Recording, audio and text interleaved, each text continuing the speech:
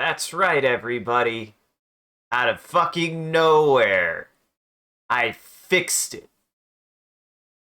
Turns out, this is very loud. It turns out all it took was a single button. Now, I swore I had thought I had hit that button in the sense of what I would have thought would have worked. Just needed to apparently factory. I just needed to factory reset code that I was using. Because apparently, I remember noticing this one day. Somehow I had managed open the user script I was using to get the music titles somehow and somehow navigated to a screen somehow and maybe accidentally input a couple of characters somehow. There's a I don't know how that happened. I don't know. I have to be careful. This is why actually when you even though I'm very confident with computers, there is kind of that grandma moment where you click something and you do not know what you clicked, or you do not know how you clicked to it, even though you were just fucking about. So welcome to the stream, everyone. I'm your host, Isaac MCCanary. I fixed the music titles, and we're back in business. I mean, I didn't stop ever listening to music. You could just now actually see what music I was listening to at any time. If you're in the VOD right now, you probably can't hear the music because that's by design, but you can at least look up this music and listen to it at the same time if you wanted to. I do that. You can't be like, why didn't they just put the music in the gosh dang VOD? Well, one, YouTube would get mad at me, and two, I do this all the time. You'd be surprised how many times I will just put two different videos, a video and music, playing at the same time because the video doesn't have music. And honestly, this is just so that way, if you want to listen to a specific song, you can listen to the song at the same time that I am. Or you could literally put on any music you want while you're listening to the VOD, or no music if you want to. You could do no music too. You could just listen to me if you wanna and watch me do animation and draw. I don't know why you'd want to, but I appreciate it. I just hate complete silence sometimes, so I still need the music to be able to operate. Like, I feel like music for me really helps to. It does help me keep focused. There is a little bit of a thing. There is a little bit of a thing in animation, I think. Well, not in animation, in working and drawing, of wanting to stay focused, and to stay focused, music helps a lot. Though there is a very wise thing that was said by a very wise man, way wiser than that. Sometimes music is actually kind of distracting, and I've had moments like that where I actually did need to shut off the music because I needed to focus on something. It happens. It's not common, but it does happen. What we're going to do today, is we're going to focus on some cleanup here. We're going to do as we always do. We're going to focus on cleanup. This is giving me practice on being able to better, actually do my cleanup.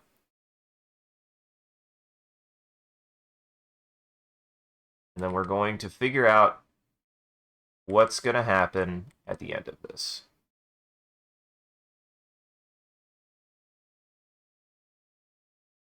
And really, this helps me quite a bit be able to re-examine and reassess like how I do certain parts of my animation. It also helps me really train my hand dexterity. Again, I will say like one of the biggest things that doing animation this way has helped me with. One of the things that it has helped me with the most is like really be able to do better about training my hand and my like kind of eye attention to detail. Because again, I feel like I was very like, "Oh, I'll just put it down. It's fine. It doesn't matter." It definitely matters, guys. It definitely matters, guys. It definitely matters.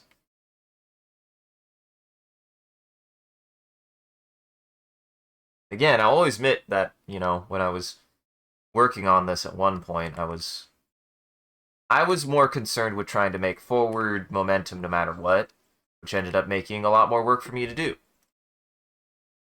And whilst I kind of needed that, it's still important to remember that you gotta stick with what you're actually doing.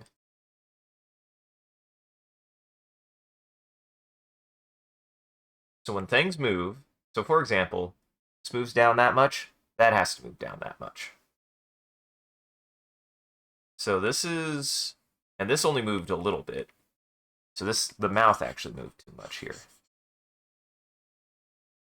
Now, I can actually go back one. This is another thing I need to be willing to only show as many frames as I actually need. Sometimes I probably get a little bit overzealous. Exactly how many frames? Oh, for my onion skin.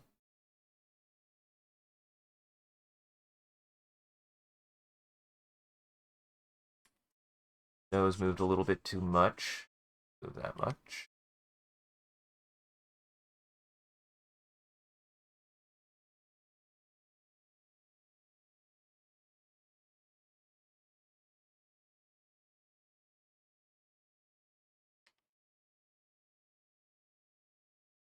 Actually, nose needs to be down a little bit more.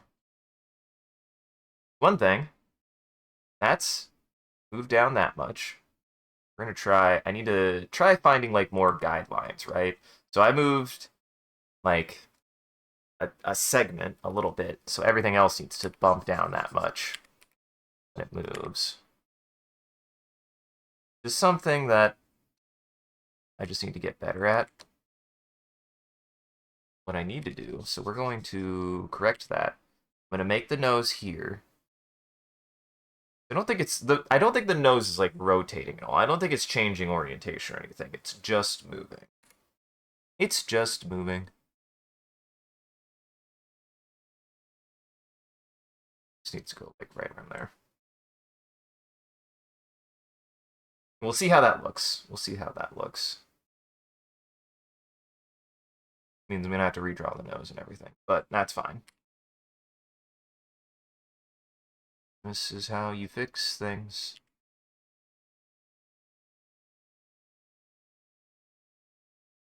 And I just gotta be more precise. More precise. More precise.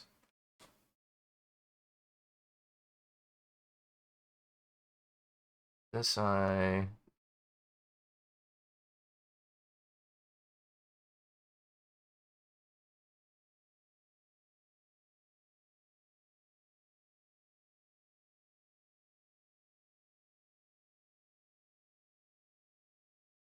A little bit bigger. And I mean, this is all work in progress for stuff like that, as far as like just becoming more conscious and aware of when I change things, where I change things.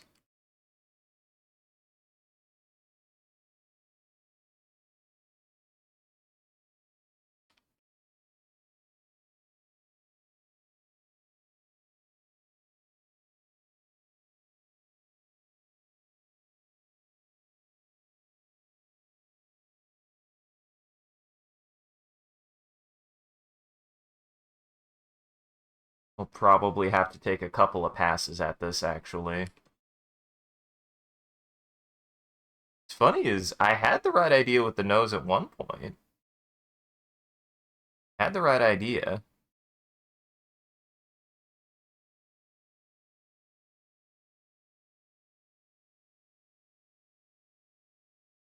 Try that.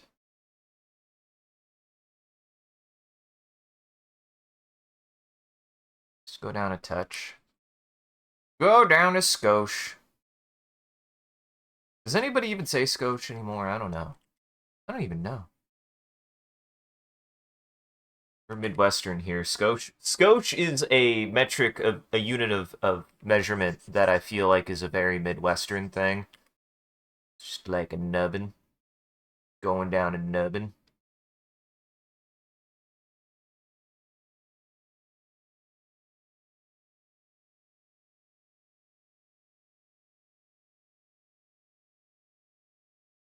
Well, that's much better.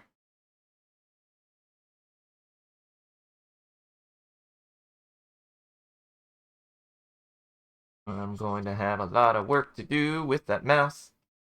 And now that the face is in position, it's the nose.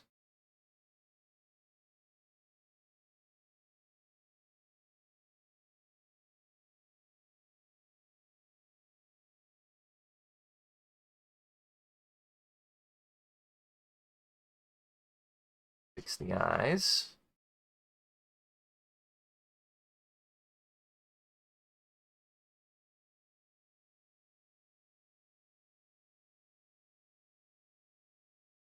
I actually really notice better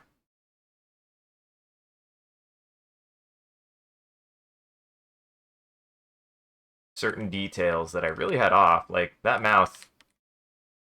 That mouth is in no condition to be where it is. Yeah, it somehow drifted down really badly. Don't worry, it moved back eventually. What's funny is moving forward, I'll probably just end up having to fix that too. I need to dedicate to one thing. I either need to focus on moving purely straight forward or purely straight backwards. I think moving purely straight forwards is probably what I'm gonna do, because either way, it's gonna be work all the way back to where we're at. If I move, and last time we were really focused on all the way back. This time, let's focus on all the way forward. I haven't done that. I do think all the way backwards works a little bit better because it's a little bit easier. It's a little bit easier to see the thing.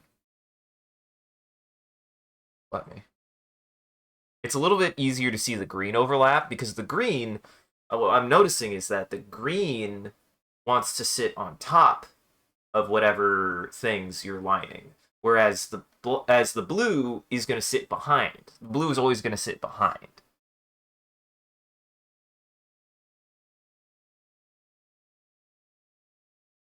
But the way that I have it right now kind of messed up my tweens, so I have to move forward from this to a certain extent. I have to make a choice which one I'm going to do. And I think right now the most correctiveness needs to be coming from this side. Means I have to do some stuff like this where I have to erase enough that I can see the underlayer, be able to fix it.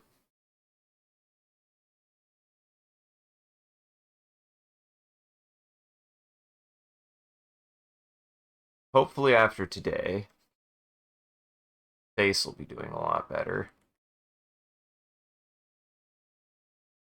And again, you could argue, like, well, why don't you just make it a still frame? Couple of reasons. I've kind of mentioned that in a certain weird sense, being able to draw out every frame like this gives it a much more pleasant, like, kind of liveliness to it, because it means that I'm not perfectly drawing every frame the same. It means that there is a little bit of a difference from frame to frame, and that I'm starting to like to kind of lean more into, to like understand a little bit better of like how I can utilize that, because that kind of like slight motion is fine, but it needs to be consistent. That's the biggest thing. That's the next step, is like, now that I realize that I can do that, I need to be utilizing that style. I need to be utilizing that to actually keep it more consistent. And the way I'm going to do that is like stuff like this, where I'm really trying to hone in and focus.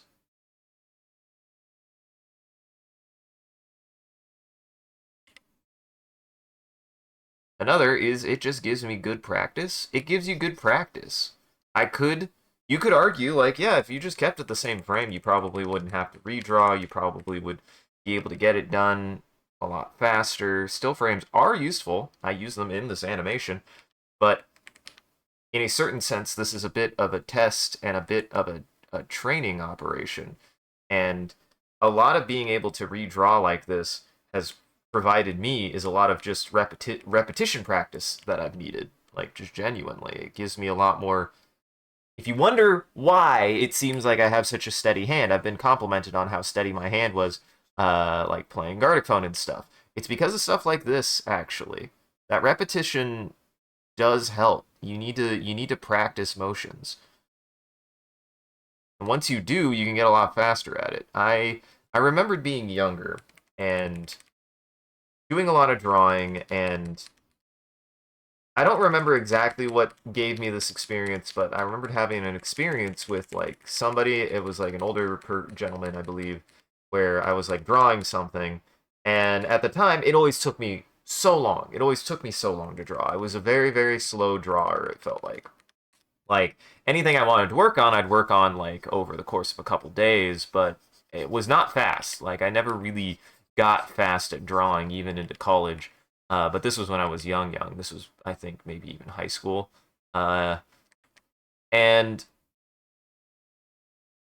I don't remember the exact context, but somehow we were discussing like how quickly it takes to draw something. And like I was in the mindset that like, I'm not a fast drawer and you can't really draw fast. That's not, as far as I knew, that was not something that you could really do. And somehow it got like put into my mind. I don't really remember exactly what we were talking about. That like I was drawing slower, and that was fine. There are ways to draw faster, and that was just something I never really thought about when I was younger. Is that there are ways to draw faster, and I didn't quite understand that to a certain extent. Like drawing faster was not something I had ever considered. It wasn't something that I didn't know how to really internalize because it's like, well, how do you do something faster that takes you so long to do, anyways? Like, drawing is a very involved exercise. You can't. I spent a lot of time really like practicing how to do something, but not really how to get faster at it for a long time. That was something that I had to like really develop was as I got older, is how to actually become proficient in something, not just good, not just capable of doing it. And that was something that actually kind of held me back for a long time. I being proficient was not something that requires an element of confidence actually that I had not had for a very long time. You gotta develop a certain level of confidence to be able to get a proficiency like that.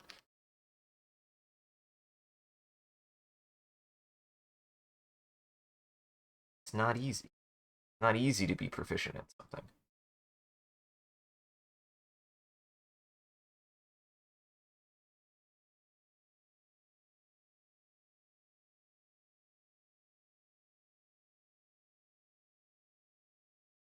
I will say, like it is helping though. I've become much more detail oriented as far as like this is concerned. Like using this as like kind of a training tool to like get me to understand what I'm like not honing in on enough is very, very helpful. It gets me to actually like examine and re-examine a lot of the work that I'm doing to make sure that I'm actually like paying attention. Especially when I'm going back and like redrawing these parts. It'll help make the animation look much more consistent, and it will help me actually hone that element that I do think I have, in which things don't really hold still, but they aren't static. Things aren't static, but they still look appropriate.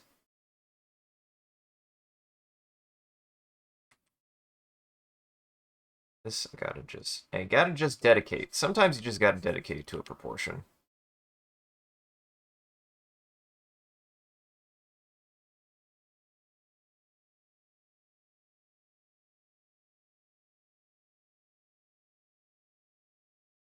Right now, I'm trying to dedicate a lot. First off, I'm trying to make sure that the eye sizes stay consistent. That eye kind of shrinks. It's so subtle. It's sometimes so subtle, it's hard to see.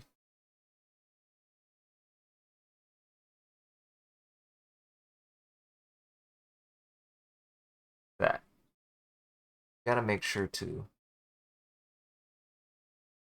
fill in spots.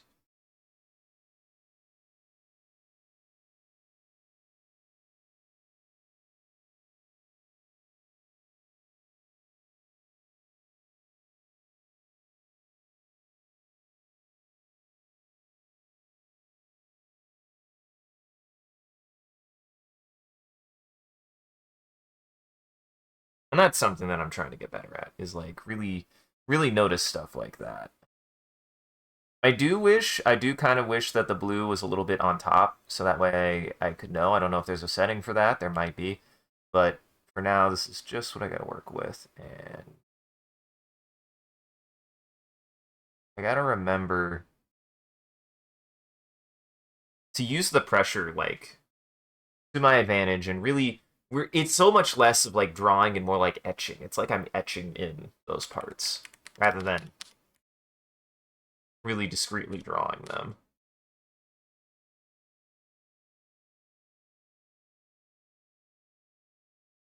I'm using a certain amount of precision with the tool,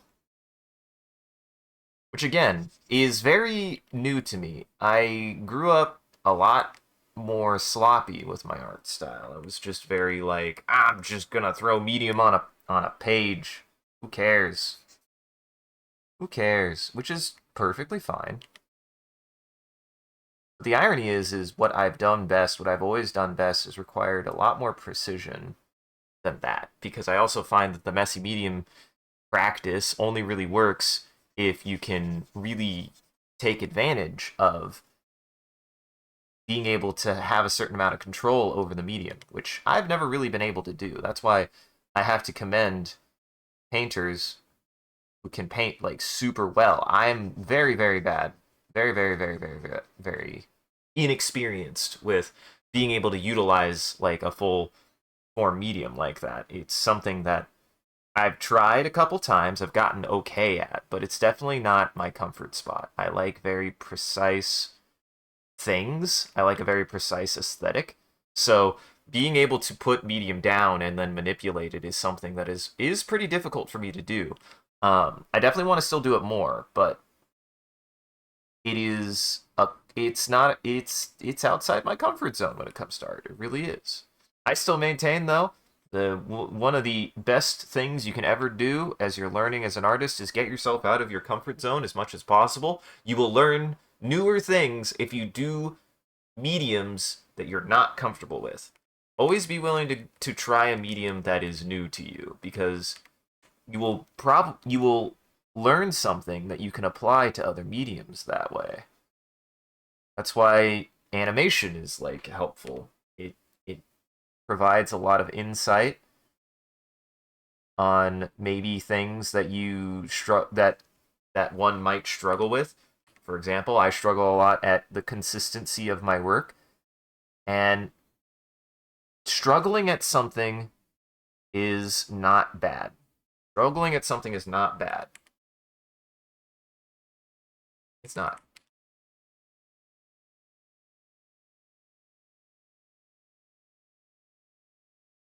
I want to make sure that the eye size stays about the same.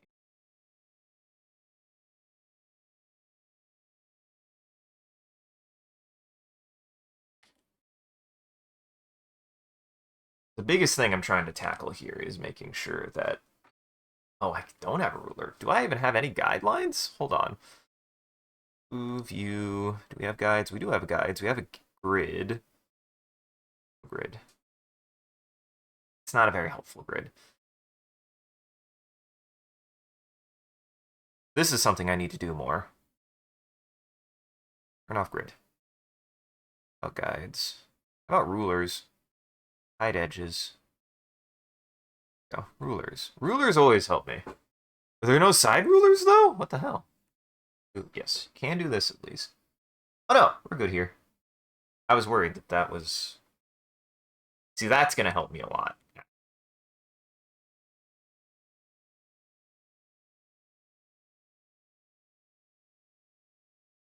Funny. This needs to go down a little. To track the eyes, because the eyes need to be... Yeah, the eyes need to be moving at the same kind of pace. That's what happened. And this is why I'm starting to learn. This is something that I had to learn. Is and this is where art is very much an understanding of everything is tools. Everything is tools. I don't know why. I don't know why. Stubbornness mainly. Stubbornness and pride. Stubbornness and pride are my vices. But there's something to be said that if you use a ruler in art, it's just a tool. It's just a tool. I used to be like, if you can't freehand something, like, you know, good. But in reality, sometimes you can't. Sometimes you need a guide. Implementation of a tool is always going to show better understanding and use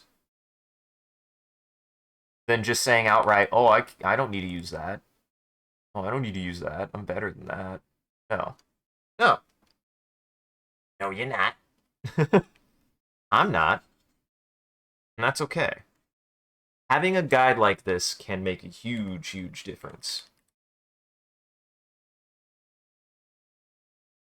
Because it'll mean like things will actually stay more consistent when they're like this.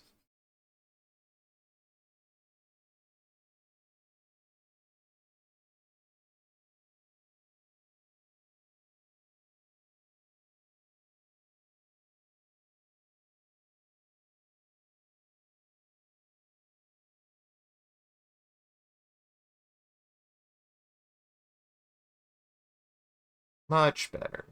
I think this is working much better. I think this is going to...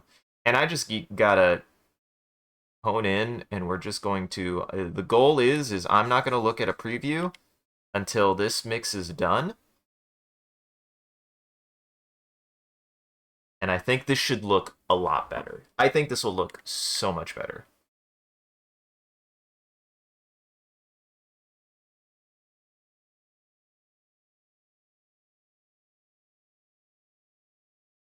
And always be willing when you're like working on anything. Humble yourself.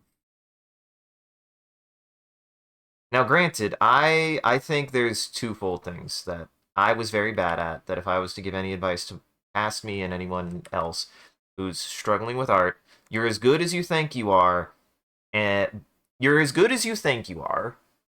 You're not as bad as you think you are.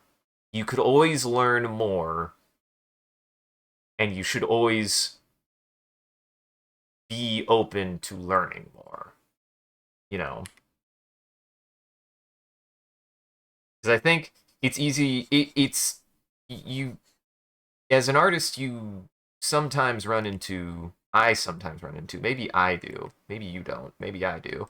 I've found that as somebody who makes things, I've always been like, man, I know I could make so many things, but then have those moments of, man, I can't freaking make anything. I'm a big poopy dumb idiot who doesn't know how to do anything in art, like, which is fine. That's actually fine. It's a frustrating thing that the brain likes to do. Brain likes to sabotage a little bit for some reason. I don't know why. Make sure I'm getting this nose right.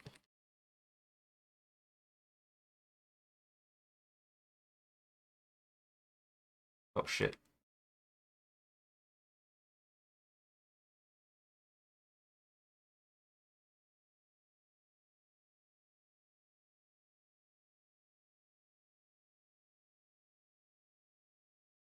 Bad line there.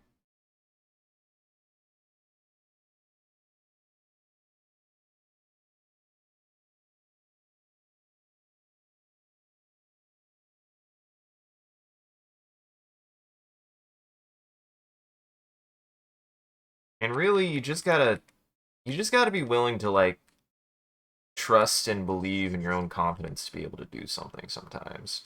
It's difficult. It's difficult too. I'm not perfect. Nobody is.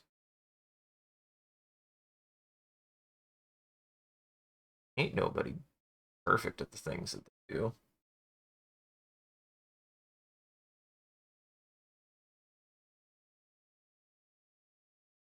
How much of this piece alone has been me kind of redrawing and retooling something I was starting on.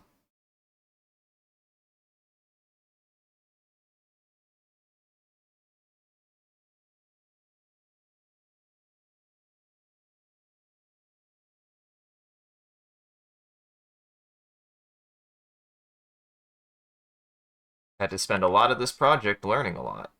A lot of this project was a learning exercise on my part.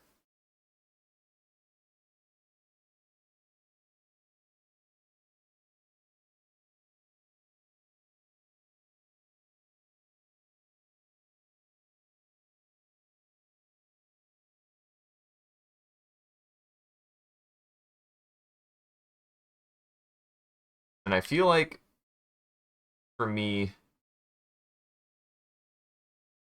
I've only been able to get as far as proficient and as good at anything that I've been doing because I was willing to be like I was as don't let something that you're not confident in keep you from trying. The only way to build confidence in doing something is kind of being willing to be like, I'm gonna fuck it up. I'm gonna fuck it up. And eventually you do something enough that even when you fuck it up, stop you stop fucking it up or you do a little bit better every single time. So it's not as much of a deal if you mess up.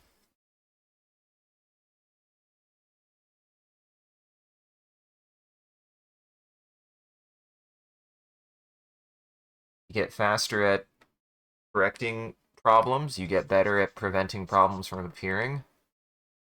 You should equally be looking for faster ways to fix a problem as you are finding ways to prevent a problem. That is something that's very very important to my drawing. My kind of like general philosophy on dealing with anything is so much more is about being willing to adjust, being willing to adjust yourself to something. Adaptability.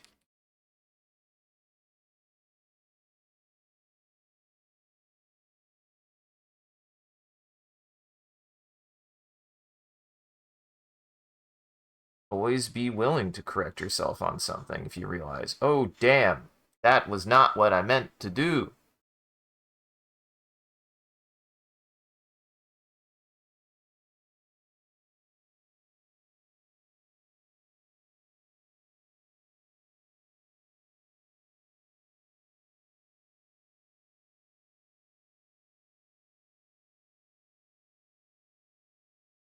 That, oh, more like that.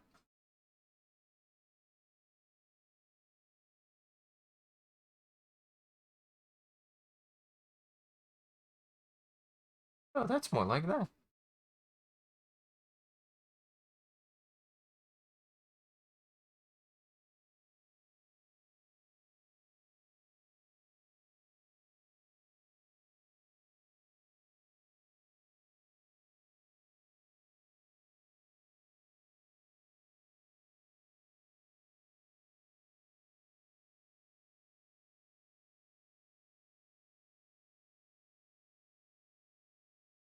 Trying to just keep consistent on it. Being a little bit more careful on going back and forth now to see how things like actually move and change. which is something that like I have to keep in mind. I have to be willing to do more. Sometimes I just kind of like don't actually see how a change affects something. That's something I need to be a little bit more cognizant of, especially when I'm moving forward. Won't have as much of that morphing if I'm willing to go back and forth and actually see, oh, hey, did that change a lot? Did that change a little? Like this. Why did the head? Oh, no. Why did the head do that? Head shape change. Why did head shape change that badly? That's going to affect the whole entire rest of the animation. Actually, I have no idea what happened here. Boy, my hand must have been really lazy when I made that line.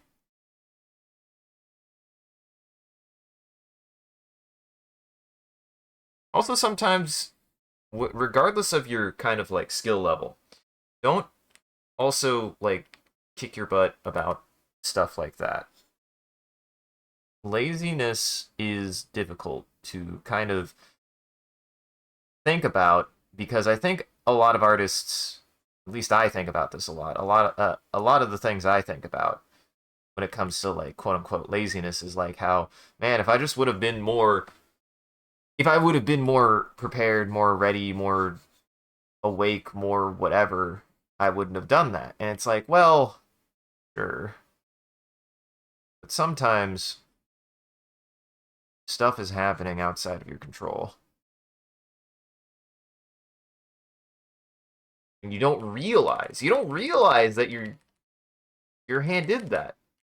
Like you don't realize, oh shoot, I shouldn't have let that happen, and it creates a dent in your character's head. Like you don't realize it, and in animation, it's really easy if like, if you're just in a mindset, you're just like, I just want to move forward. I just want to work. Keep your nose buried into whatever you're working on. You make a line in 1,000 frames later, you realize, oh my god, what happened to my character's head? And that happens because, well, you're the person. Sometimes you don't realize the consequences until after we're faced with what happened. And hey, that's fine, actually. That's okay.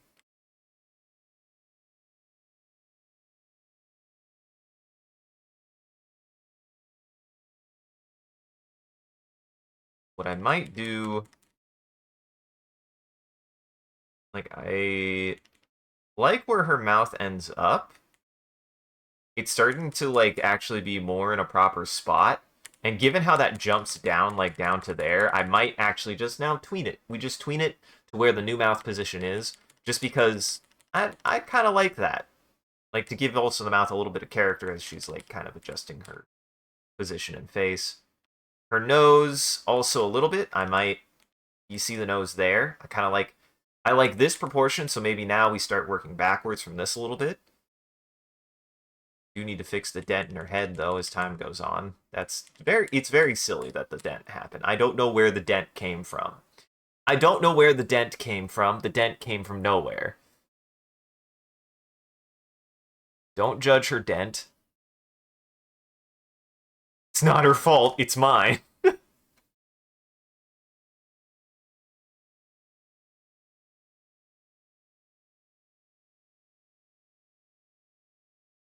Fixing it. I'm fixing it. And I mean, this is where now I'm starting to get into like clean up going forward and backward where it's like, okay, I know what I need to do going forward. I need to know what I need to fix going backwards. Kind of want to keep that nose shape actually. I'm going to continue fixing the eyes, but the nose I might go backwards on. We need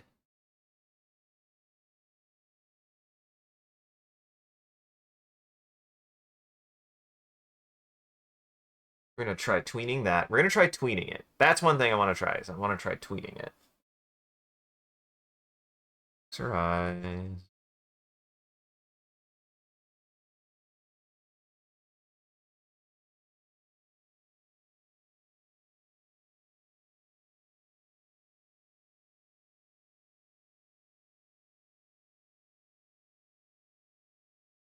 Fix her eye.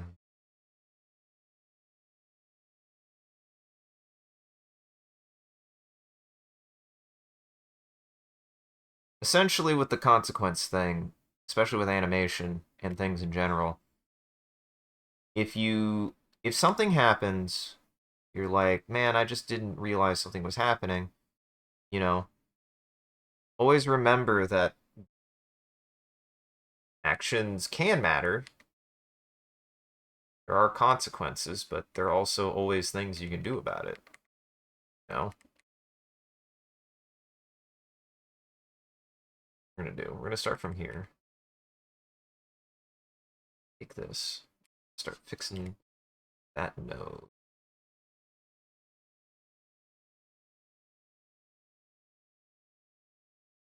It doesn't need much. It just needs to be. I was kind of wondering that. I was like, it just needs to be like a little bit bigger. I want to accentuate it a bit more. Then when it gets to the like kind of head turn, I need to figure out how to tween that. But we'll figure out that bridge when we get to it. We'll figure out the bridge of that nose when we get to it.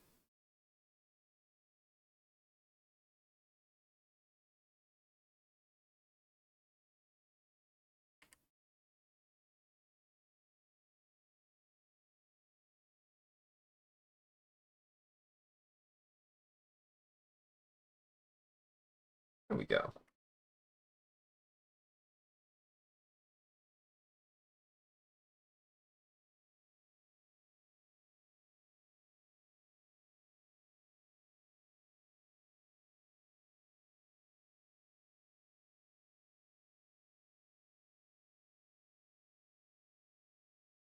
I also need. I'm glad I started earlier. I know, like, kind of recently, I've been having a bit of a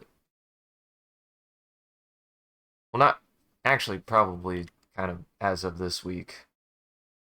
For a while there, I was having kind of a harder time. Mornings were getting a little bit rough. I was having a lot of struggle trying to get up in the morning. I think that's been getting better though, which has been very, very nice. Big thing though still is I stay up probably a little bit too late some days. I'm on that grind, or at least I'm trying to be. And boy, can I tell you, it is rough. It's rough trying to be like, I'm just gonna keep up with it. It'll be fine. Oh my god, you have no idea. There was a day where I like looked at what I was looking at and I was just like, go the fuck to sleep, Isaac. Go to sleep. You don't need to worry about this. There's nothing here. There is nothing here. You don't need to do anything. You need to sleep. You've been incredibly sleep deprived by your own decisions. Go the fuck to sleep. And guess what? I needed to.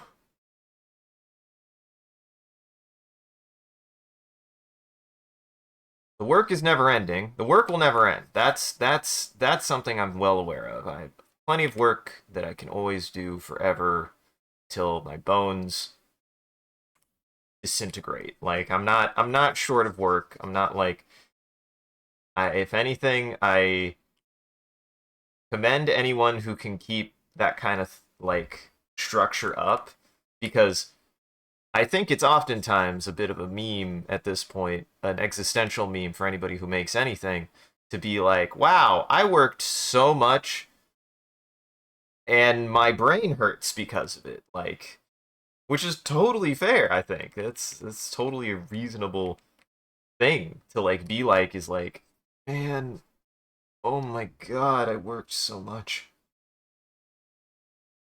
Maybe I shouldn't do that to myself. Some people still will do it anyways. You're not gonna keep people from being workaholics. That's for damn sure. But oh my god, I have to say, I was.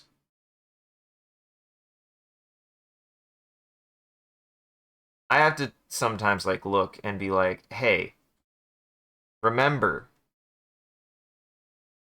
like, if there is nothing, if there's truly nothing, if I'm like, oh, I can't find a clip, oh, I can't find something good to post for the next day. I just got to be like, you know what? It's fine. Go the fuck to sleep. Just go to bed. It means you need to sleep. It means what you did today, you were already exhausted. You were already tired. You weren't able to find something because you were already at a deficit of something else. And that is something that I've had to teach myself. That is something that I think, algorithm be damned, whatever. Like you need to be cognizant of your own limitations, I guess, if that makes sense. You got to be well aware of being like, oh yeah, I've got limitations. I can't. You can't do that to a certain extent. You can't. Okay.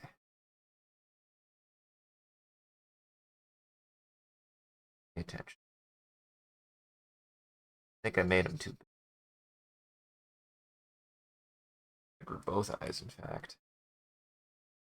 Just have to pay attention to how it deformed. So it went down.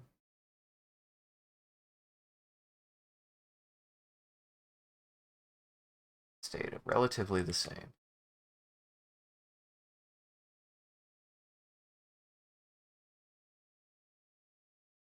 Actually think about that.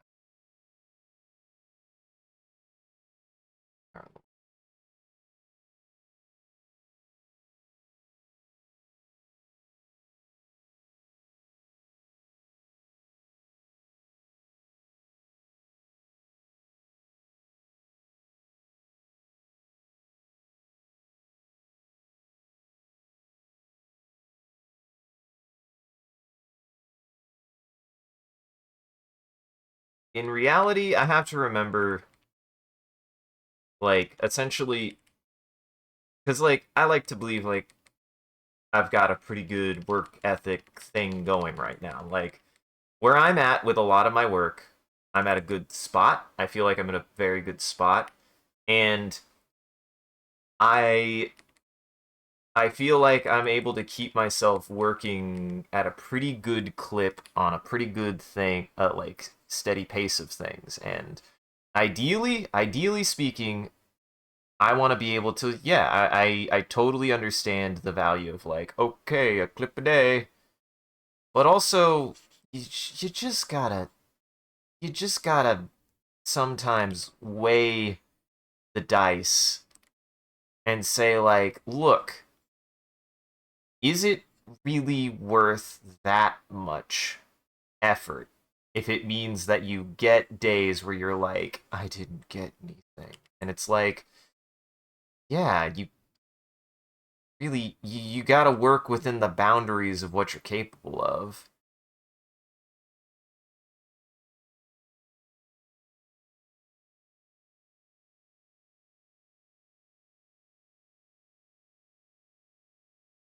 And I mean, it like goes both ways too. I feel like sometimes I feel like I share something and it's like I shouldn't have shared that. People aren't gonna like it, and it's like, well, then you're gonna be too afraid to share anything, and that's no good. And it's like, well, yeah, you're right. That's not gonna help at all. But then you're like, well, I feel like I kind of phoned it in, but then it's like, well, maybe not really. Making things is weird. Making things is weird, you know?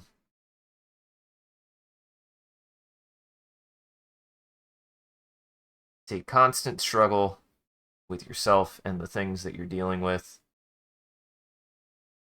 at least for me. I don't know.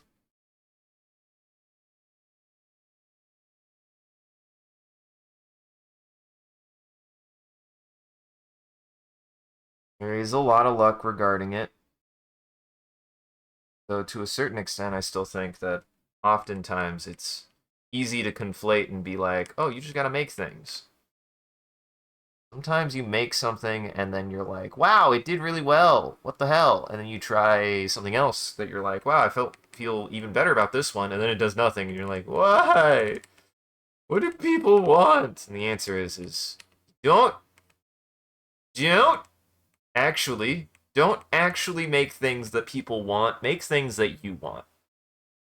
I don't know. It seems cheeky. It seems cheesy, but you will never actually make anyone happy with your work. That is something at least I've learned is that if you're making stuff because you're trying to only please your audience, you're not going to be happy with it and your audience is not going to actually like your stuff, at least in my experience.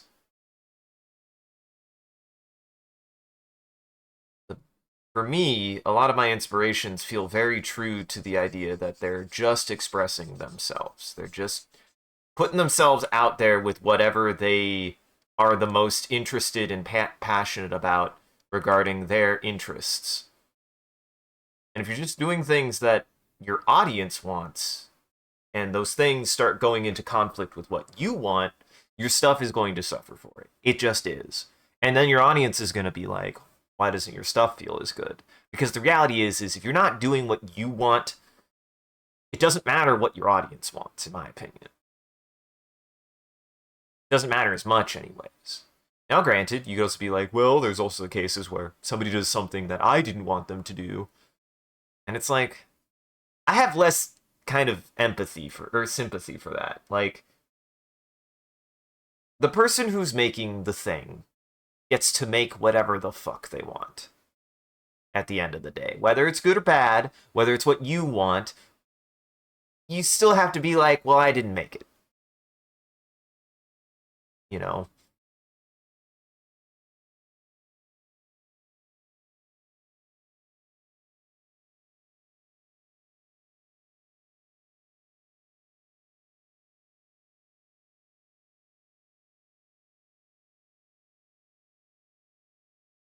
At least that's how I feel about it. It could be full of shit. Maybe that's why I'll always be this. I don't always be 2-bit. I'm 2-bit. I don't even know what that means.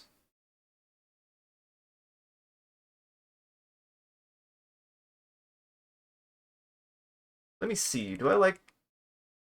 I kind of like that mouth position better. We might end up sticking with that. The eyes are definitely doing better.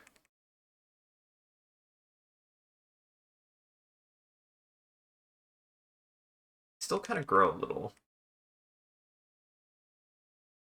Still kind of grow a little.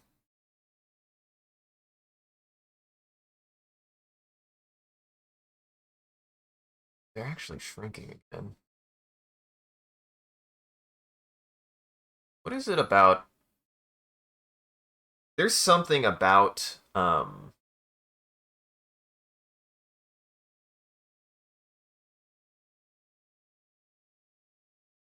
the blue onion that makes it really hard to keep things proportionally the right size for me. I don't know what it is.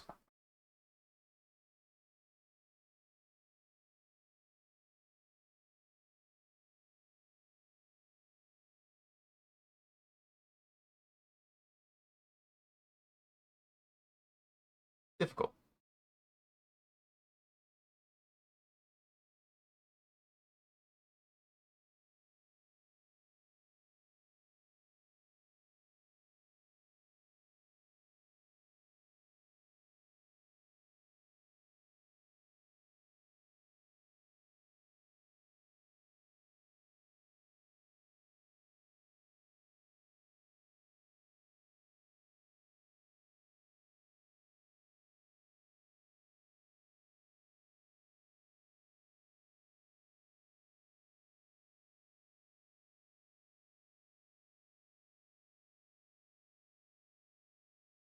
And it turns out when you're animating, it takes a lot of work. It is a lot of work. It's a lot of work. I think part of it is those eyebrows. I think I'm doing good at keeping the the eyeball in the right spot, but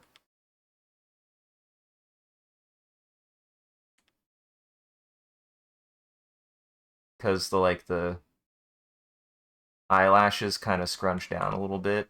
It means that the eye kind of feels like it shrinks a little.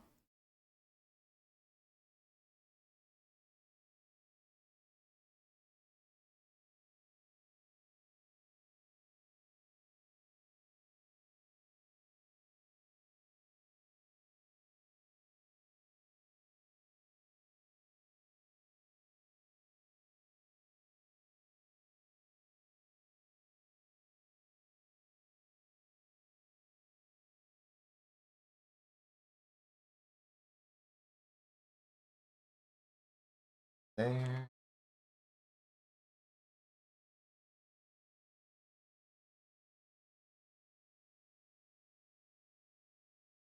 And this is one struggle I'm noticing with animation is animation does sometimes feel like you're not you can't mess around. You do need to have a little bit more attention to precision. Can't really just be like, I just put the line there. Because it does make it makes a difference. It makes a difference. It makes a difference more so than sometimes I realize. You have to be very careful. I wonder if there's like a name for the phenomenon where things like squish down like that. Because I feel like it is a phenomenon. I don't know. It is something that I've run into a couple times, and it happens the most when I'm moving forward through an animation, not when I'm moving backwards. When I'm moving backwards, I find that I can usually keep that from happening, but when I'm moving forwards, there's a likelihood that my stuff changes like into being smaller if I'm drawing straight ahead. I don't know if there's a term for that.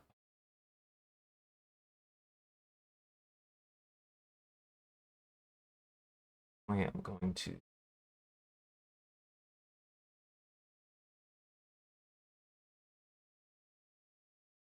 kind of move them down.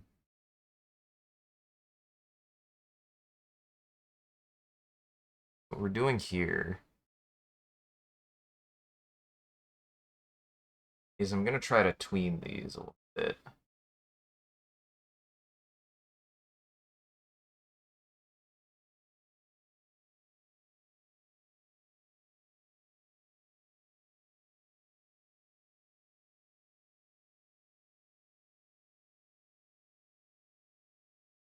Essentially what I'm going to try to do, see where they're going. I need to erase away just enough that, yeah, they move down that way.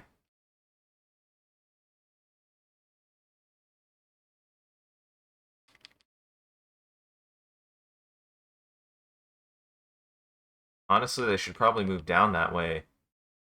More like around here. Oops. Oops! I didn't mean to hit that. I don't even know. Did I hit the space bar or did I hit the enter bar? Oh. Good to know. Accidentally hit my enter bar.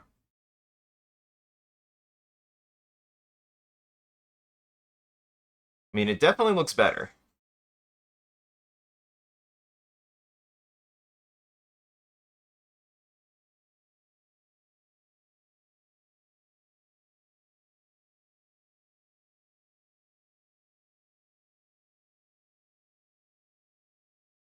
Okay, what we're gonna do.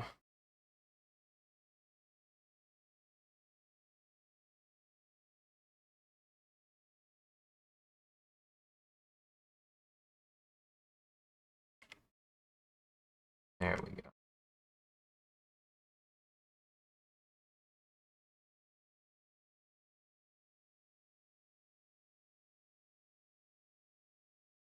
I want it to start moving down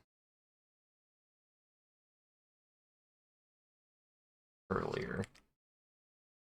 And the face, when the mouth moves down, I should have it move down.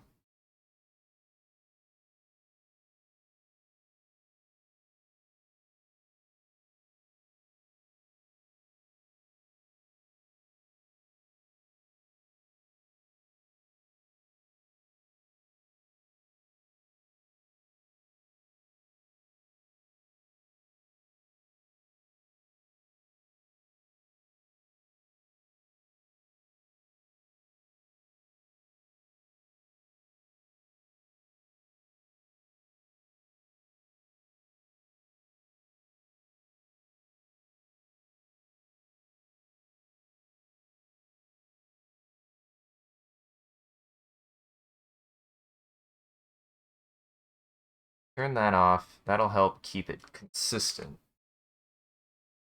Having a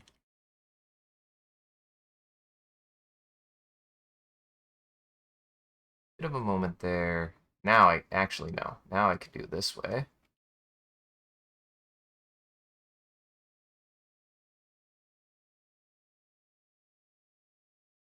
Just got to be willing to actually like switch your tools around when you need them.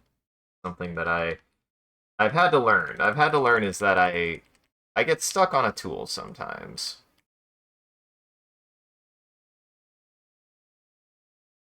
Actually, I did that too soon. Actually, I did that too soon. This is one that should have moved down here.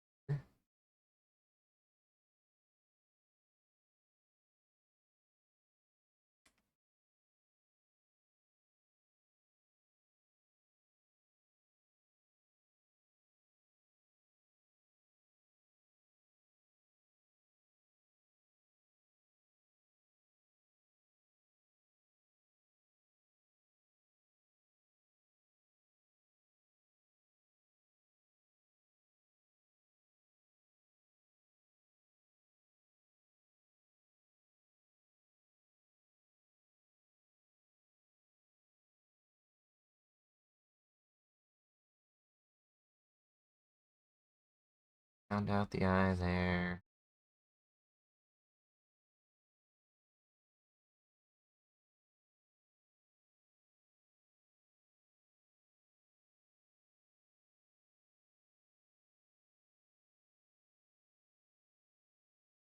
Boy, I didn't realize I added that much medium. Added a little bit too much medium. Happens.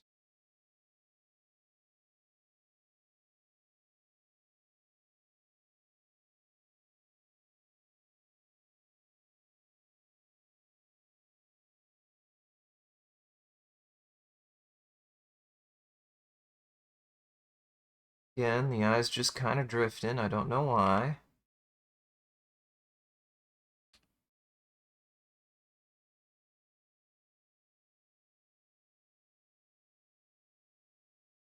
No idea. Don't know what's going on there.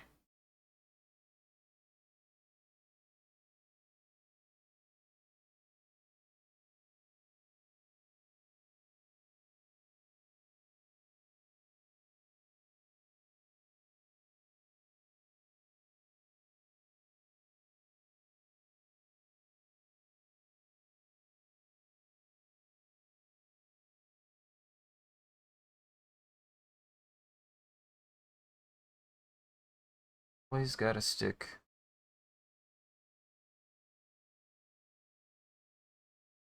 Always gotta stick with a proportion. Once you settle on a proportion, you just gotta use it.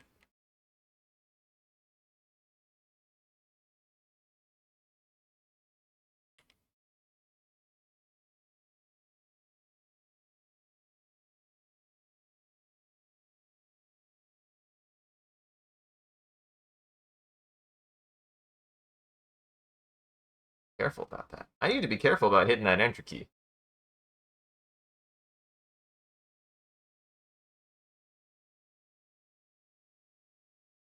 Yeah, that face is doing much better. That face is doing much better. Um, Kind of probably still need to just settle a little bit. I think the face moves a little bit too much for me, but we'll see.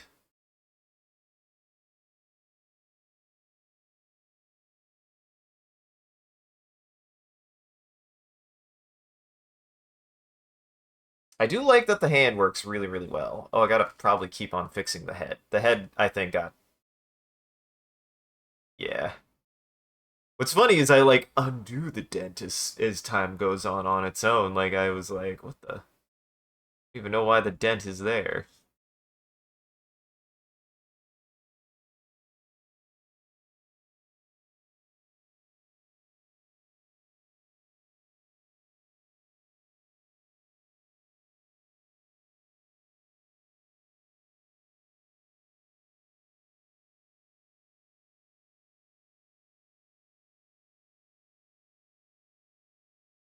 The only way for me to get better at this head shape is to keep on drawing it and redrawing it until it's the way I want it.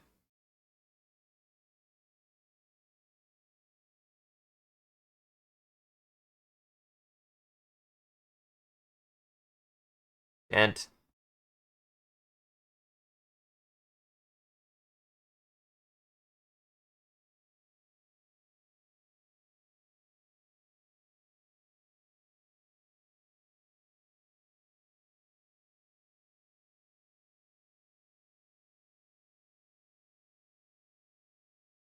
Also had to learn to become much more careful with the eraser. Because again, it's easy to just be like, the eraser, it removes things. Go wild.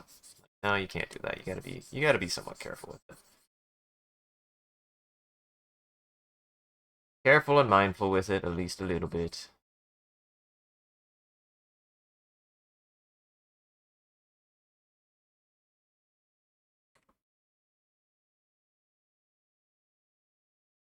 Fix the dent.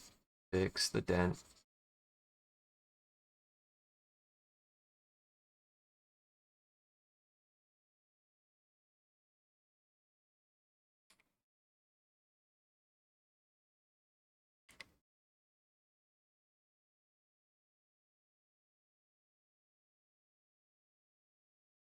Yeah, it's like so close that the like head shape fixes itself, but it doesn't quite get there. It almost does, but it doesn't quite get there, so I just gotta fix it. Just gotta fix it.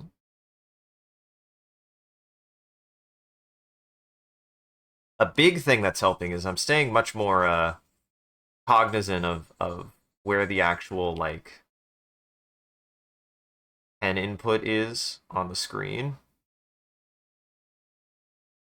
That's helping a lot.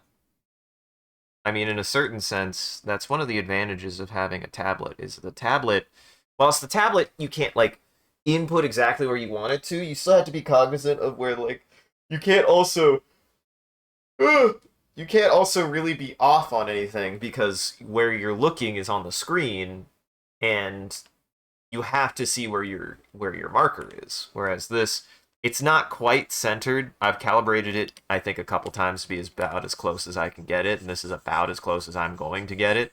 So I don't think there's much more I can do for that. So I just got to be aware of where the like mark is actually being made.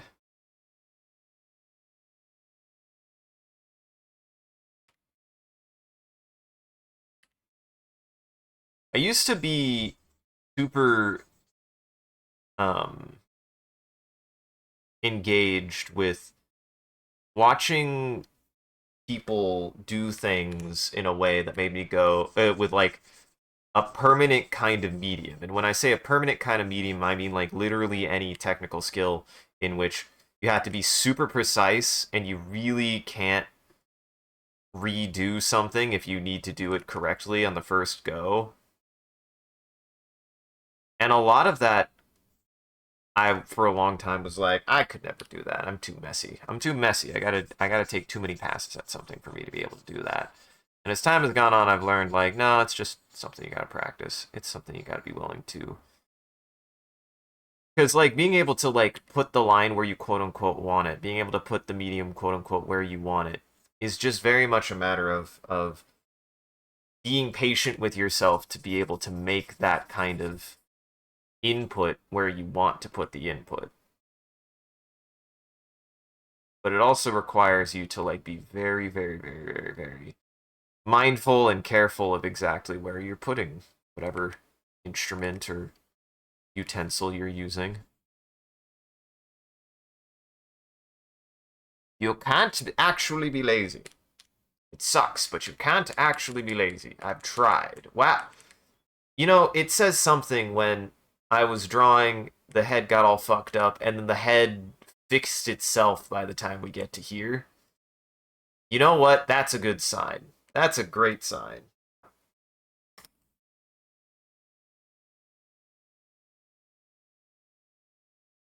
And largely that's pretty much cleaned up. I don't know if I'm going to do much more with that. We might go backwards at some point, but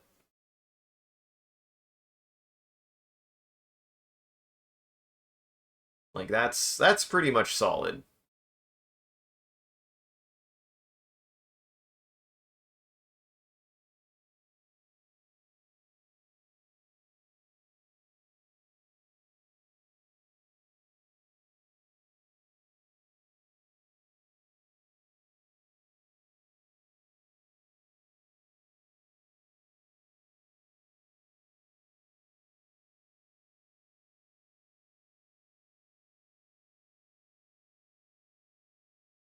All right.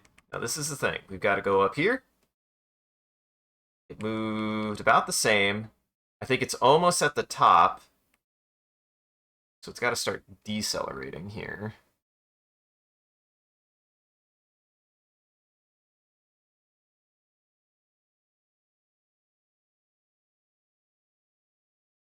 Trying to get an idea of its shape.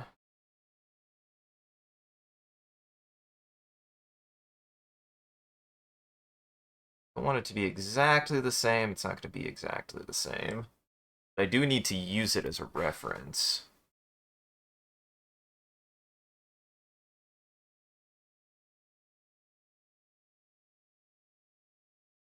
It's almost at the top of its arc. So it's almost at the top of its arc, and I want it to, like, maybe fall for a frame.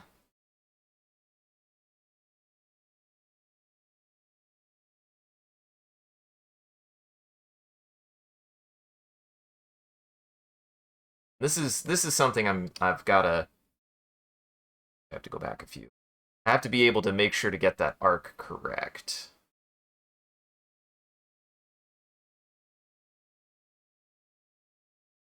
Yeah, like that.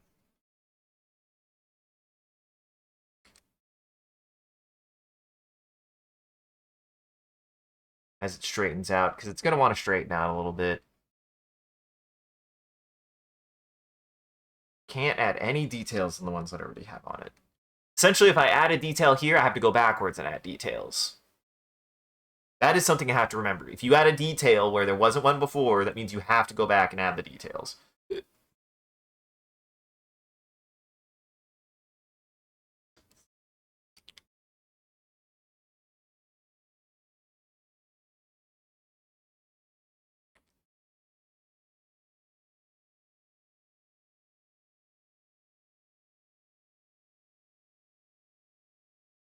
Okay, that's up that much.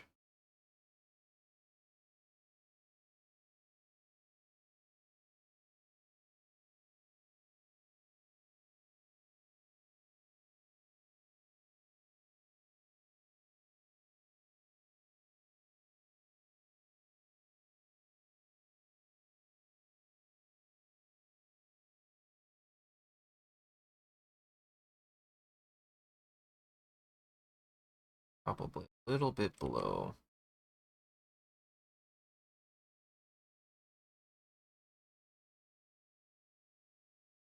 Gotta be really mindful. There's a couple ways I could do this. I could do this way. If I want to keep it the same shape or size, I could do it this way, and then we take this, and then we just push it up there. That's probably the best way to do that. On top of that, we could do just like that. I want to keep it the exact same, which I think I do. Though, honestly, we'll probably do a little bit of rotation, a little bit of rotation.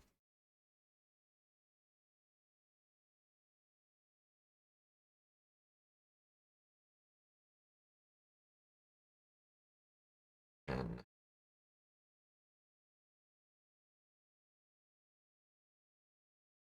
push it up. Just push it up. About there.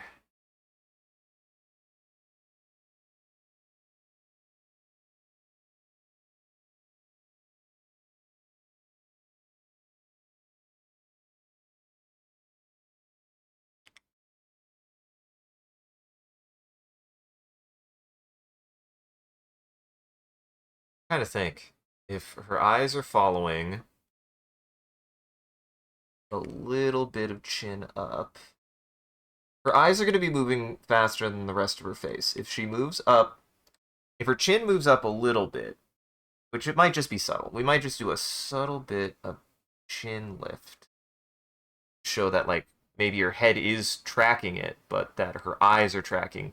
Your eyes move faster than your head when you're tracking something. That is normal.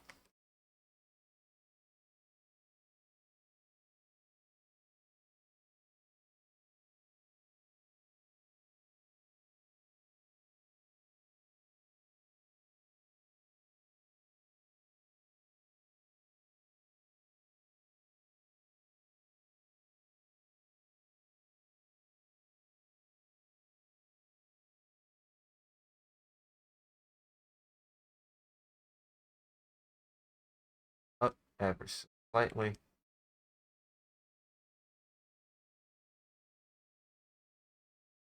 Ever so slightly.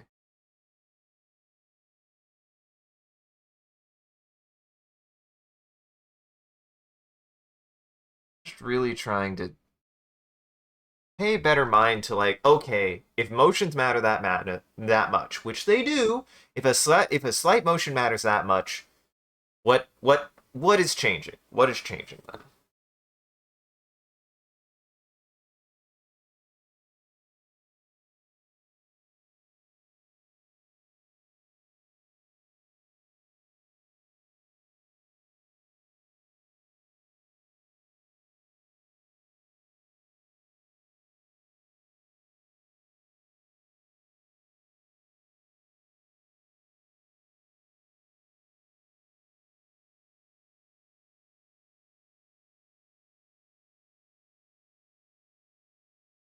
Probably should make her blink when it pops, but we're just moving forward.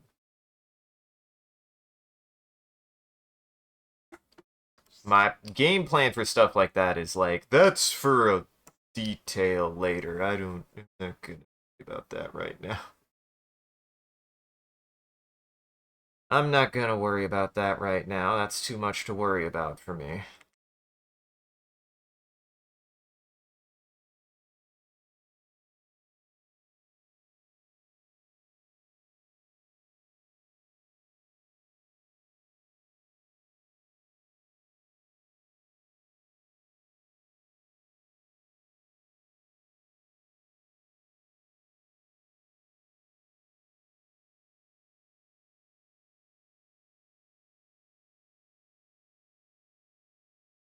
Really, I'm just trying to pay attention to how much things move up. Pretty important with stuff like this. You just gotta pay attention to how much things move up as they move up. Like, again, it's still a lot of proportional work. You want to be keeping proportions pretty consistent.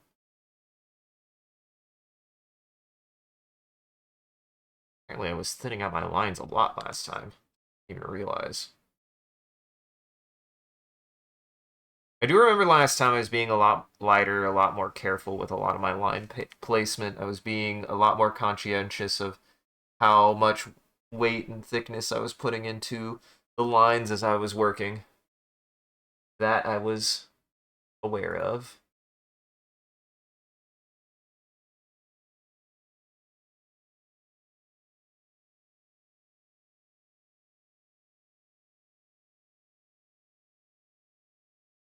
Trying to think which hand she would grab it with. Thinking about me, I'm right-handed, but would the right hand over block is the problem. Sometimes it goes 50-50. Sometimes it's what works best for the character, but also what works best for the shot, right? Like, sometimes it's better to draw something because it would look better and it would look more accurate, and somehow, how does this happen? I do this sometimes. Wait, no? That was weird. It was like at like double. No, now it is at double time. How the devil? Stop that. Be on this one, please. That was weird. I don't know how that kept happening, and we're moving on.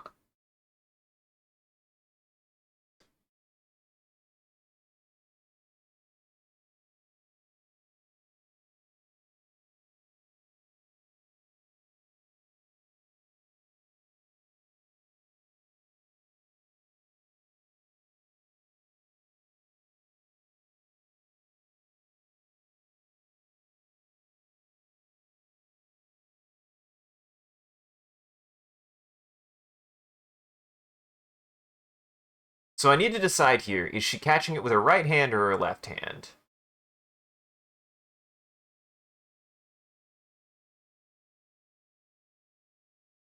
I think I'm going to go with right hand, and the way I'm going to do this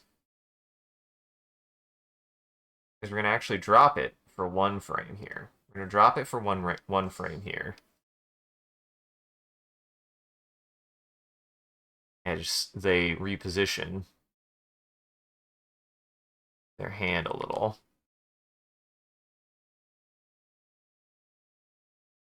As they get ready to catch it. Right now, they're doing math. Listen, as somebody who's honestly pretty decent at catching like things on the cuff, I'm not good at math.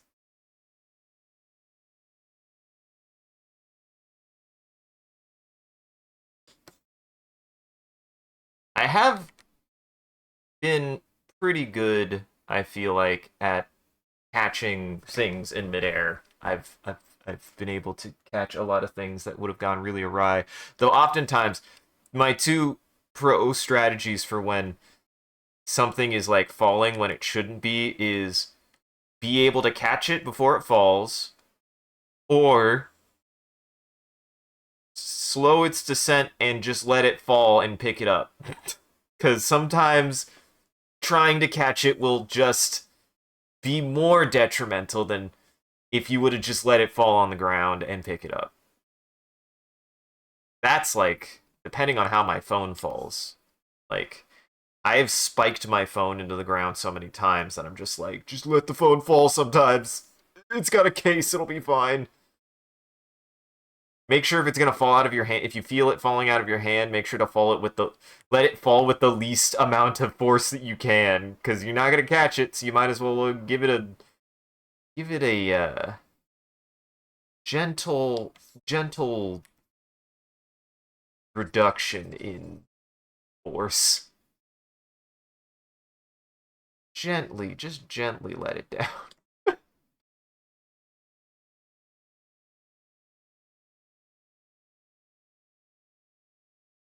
This is gonna be kind of a shifting here.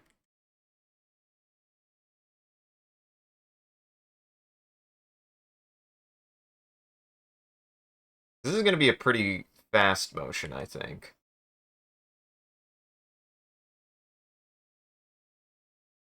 It's gonna be 4 or 5 frames.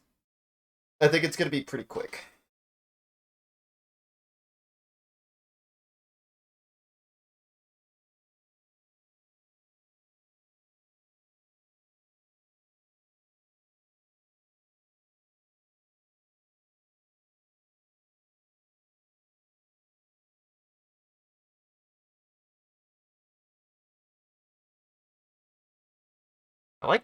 I like how the eyes move. The eyes move really well.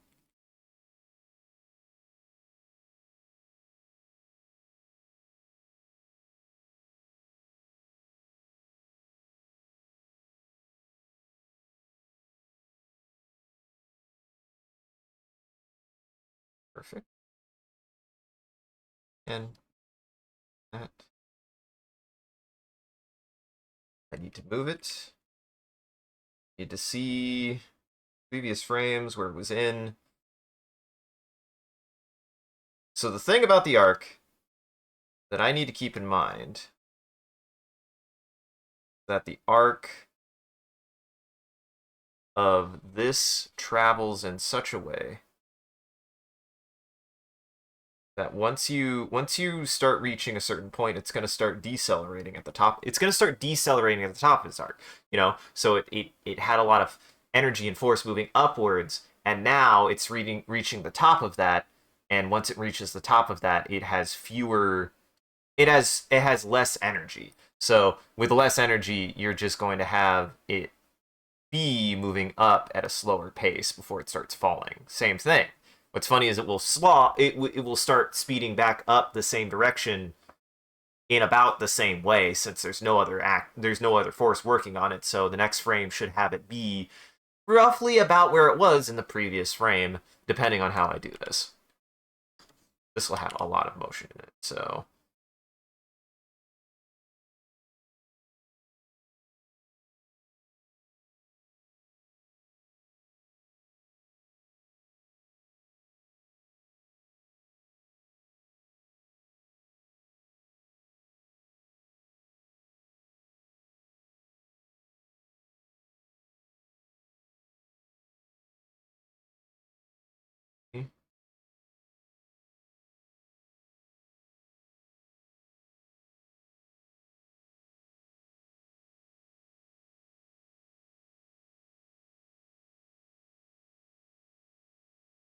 kind of just, we're going to start simple with this. This is going to be an entirely new element of the animation. This is not something that has been anywhere. This is a new introduction, is this hand. We haven't seen this hand at all in the animation, so just got to kind of slow.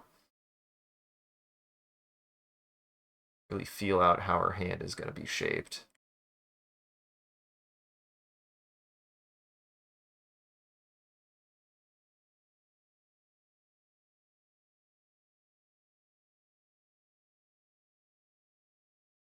This will kind of give hopefully some insight on how I like kind of view hands as far as like how to get them to be the shape that I want them to be. It's a crab hand. It's a crab claw. Human hands are just like crab claws. No, they're not.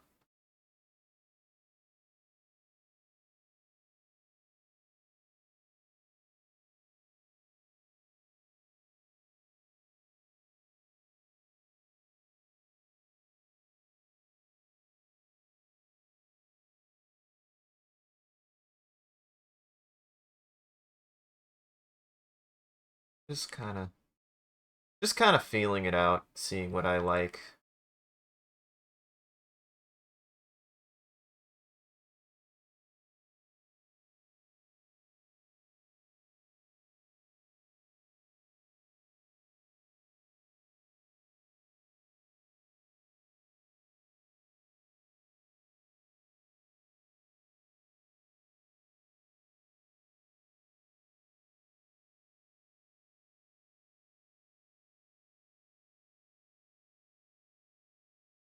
This hand will be a bit of a challenge, I think. Just a little bit of a challenge, I think.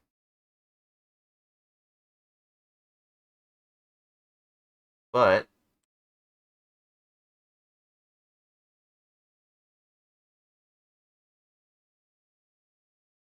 like if I focus in it like this, we're gonna really just focus on generalized shapes and stuff like that. We're really gonna focus on trying to make sure that the hand is just in the right spot and not that it's a perfectly done thing.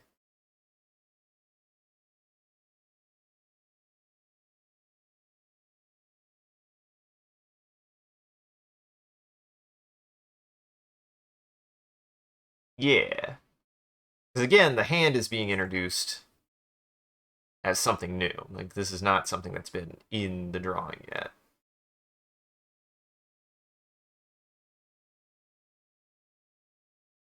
I can't really do anything too concrete. It's going to be a little bit sketchy. Just sometimes got to be like, just got to put something out there.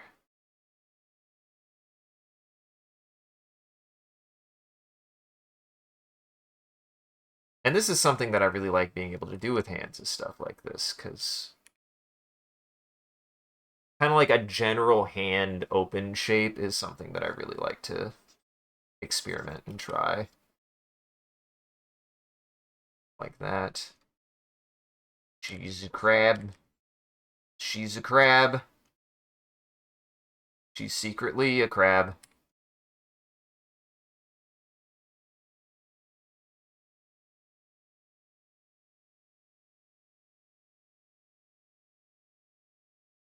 That's actually a really good hand. That's a really good hand. That hand came out really good. Hands, this is why I'm like, I feel like if there's any reason for me to keep drawing, people hate drawing hands. And if you can do hands and enjoy drawing hands, then you're like the luckiest person on the planet. I feel like people complain about hands all the time. Like, and that's not to say that I don't struggle with hands. I have my moments where I'm just like, fucking just do it. But like when it just clicks, I'm just like, it's a hand. It's a hand.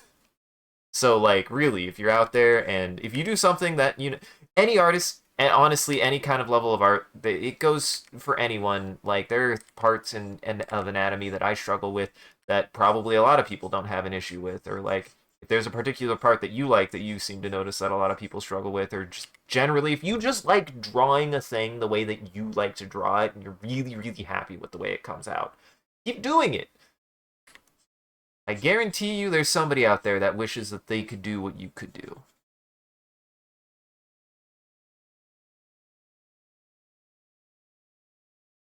Because I feel like for me, whenever I get a hand to like just really, really connect like this, I'm like, God, I really like drawing hands. And it makes me realize and a little comforted that like, no, I can do something that generally plenty of other artists really struggle with, even seasoned artists.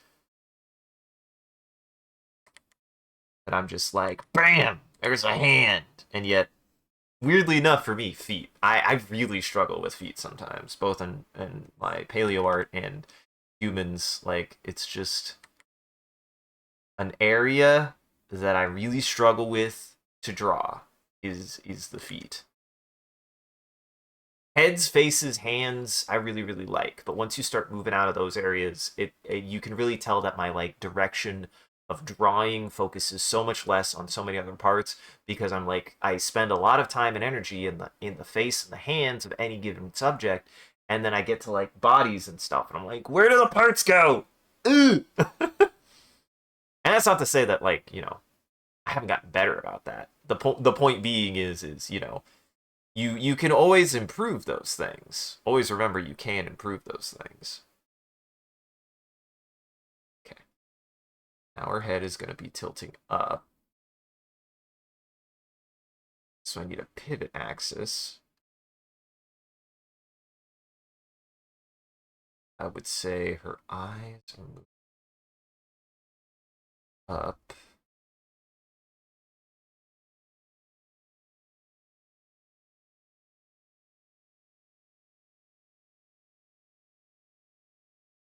Yeah, want that to be about the right size, but eyelashes are going to pivot a little.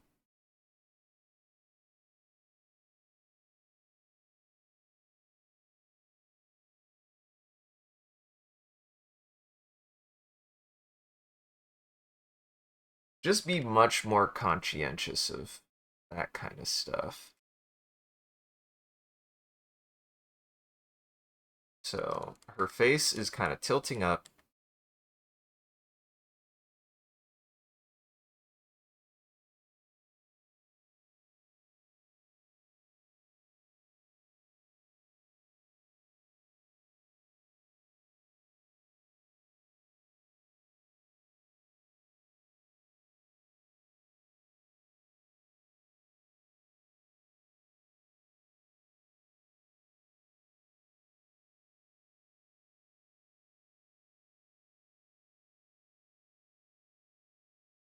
Disconnect that for a second.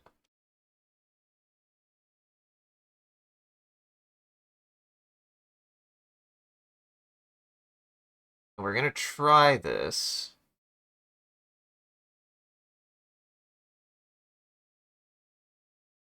That's right, that. That's like that, right?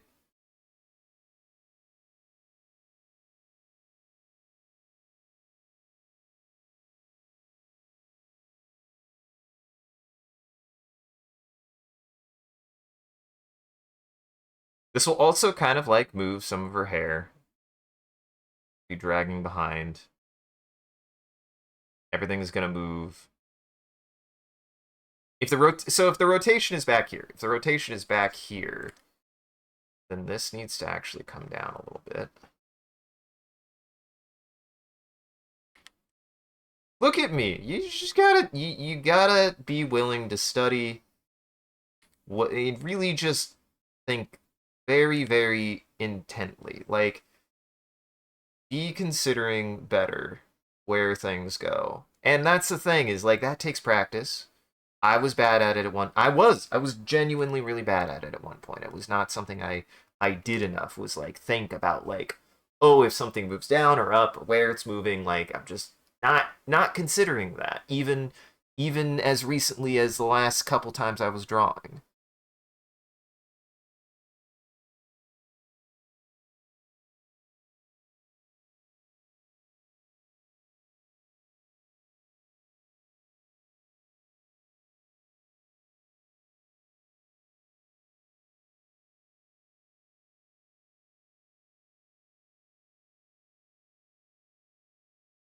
Do something like that. Get a little bit straighter, but keep it moving that way.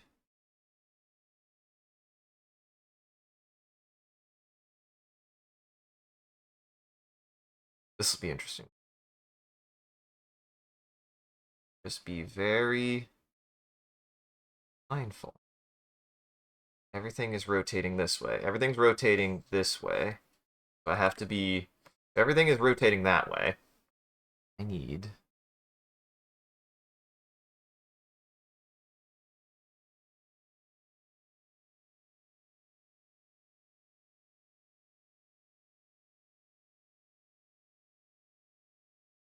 Just gotta think about it. Can't just put lines where I want. Just gotta think about it.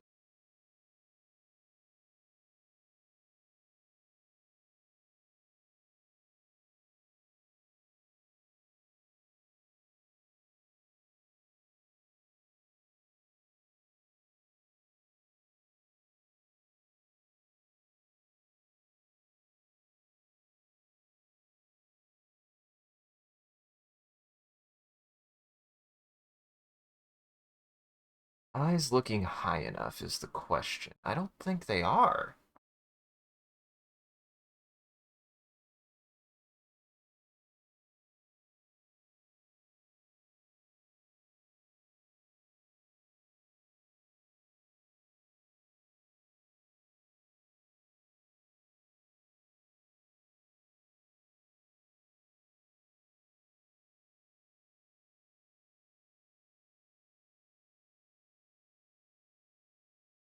Almost. Try more like up. Maybe?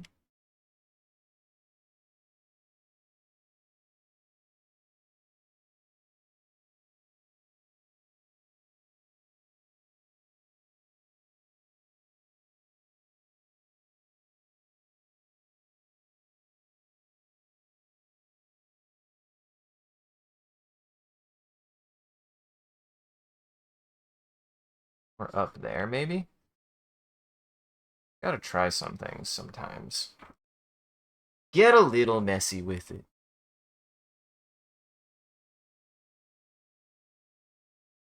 Hey, you. Not the pained crocodile. I'm sorry, buddy. Your pain continues. I'm sorry, buddy, but your pain continues.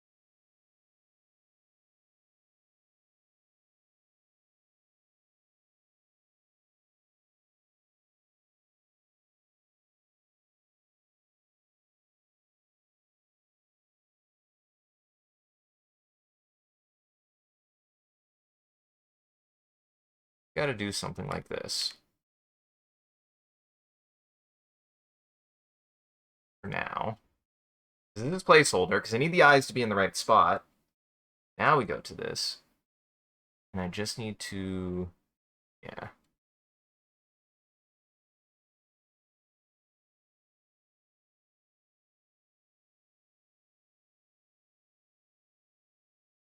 The eyes were not quite in the right spot.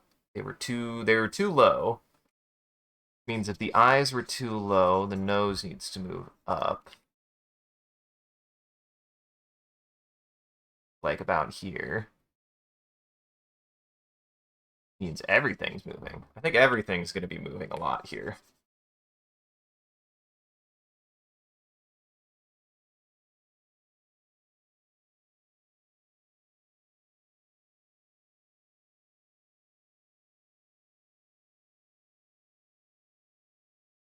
Oops, too much hook.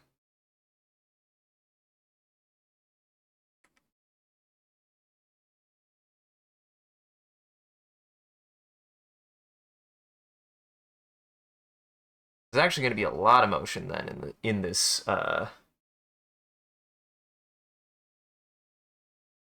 piece.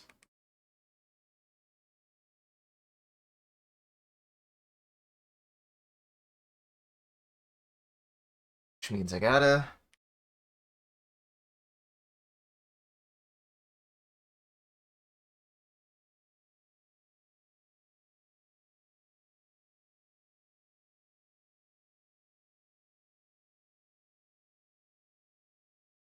I gotta be very mindful of how I do certain things, that's all.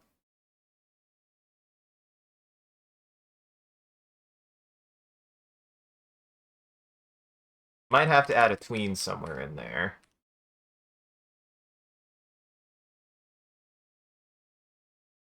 Because this is a lot of motion. This is a lot of motion to have.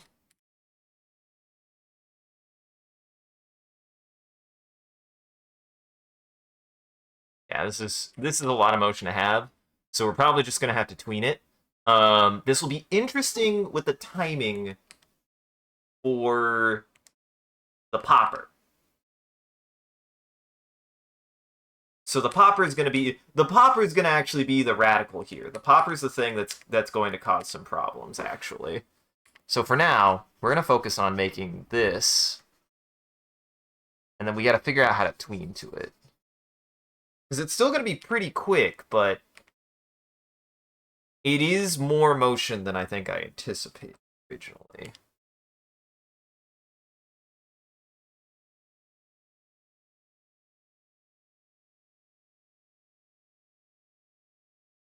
And hey, that's the challenge. This is the challenge. Overcome.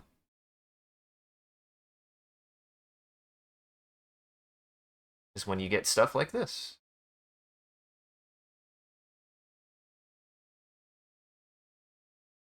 This will move down just a little bit.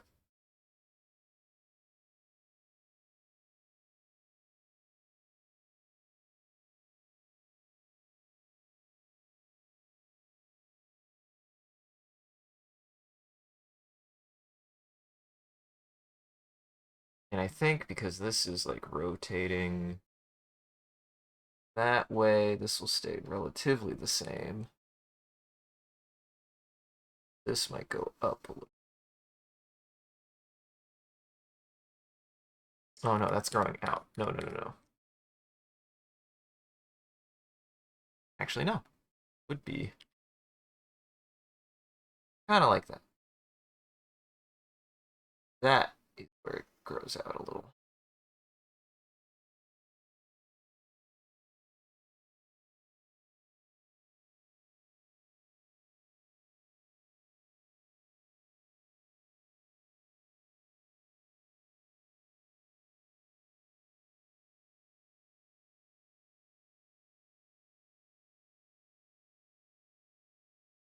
Nod her head. She nod her head. She nod her head.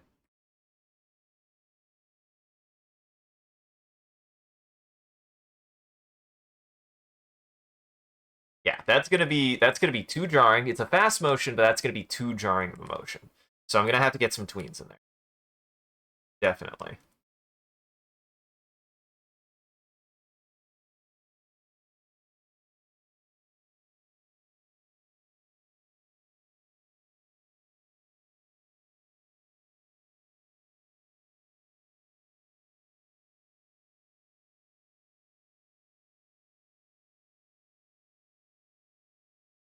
Welcome to animation. Realize something and you go, oh, well, I guess I gotta do it that way, don't I? Guess I gotta do it that way now, don't I? I got the... Yes, I think the facial proportions are correct. They're correct. She says they're right. Look. He's nodding. Yes, they're right. Good job.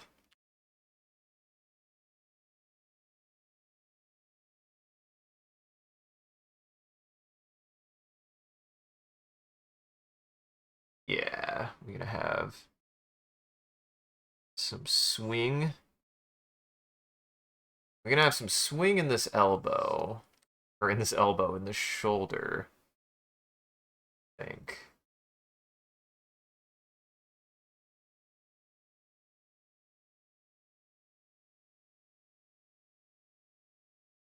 Something like that.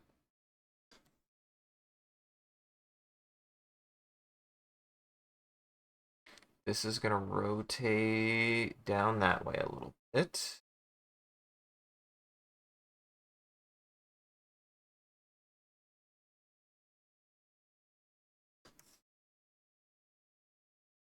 Like that.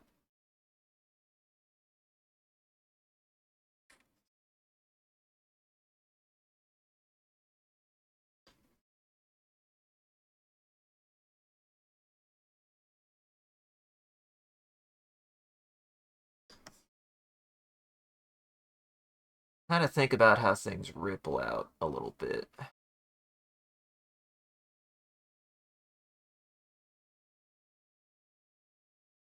That's something that I'm always at least trying to consider. How things like get kind of messed up as stuff like this happens. Have a little bit of rotation in her body too, as she's going to reach with her right hand. So it's like, it's like, Your whole if you imagine making this catch, so like the object is in the air in front of you, and you rotate. Let's say it's on your left side, so like you've popped it, and you're like a little bit rotated left from its position. When you go to reach, your shoulders also rotate. Your shoulders also rotate the opposite direction. Like they rotate towards the thing. Your hand doesn't just move on its own static. That's try to do that. Try to make that. Try to keep your shoulders exactly where they are and catch something. No, your whole body moves when you do that.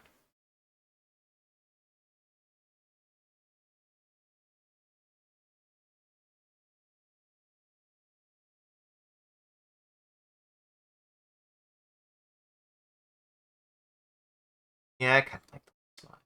I like the little smile. The fun part of the animation. Trying to decide maybe her nose a little bit too much. Her nose a little bit too much. Yeah, that's better.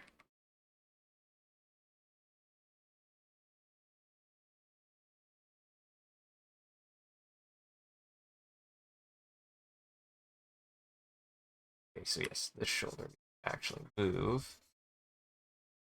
Just got to pay attention to those things.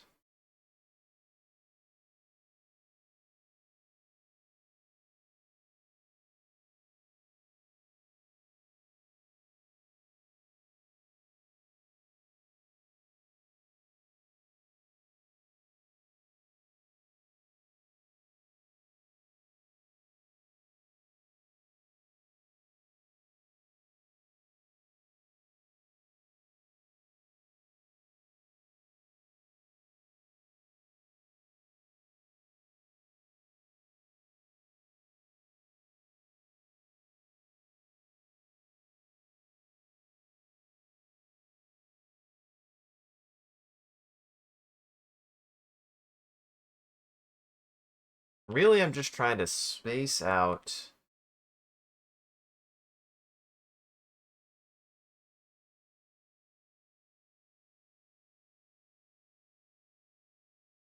how she's catching it. So this might get a little bit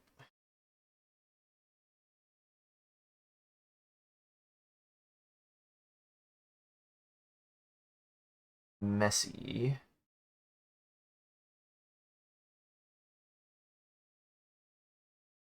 Collarbones are going to shift a little bit.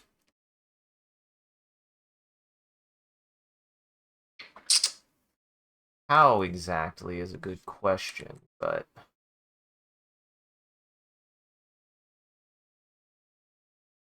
this frame right here is going to define a lot. This frame right here is going to define a lot. I need to be willing to make a lot of changes, and then we're going to need to tween, I think, back.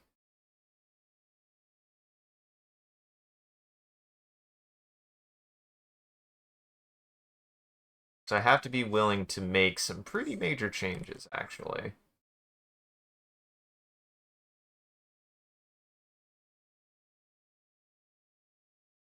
I might have to redraw some stuff a couple times just to make sure that I get it the right everything.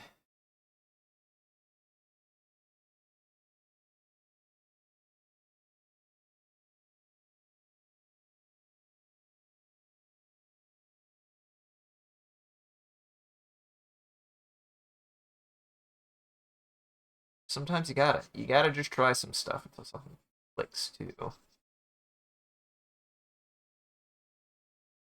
Especially when there's this much motion.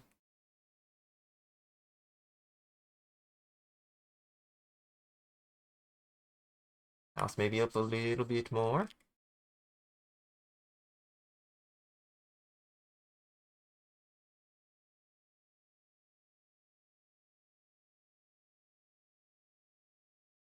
Things that are farther away from the point of rotation actually move more than things that are closer to it. That's another thing to remember.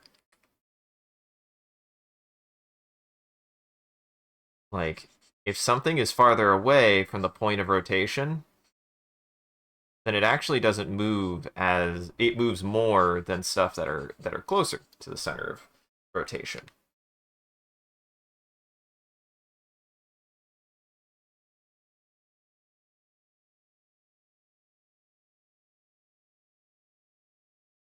That, this is where you have to be willing to do something more like this. You almost have to be willing to freehand a little bit more.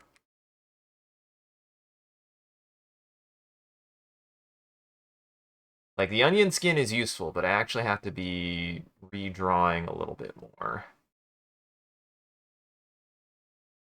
Because the frame is changing enough that I need to know what everything is moving. Everything is moving some amount a little bit. I need to keep that in mind. This might actually be up to here a little bit. This is maybe rotated a little bit out this way. This collarbone should probably actually go down. This collarbone should go up.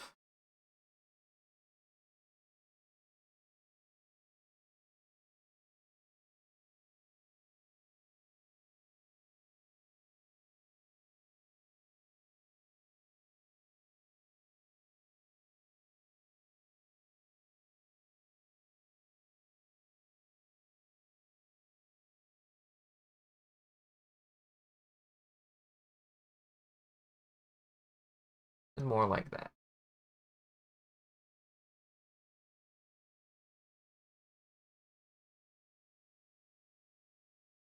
This gets rotated out a little bit more left.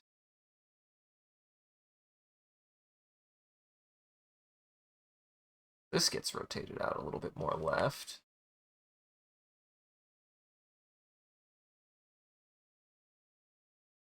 There's a lot of rotation here that I have to consider. Maybe even more than I considered before, but that's why I gotta do it this way. That's why it's gotta be done this way.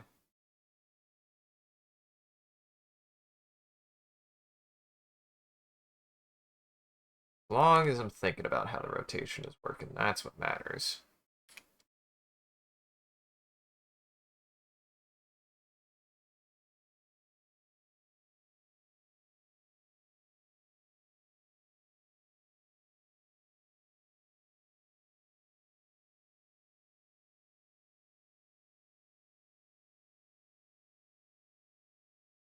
Maybe more down that way. Trying to figure out how the shoulder drops.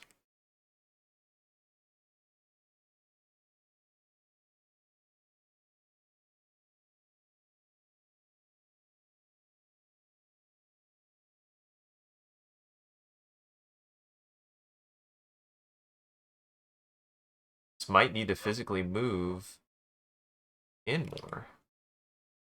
That way.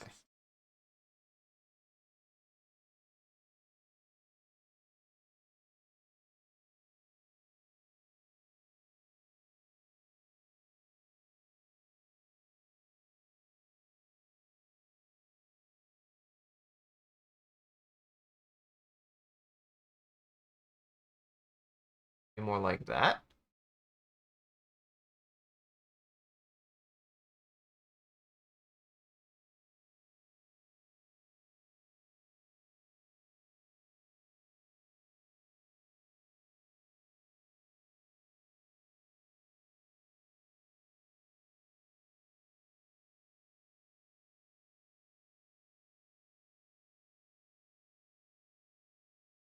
Tough part for me is dropping that shoulder exactly where it needs to go. That's what I'm struggling with right now.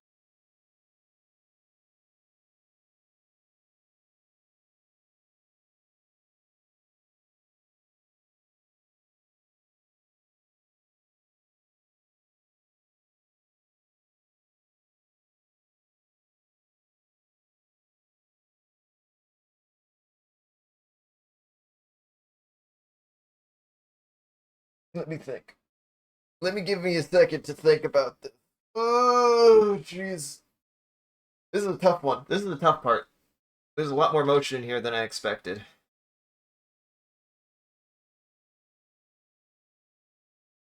There's a lot more.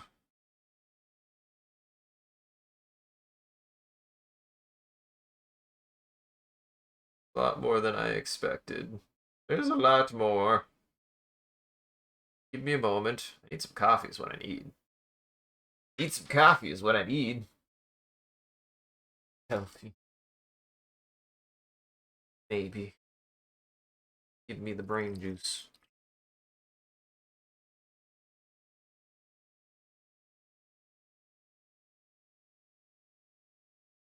Sometimes,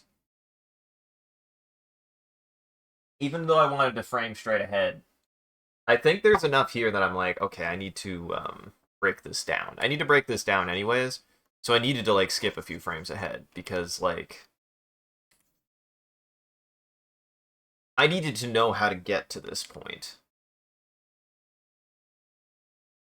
It's still rough.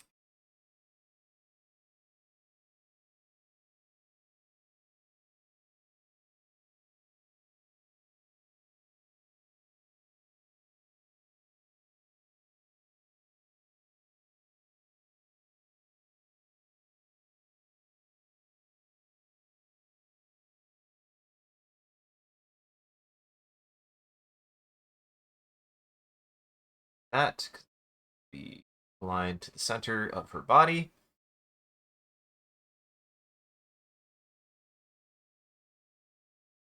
This is a guideline that goes hip. That.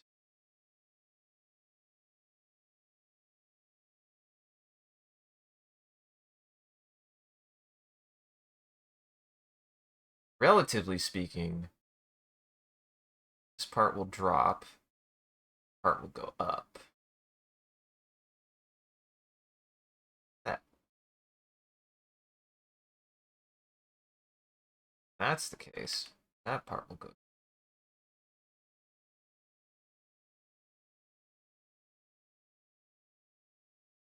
That's the case. This down like.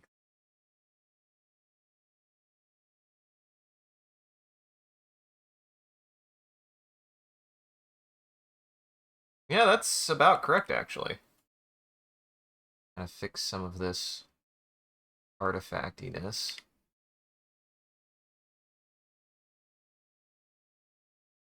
This was a hard frame to draw. This was a really hard frame to draw.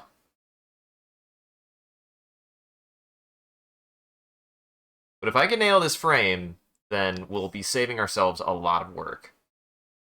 This is not a frame I want to have to redraw. We'll put it that way. Or I'm very, very, very intent on being like, nope, I gotta figure it out here and now. You gotta figure it out here and now.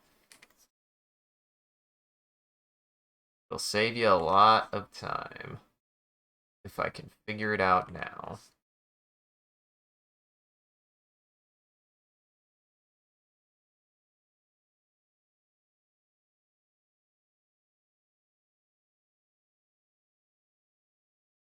Try to clean up some of those artifacts again.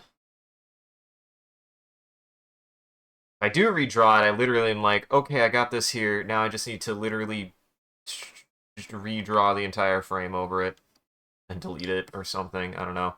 Which could be an option. I could just literally make a new frame and then just try to one-for-one draw it with better, straighter lines. That's an idea. Something I could try. That is something I could try. Either way, I'm very happy with how the hand. Honestly, the hand coming out the way that it did is like my favorite part of this. Like that's a really, really, really solid hand. I like when hands have that kind of like they don't they don't perfectly go straight. They don't perfectly curve in. They've got like a little bit of like idation to them or whatever. They like the digits kind of like bend out a little bit. I like stuff like that. Though granted, looking at my hand doesn't really do that. My hand doesn't do that, but I like when that happens. It's a very anime thing. I feel like to draw hands doing that. I don't know why.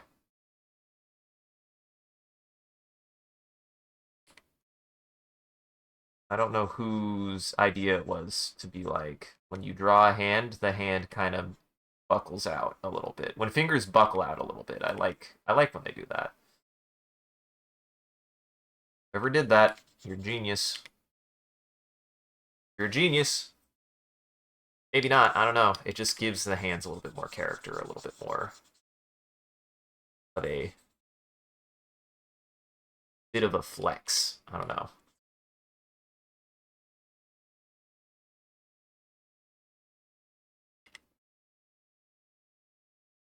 I like slender fingers too. Slender fingers are good.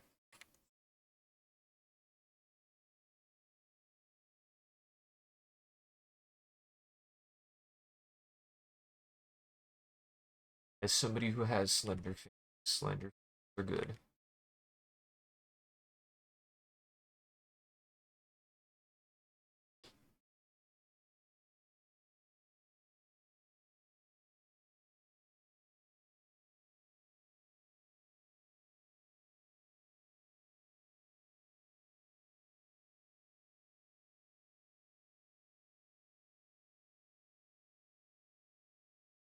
I like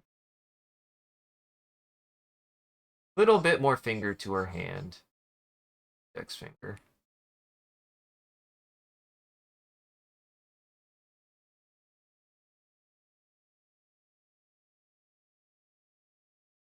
Those are just a guide. Need to keep them except for me. Some little highlights to note knuckle placement. Just there for a guide.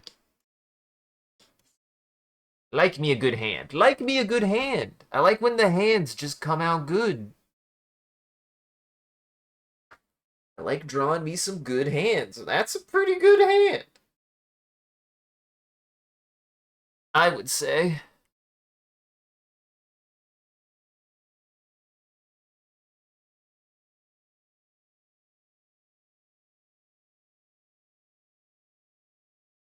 There we go. There we go.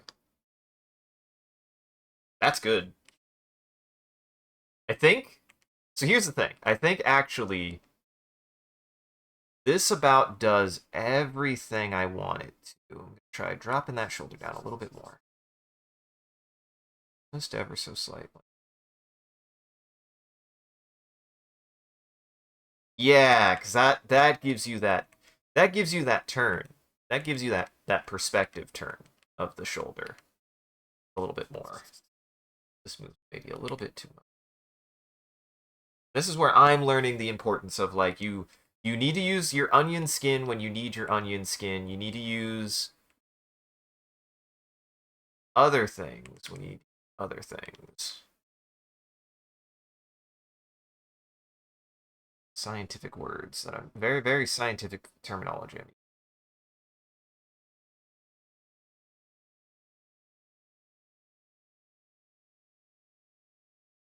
that should help sell more of that rotation. I had that go.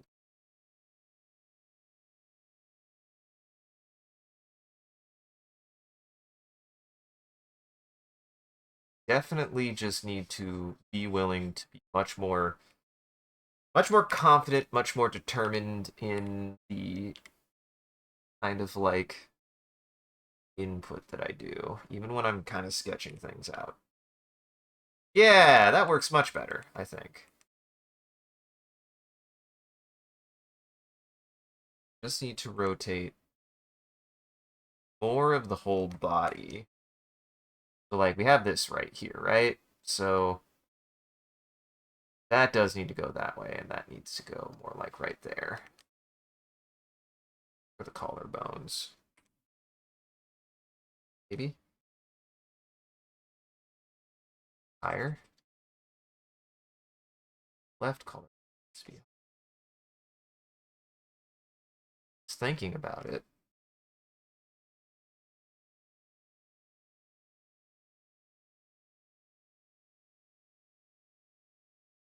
Moving, rotating as well.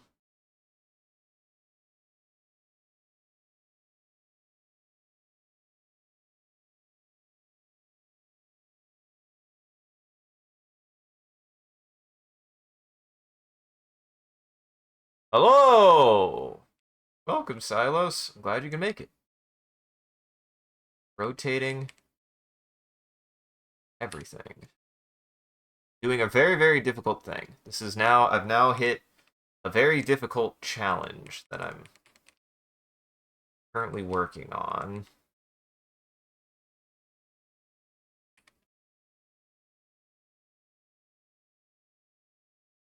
I haven't broken anything. I'm just working on a very difficult element of this animation now.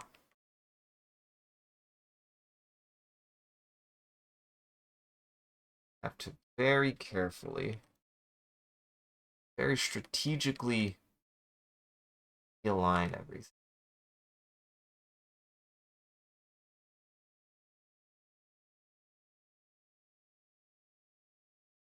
It's very difficult. Okay. That left arm, whilst it is supposed to go more up that direction, it needs to be a little bit lower. This needs to be a bit more out that way.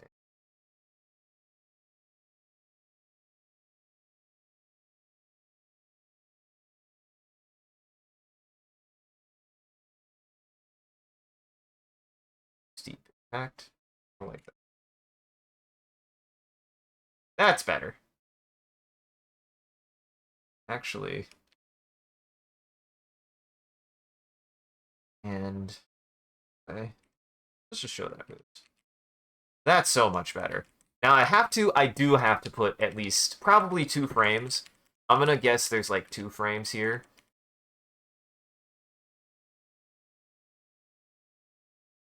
That's way there's a lot of motion between these 2 frames, which is gonna make this interesting. I have a couple ideas here. I definitely want this like that. I might have to reposition like where some of these frames are, so this might actually have to be lower. We'll see. But I think it's at least 2 frames to get to this.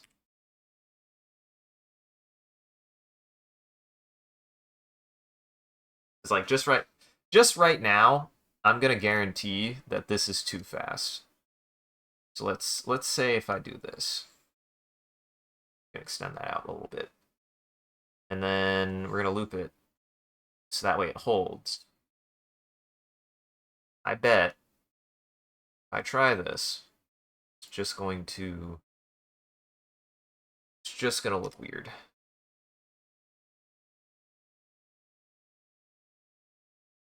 Yeah. There needs to be at least 1 more frame. I think there needs to be at least 1 more frame, because it's fast. It's fast, but it's not that fast.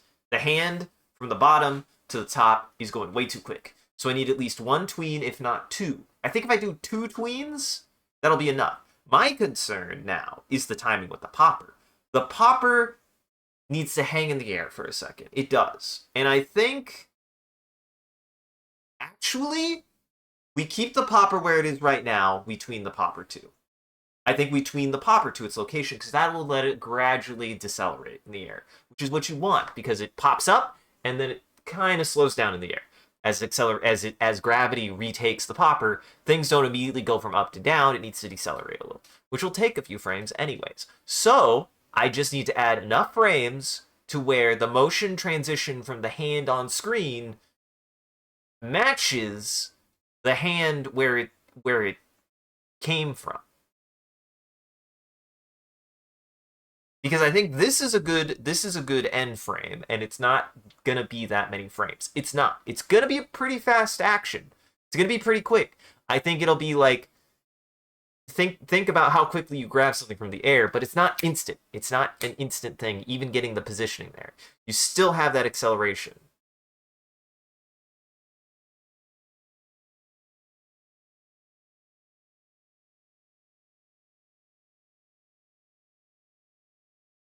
Boy. This catching might be the whole rest of the stream. We'll see. And I mean, like that particular frame, really nailing it is what I needed to do. I really needed to nail this frame.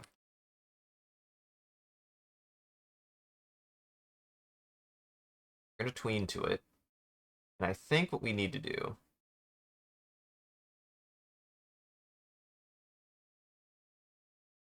First off, we're gonna keyframe that. It is a keyframe. We gotta get that keyframe in there. And we're going to new frame. Nope. How does it do? If I want it there, but it won't. I have to do that, and then I have to go back, and then I have to delete.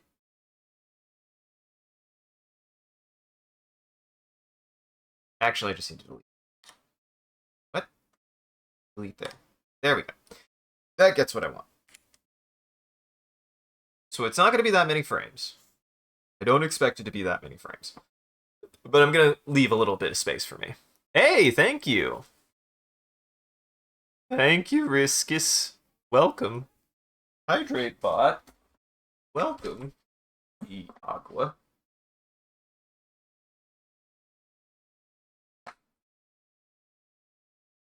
Just joining us. I've just gotten to a pretty spicy part of the animation. I just made a keyframe, and it's gonna take a little bit of effort to get to what I want it to do. But hey, baby, that's part of the fucking process.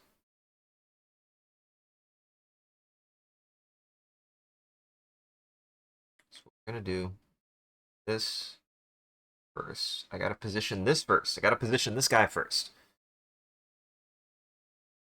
I want it to be roughly the same size. It's going to... Honestly, I don't need this guideline anymore. It's getting in the way. Thing like right about there. I'm going to anticipate it's 2 more frames. 2 or 3 more frames. Maybe 3, but no more than 2. Or no less than 2. I don't think this is good. I don't think this is going to be a very... This is going to be very many frames, but it definitely needs tweens. It definitely needs at least 2 tweens, I'm going to anticipate. Get where I want it to be.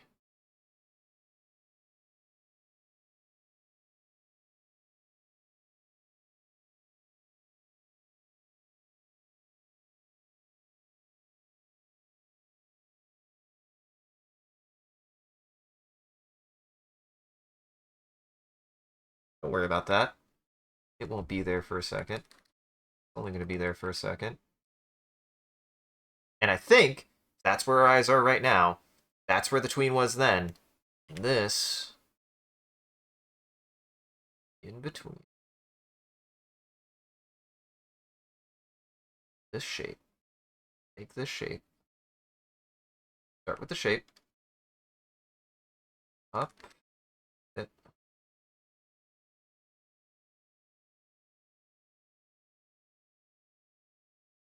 This is always some of the toughest part. Like, trying to make these decisions. When you're trying to make these decisions, this is where it gets tough, in my opinion. A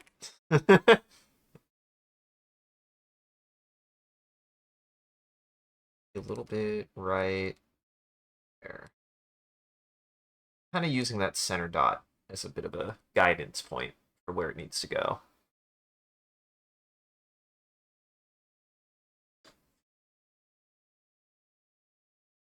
Then you have to have a frame where they're kind of opening up, So we have this, right? We have this shape here. Haven't opened up their hand yet. And a trapezoid. The hand is a series of trapezoids. This is always something to remember, is the hand is kind of a series of trapezoids. Have this shape.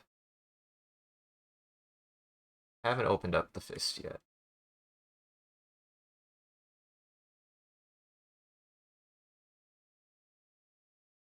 This is just kind of like getting a guideline of where certain things are going to be. Just let the hand be what it's going to be. Second.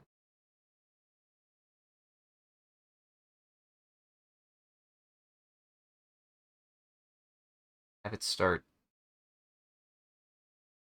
kind of separating things out.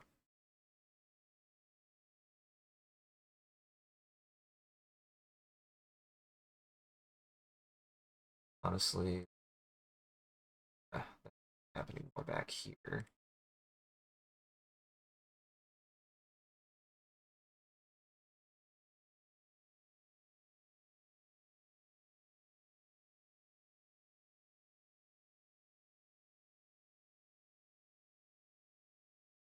Hand's going to take some fighting, but anything like this is going to take some fighting. You gotta kind of wrestle with it for a second. And if you're wondering, why is it all the way up there? It's not where it's supposed to be. You're right. It's not supposed to be up there yet. This is just getting the shapiness correct for what I want it to do. I will move it down to feel good with kind of how this part is looking. Because it actually now is going to be more. And if this is about, if I'm going to add at least 2 frames, it's probably going to be about 1/4 of the way there. 1/3 of the way there. 1/4 of the way there. About here-ish.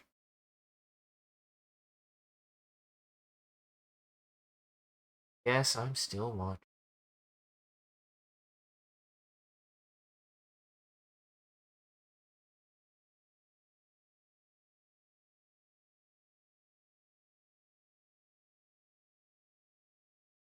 Like that.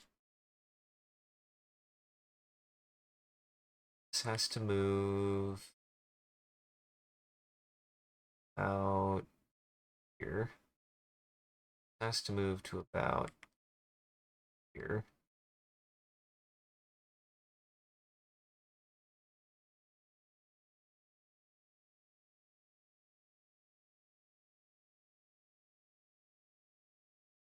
Because this is, oh, interesting. So this is going to be moving a lot, actually.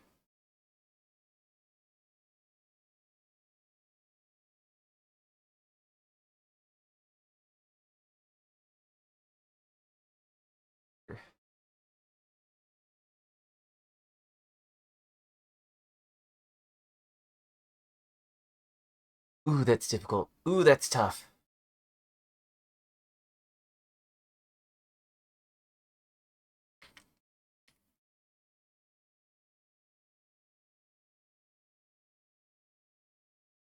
Ooh, that's a tough spot.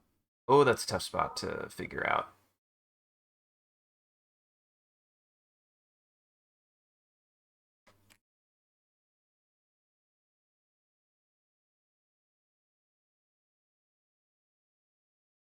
Going to actually want my eyes to be tracking it. It needs to be in line with the object. They need to be at least somewhat in line with the object. It needs to be clear that, like, if I'm not focused on the center of the object, at least the, like, image is focused near the center.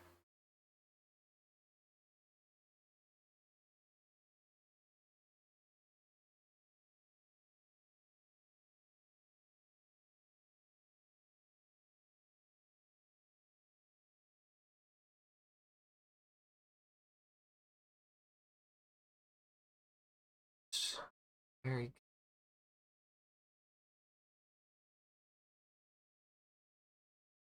Think about that rotation.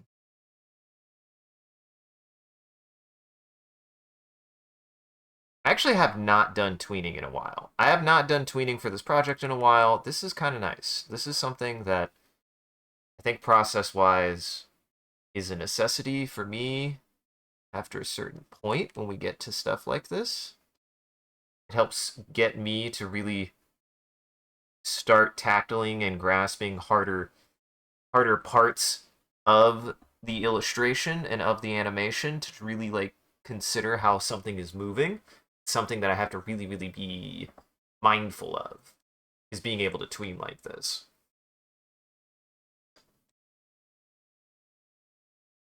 And when there's a lot of motion, it is worth being like having to break things down maybe into fours. Maybe I have to break things down into fours for this. This might be fours. If this is fours down into twos, that might be what I have to do, but we'll see. It's just about processing that information. Make sure that I'm getting the right kind of stuff in. I want to get in. Tween.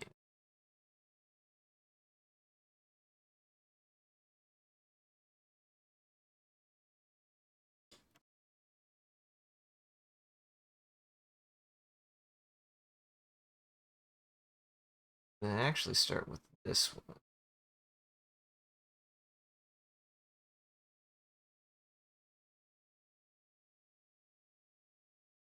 Like that.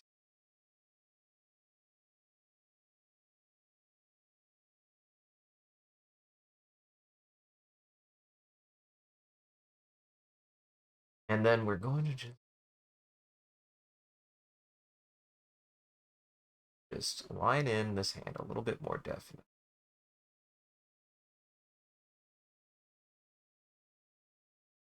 Really finally bucking up to show that I can, in fact, draw a hand like I keep saying that I can. And I do feel like hands are something that I really enjoy drawing and that I will really enjoy animating. And that's saying a lot. That sounds probably like a certain kind of hell for some people, is animating a hand. I'm not going to say it's easy, though. It definitely ain't.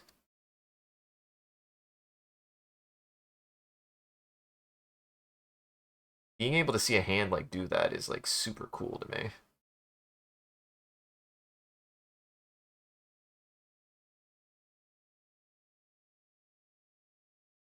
I want there to be a little bit of drag. I'm gonna try that. A little bit of drag. By drag, I mean like letting the like kind of hair fall behind as the rotation lifts it up.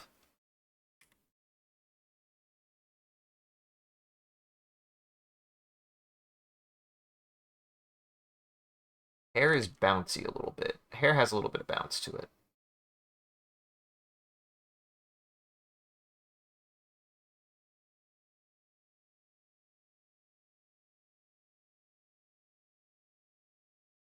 Yeah, I think these frames are going to be the rest of the stream. We're already at 2.5 hours. Boy, it's been at least I've been making good progress, and boy, has it been zooming. I feel like the day has been just blasting.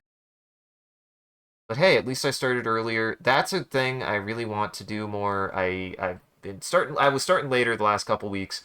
That's my bad. Just my bad. I'm just waking up way too late, even for a Saturday. Wanting to try to wake up a little bit earlier. Today I got started a little bit earlier, so.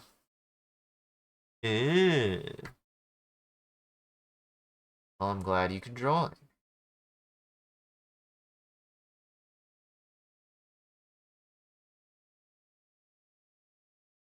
Well, don't worry. I probably won't be doing them that much. I won't be doing like Saturdays is probably the only time, and like I've kind of shown, like Fridays, I'm just like, man, I'm too tired for an afternoon stream. The only reason why we didn't stream yesterday is because unfortunately friends were having a day. This is the voice of me going, I'm glad and hope that they're doing better because, oh boy, had apparently a bit of a scare, honestly. Like, my the boy Jackson was like, no, we could still do it. I'm like, no. Well, I'm like, we can do something else because it sounds like you had a very stressful day. Uh, without getting too into specifics, they just had an emergency pop up that regarded their significant other, and that's required doctor time. So I'm glad they're okay. I hope they're doing okay. I hope they're feeling better. Just woof, stuff like that. I'm just like, I don't even know what I would do. Freak out a little bit, honestly. Stress out a little bit, honestly. Stress out a lot, honestly. So like, yeah, we just ended up watching movies and vibing. I thought about maybe fielding it today, and I'm like, no, I'd rather be like, hey, if we don't do anything, if we don't end up, because normally we have a tabletop game on Saturdays, anyways, and I was like, do you want to do a makeup? And I'm like, no, no, because that would be time that we'd be spending with them, anyways. Be like, no, if we're gonna not do it, we're gonna not do something together, and not just do something that we didn't do today.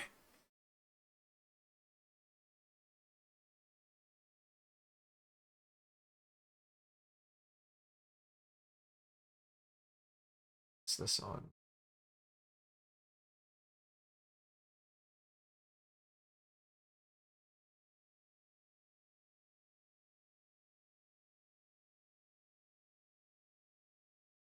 Oh, those eyes might need to move. Oh, those eyes need to move up.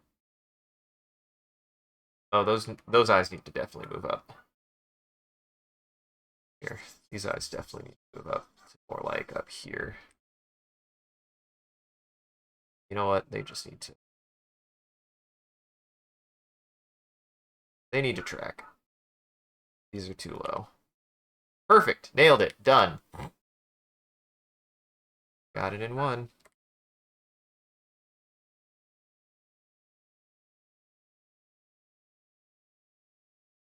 More like that. Just study. You just gotta study.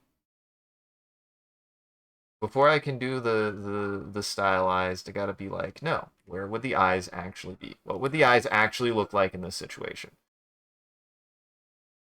Then I could fill it in. This. Just grapes inside of your skull, man. Just weird grapes inside of your head.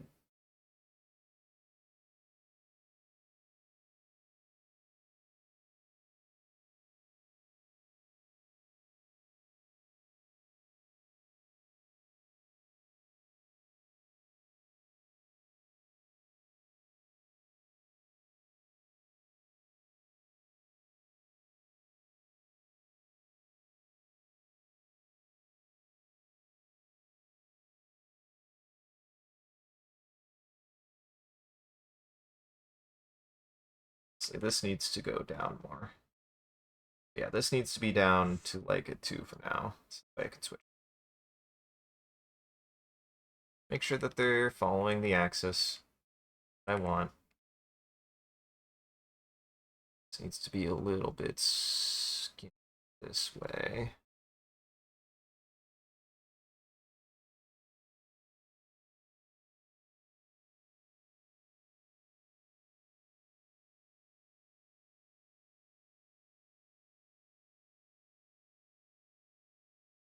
Welcome to animation. This is hell. Hi, fish.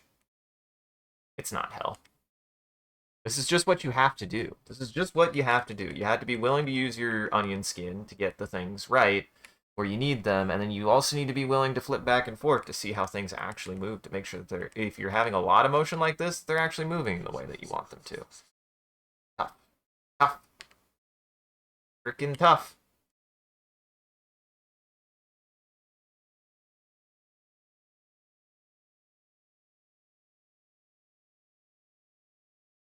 It is tough.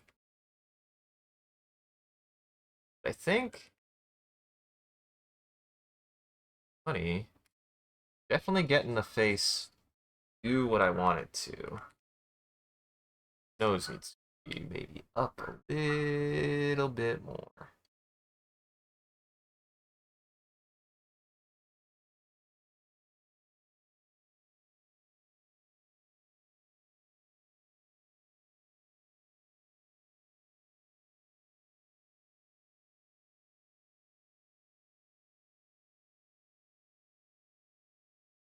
Where I need to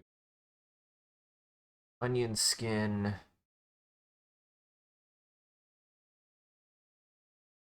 This there. There we go.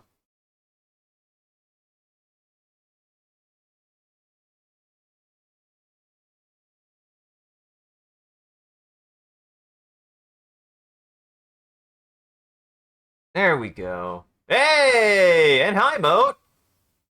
Brought in the duck. See that you brought in the duck?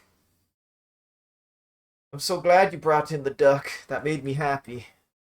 I miss that duck. I haven't seen the Shuba. I haven't seen a lot. You know, what's funny is as VTubing has become more standard for like a lot of people to do. Hi. Um I feel like I don't hear much from the old gangs. Um I hope they're still doing well. I know there's been talks of more graduations as time has gone on. Like I believe there are more VTubers retiring. So but hey, they did good stuff, and we have now an entire industry because of them. So honestly, props. You guys did good work. You guys did good. You guys did good. I wouldn't be able to judge. I understand. Hey, man, it gets busy. This is why, hey, always a reminder to everybody out there if you're like, I wish I could join more.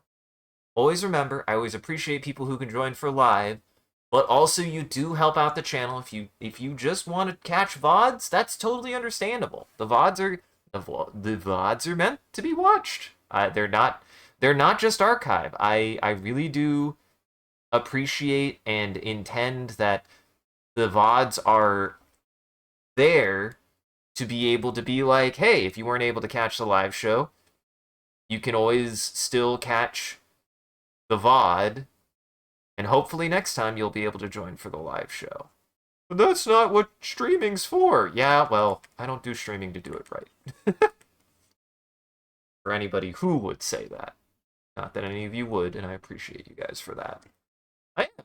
I am doing good. I'm doing pretty dang. I'm doing pretty dang, actually. It's been pretty dang recently, and I'm glad it's been pretty dang, because God knows it's been very not dang recently. Before recently. It was pretty not dang for a while there.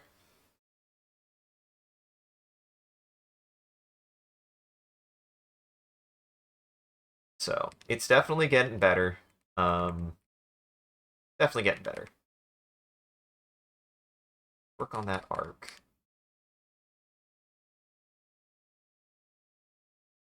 Yeah. I'm doing a much better job of really considering how that rotation works. That's looking really good. That's looking really, really good. That rotation is looking fantastic, actually. I really nailed it. I really nailed it, I feel like. Listen, it went from dang to dang for me recently, so that's all you have to know.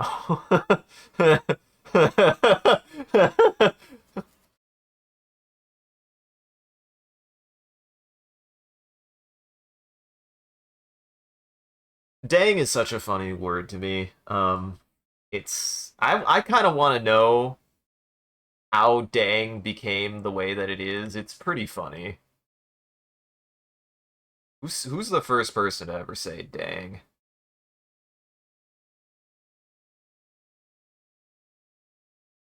It had to have be a Midwesterner. I feel like it's gotta be somebody from the Midwest who coined the term dang because they didn't want to say damn.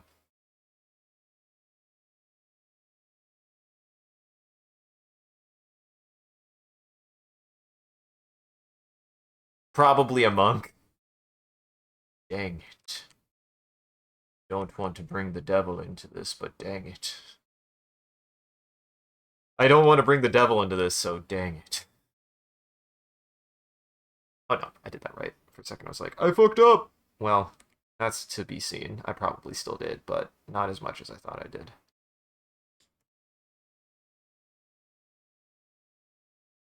That's not to say I won't say the word damn, but I do find the word dang funnier in some ways. I just find slant swears much funnier in general. Like, I've come to learn that it doesn't take much creativity to say a fuck. It takes a lot of creativity to use words that you're not normally going to use.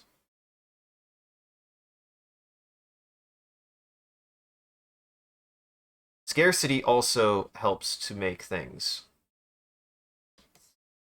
feel. I think scarcity helps. When you use the term a lot, you get desensitized to it. You don't really, doesn't really mean anything.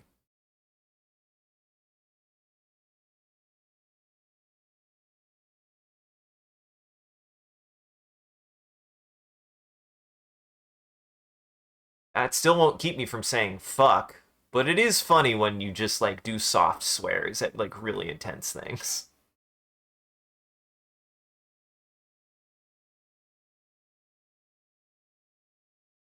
That's really good though. Yeah. I think this will be 4 frames. That'll be perfect. Especially with the way that her head kind of tilts up and the way that her body moves.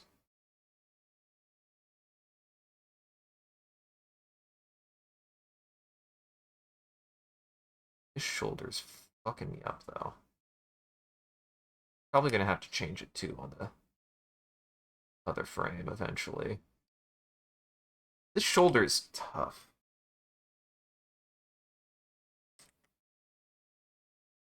Being a bit of a dingle shit.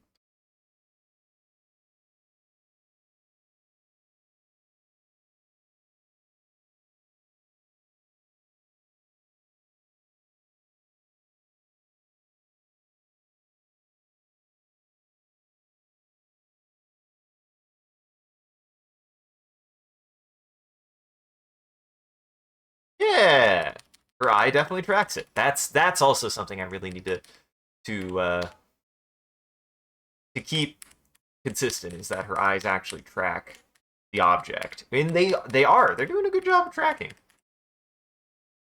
I would say. Still, still want to figure this shoulder is fucking with me, man. It's tough.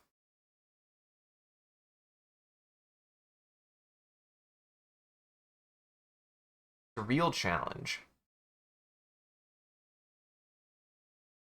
Or it has been. It's been a real challenge to get work.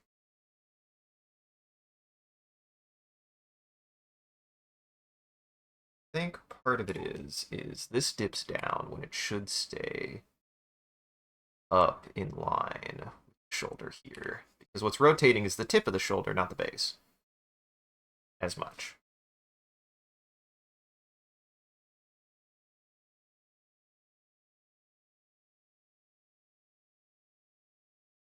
It's really hard to communicate, I think.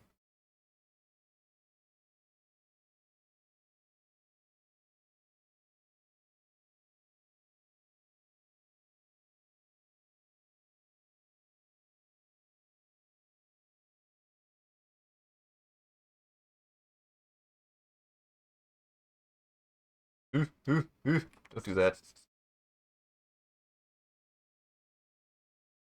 Don't do that.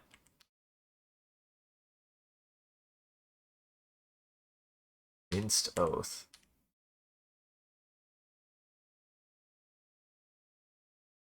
We're just gonna have to keep messing with this until it does what I actually want it to. That shoulder's gonna be my bane, though. That shoulder is gonna be my bane. Is gonna be my bane. Right?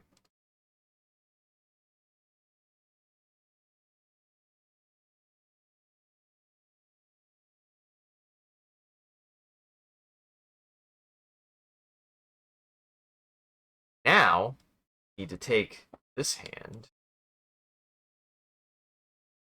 start uncurling it. So actually, I need probably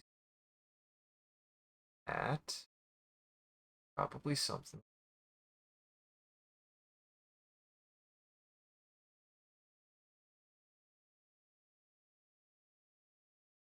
Really need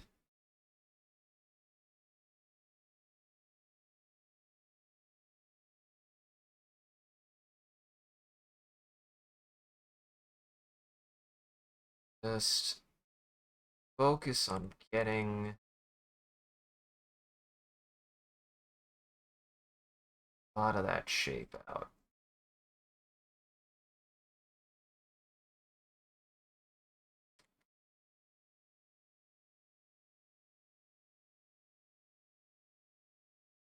This is where it's tough, is it's like, think of it as like softening the hand almost a little bit as it like kind of spreads apart.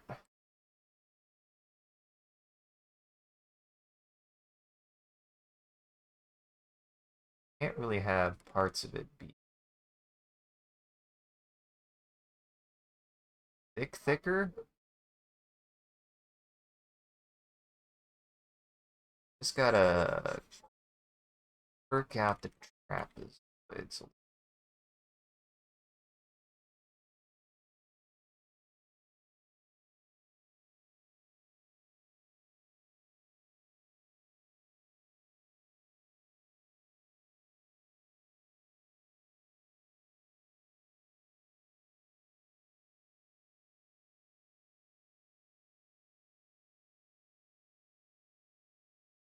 This is a tough one.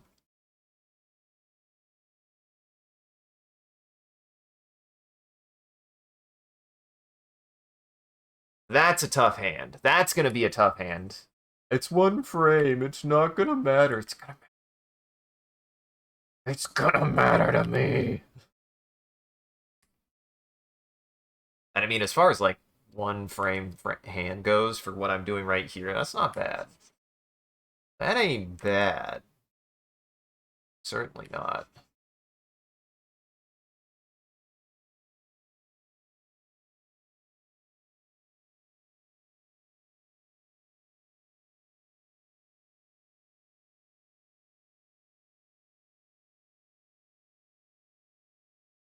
Then it all needs to move out ish.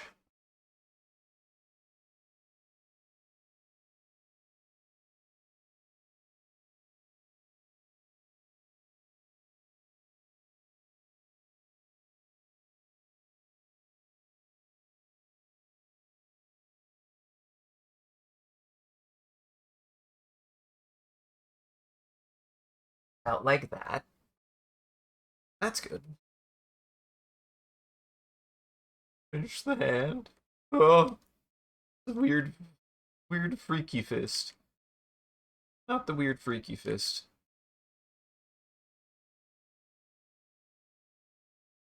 Like that. And like that. That's the fun thing. For me, that's the fun thing about hands and arms is they're weird in a way that they kind of flex. Um, I don't know. This is why I like kind of doing more. Thanks, OneDrive. I don't know why you're on right now. I might need to. Do I gotta turn you off again, OneDrive? God damn it. Where the hell? I'm never gonna be able to figure out how OneDrive works to make sure it stops fucking with things. I swear I turned it off. I swear I turned it off, guys. I don't know why it's asking shit. Swear I did. Swear I did.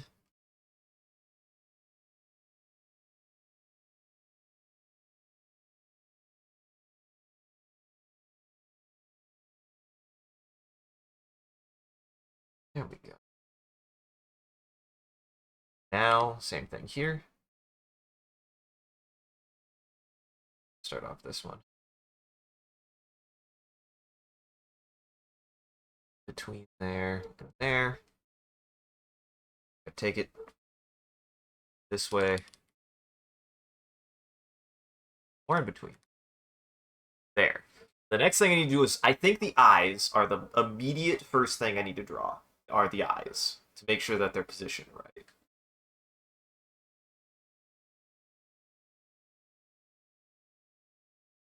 It needs to be rotated ever so slightly. Like that.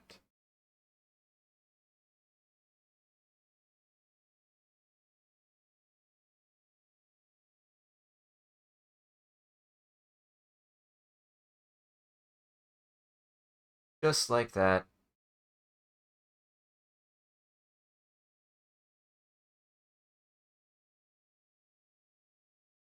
I think I made the line too long. It's not line enough on this one. Not line enough on this one. Line isn't line enough.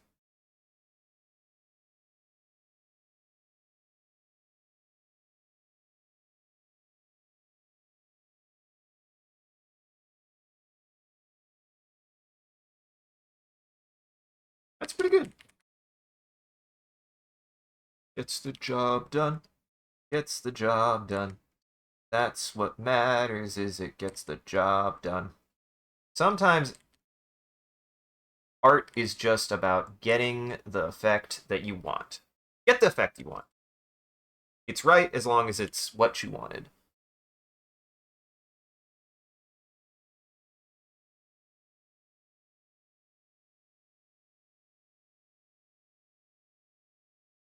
There we go. Then here's the trouble. I hope I have the eyes in the right spot. I'm going to say I want them to be about here. Here. So they need to be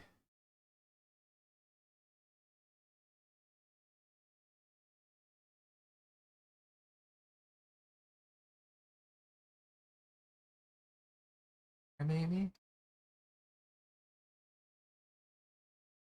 I need I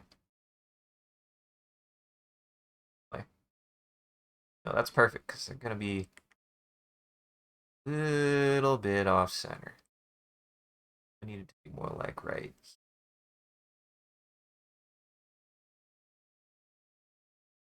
Actually, a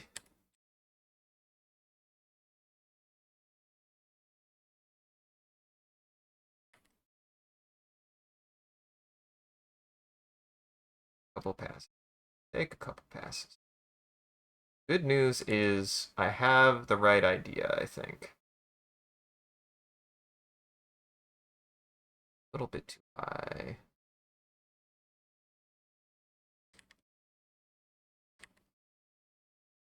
I want it to be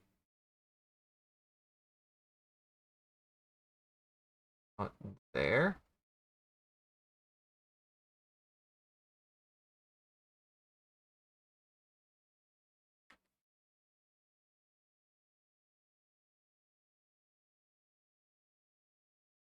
Out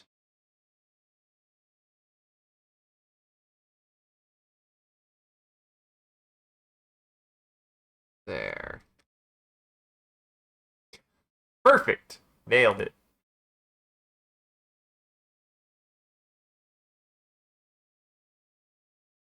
Make sure, yeah, because if it, let's say, if you could see, yeah, that'd be perfect. Actually, that is correct.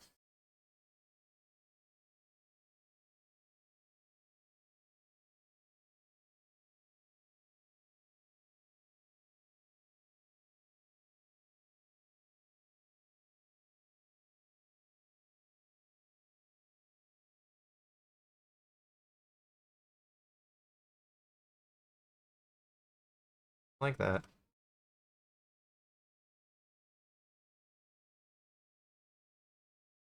A spot here.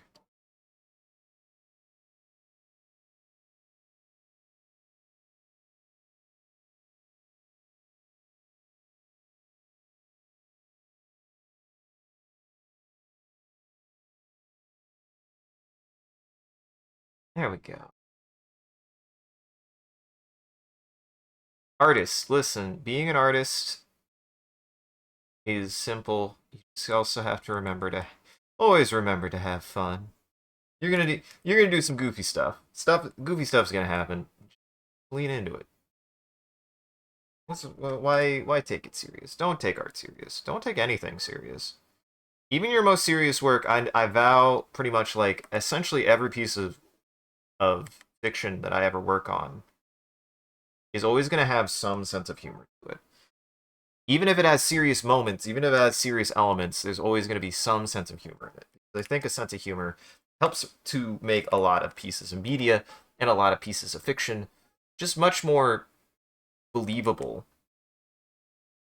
There's something very necessary about a piece of fiction having an identity of understanding of like, yeah, if you're going to have a person in it, they're going to no matter how ridiculous the situation is there's going to be things about it that or how grim or serious a situation is, they're gonna making light of a situation is a valid and oftentimes necessary coping mechanism because God, if it's just so grim, you're just gonna lose your goddamn mind. I don't know. I think there needs to be a little bit of levity. I think there always needs to be a little bit of levity and a little bit of like being able to see what how a character can address a serious situation in an unserious way.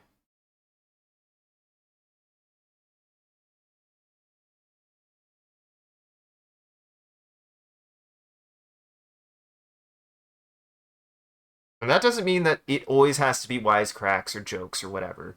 Like, there are different ways to do it.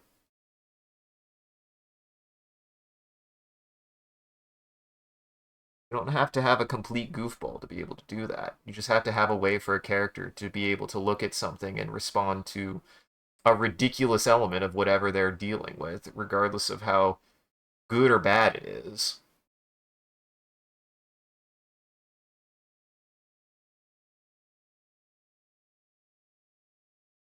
People take themselves too seriously, and I think that oftentimes the most serious things work for me when the individuals encountering them are not innately serious people. It's that kind of contrast that helps you be like, oh, these people are still people. They're just trying to get by, and whatever they're faced with is just something that they're having to deal with actively. No one is so serious all 100% of the time. Obviously, you don't want tonal whiplash, though, so, like, you gotta have some of that, but I think that there's there's always room for legal on stuff like that. Oh, that looks much better.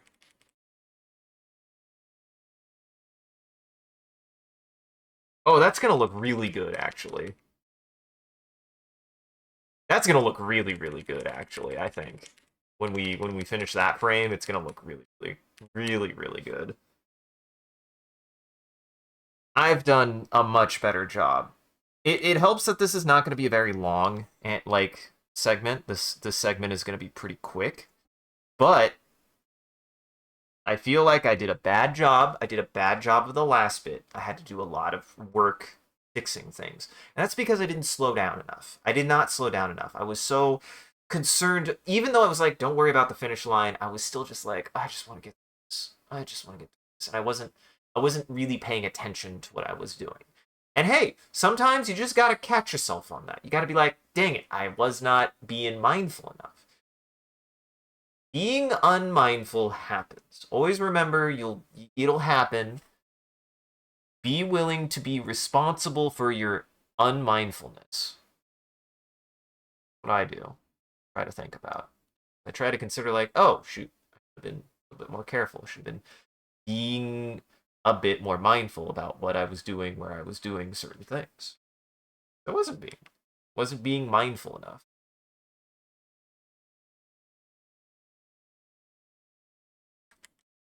This needs to perish. This needs to Out. There-ish. Okay, that gives me that. I missed that line. Which is tough. It is tough. I mean, like when you're working on a project for as long as I have been, it's easy to just be like, make the progress. I don't care.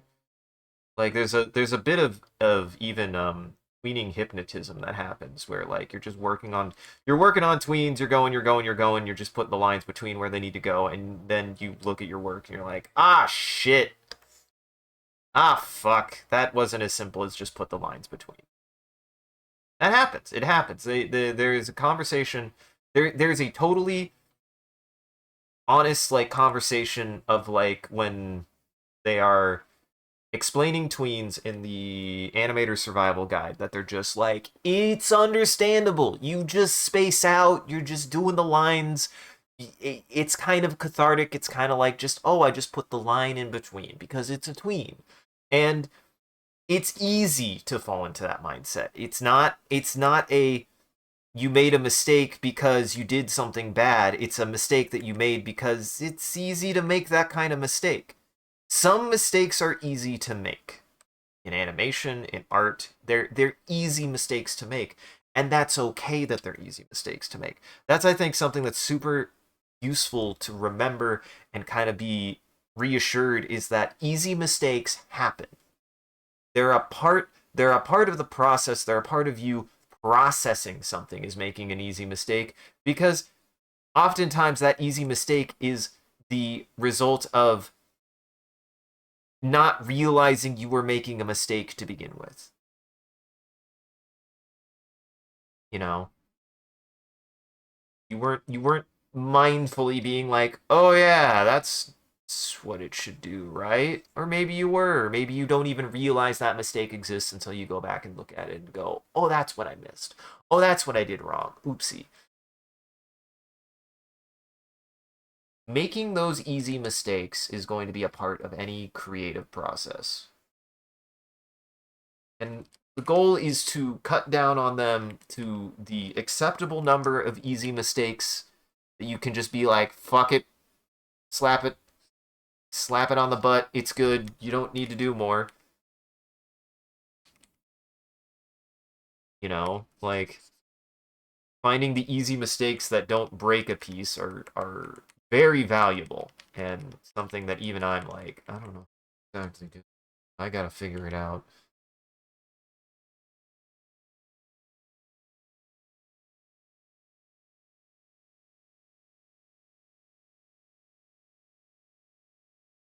Because God knows production doesn't stop.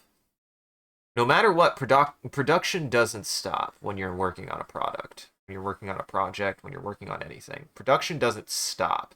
As soon as production stops, you're screwed.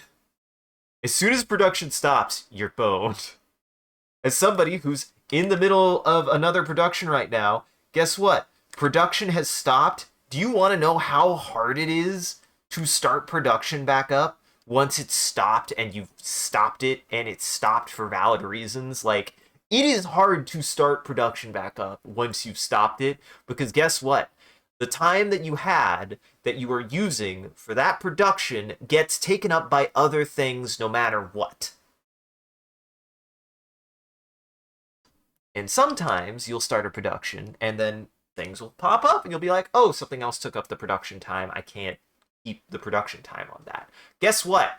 You don't get that time back unless you really fight for it. No buts. I'm struggling with that right now. That is a hard thing to deal with. As soon as the production on something stops, it fucking stops. And starting production on something again is the hardest thing to do. Absolutely the hardest thing to do. 100%. This is why, as time has gone on, whether I'm video editing, whether I'm drawing, whether I'm animating, I need a timetable. I need a timetable. I need to say at least this is when I'm doing this every single week. Every single week.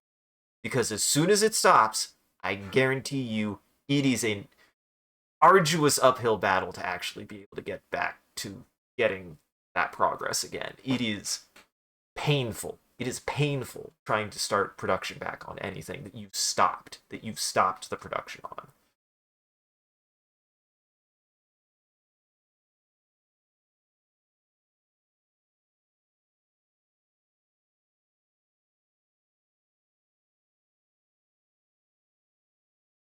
And it's just a challenge. It's just a challenge for stuff like that.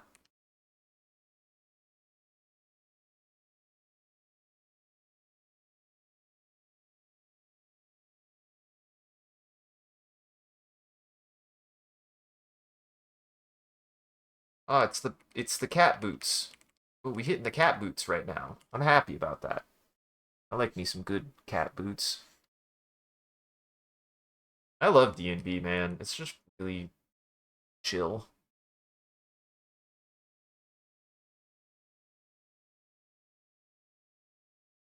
Ace. Get me the cat wearing boots.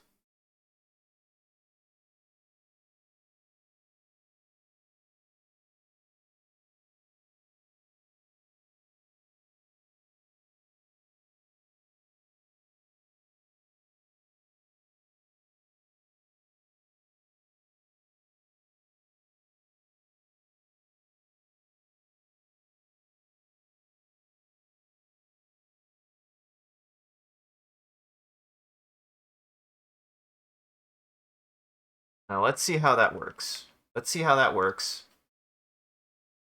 It's a little bit slow. See, this is where I'm like, actually, it might be one tweet.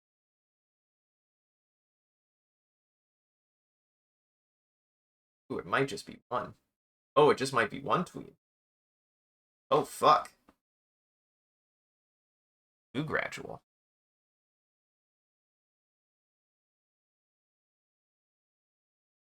Try removing this frame.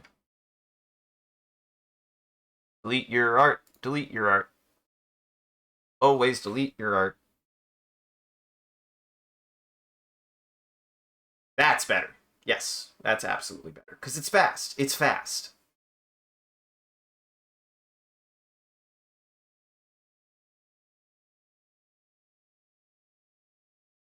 Yeah, that's better.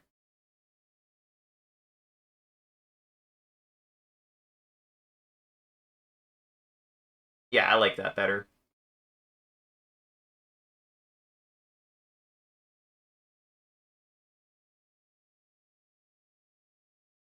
Maybe I add... I'm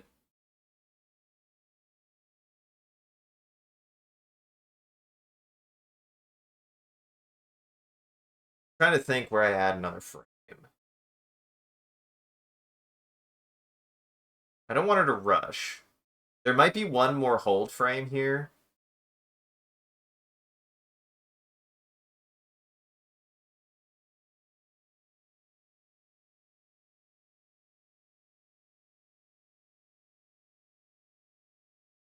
Eh.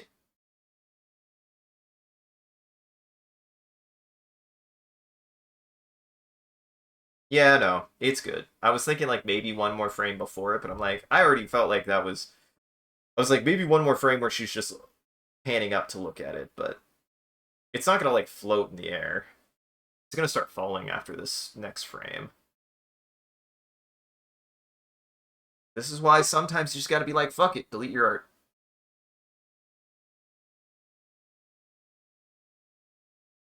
And I think, which one did I keep?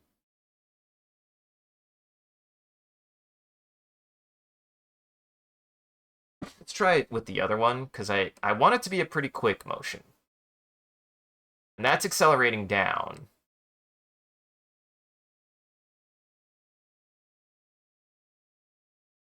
Actually, we're gonna... This frame. Didn't you just work on that one? This is how it goes sometimes. This is why you got it. This is why you gotta test shit. This is why you just gotta try it.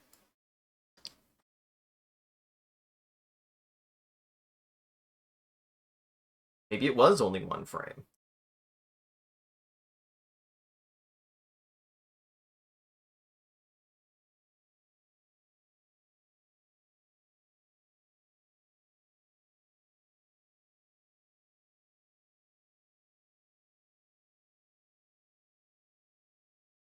Maybe it'll look...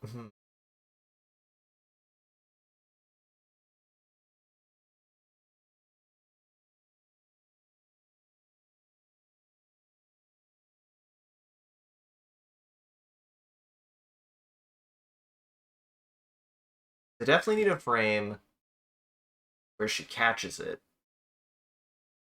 There might be a frame in between that.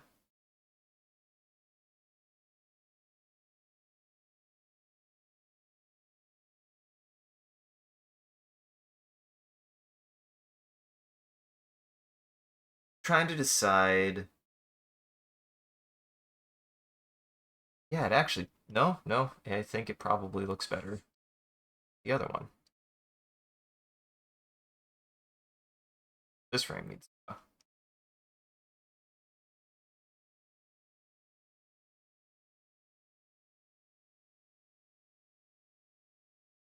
I mean, this is the tough part. This is the tough part of animation.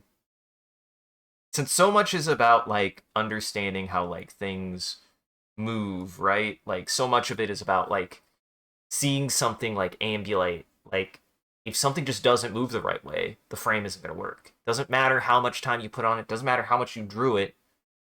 The frame ain't going to work.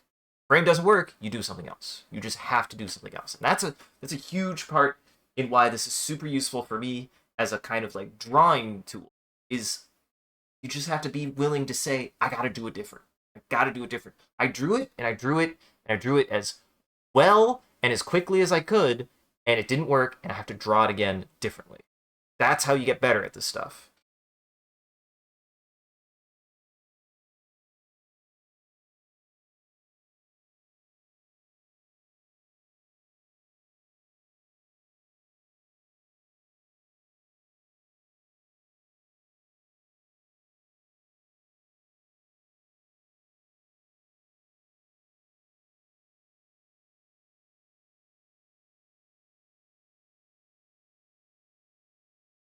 Still listening.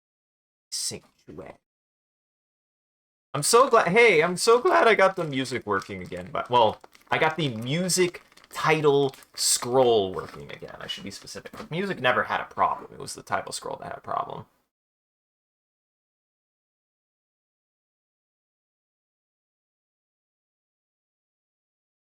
Still silly to me. I just had to reset the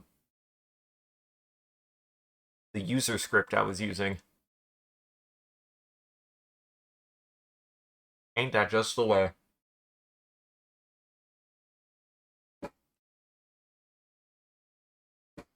Got about a little under an hour left. Probably do one more frame.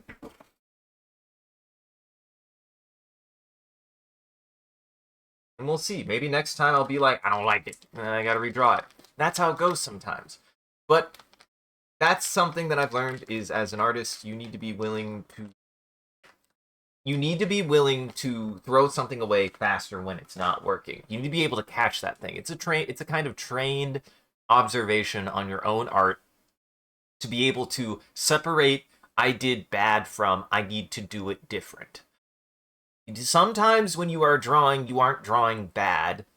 You're just drawing something that isn't working. And drawing something that isn't working is not the same as being bad at art.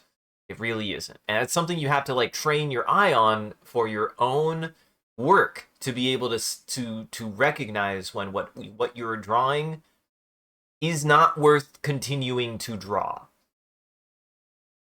You know?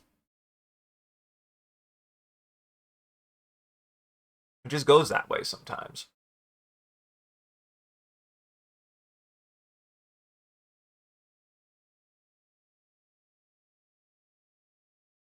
That's why I've started doing a lot more of those sketches before I start drawing, is being able to bulk a little bit better in your sketches of like getting as many drawings quickly done as you can. It'll get you processing things like shapes and sizes and stuff a lot faster.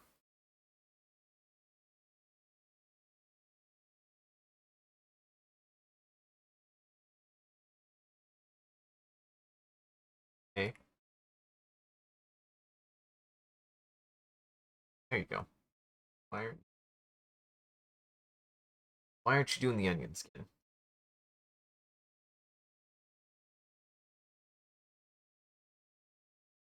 think so. I want the position of this to be. Need to actually see previous position was okay.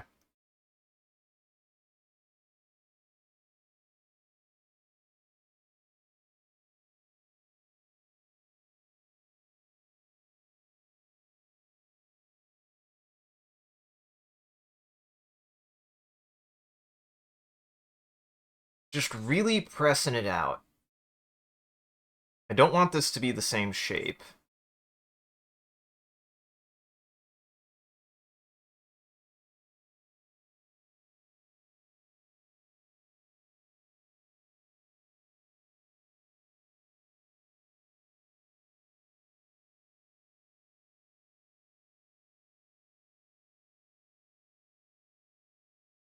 Try to like really push it out a little bit.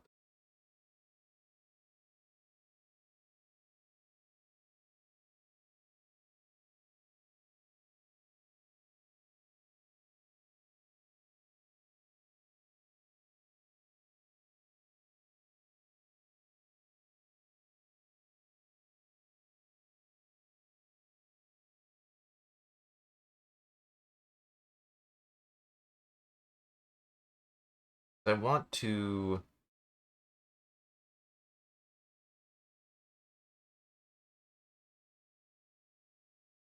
give it. I want to give it some energy, is what I want.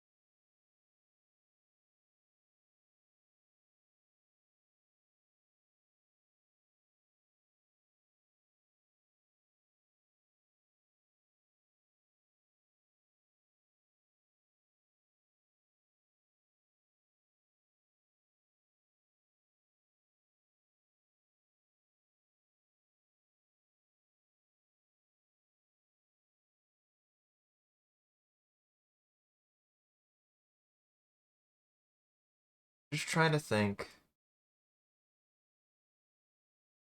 how to give some of that motion a little bit more power.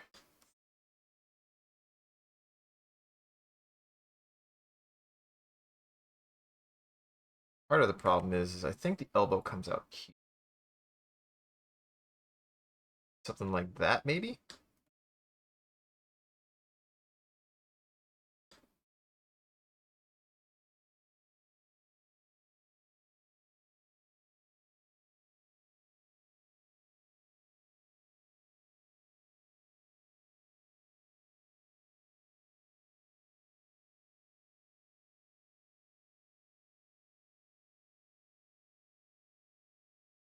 We're going to kind of blow out the hair.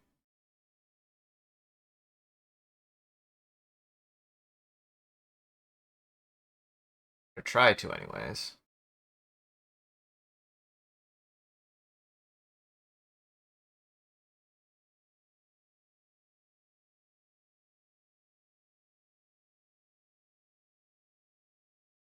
Sorry, that was bugging me.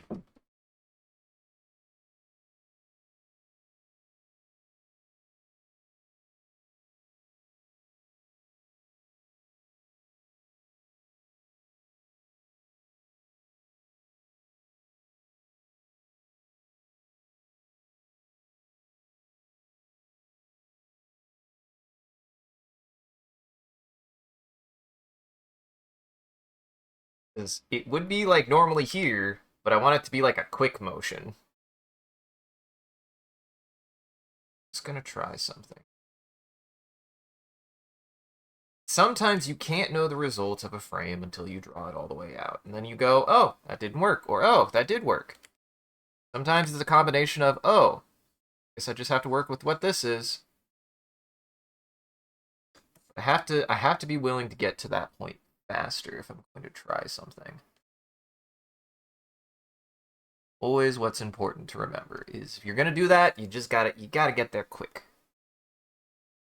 Can't waste time because that will be where you lose out.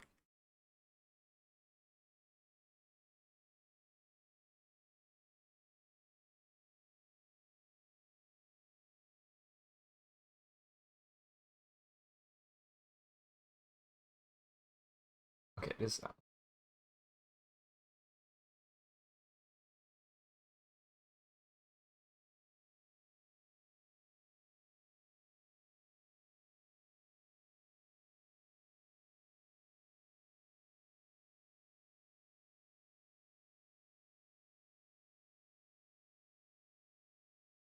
Actually, now we need to onion skin down a little bit. Be able to see a little bit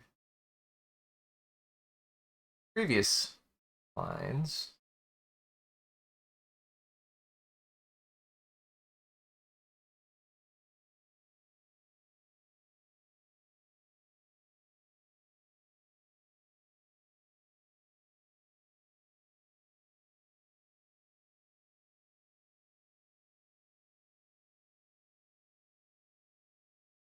Want that to fold up a little.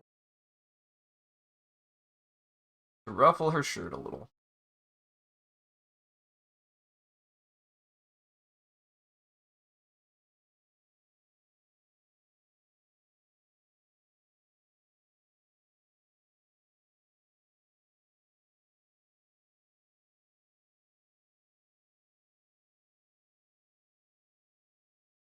There we go. Like that.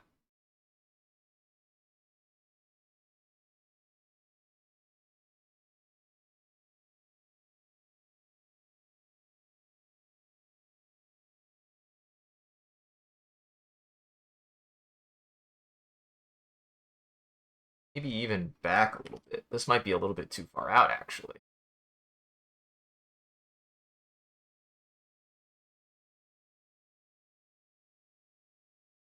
Draw this in a little bit.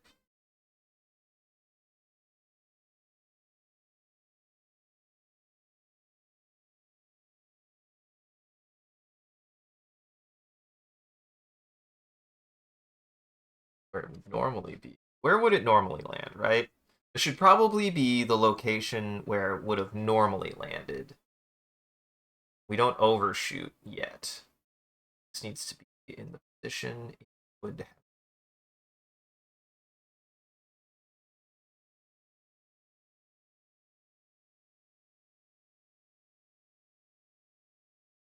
Been about here.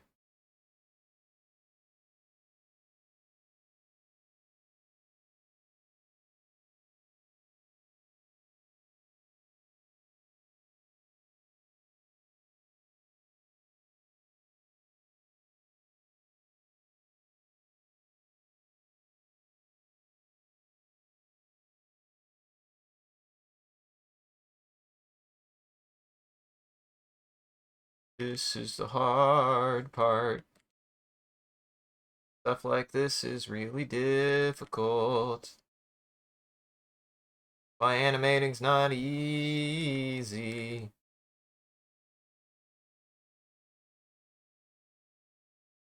It is. Animating is very, very difficult for a reason.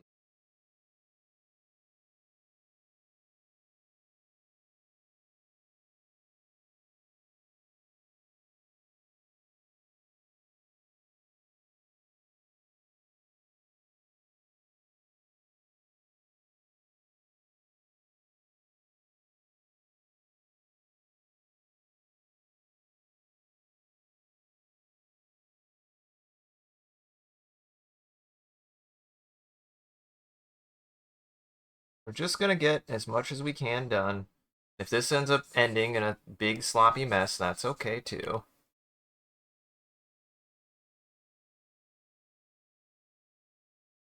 Might have to look up some references of how. And by references, I mean like just look up an animation kind of like maybe even study it frame by frame of how they do a certain amount of the motion. There's a lot to have to capture.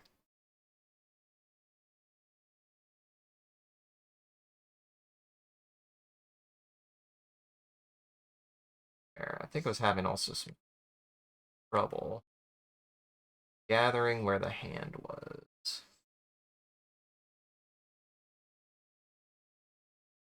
There we go.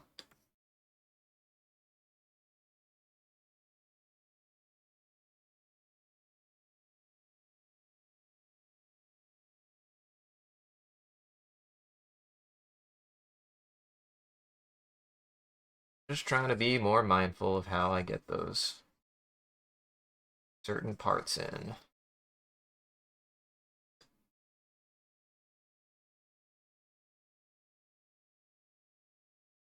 I mean, this will be pretty quick no matter what I do.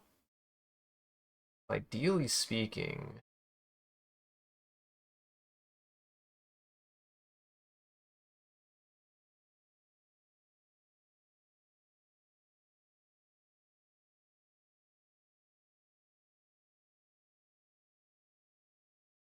whatever I get is what I'm gonna get.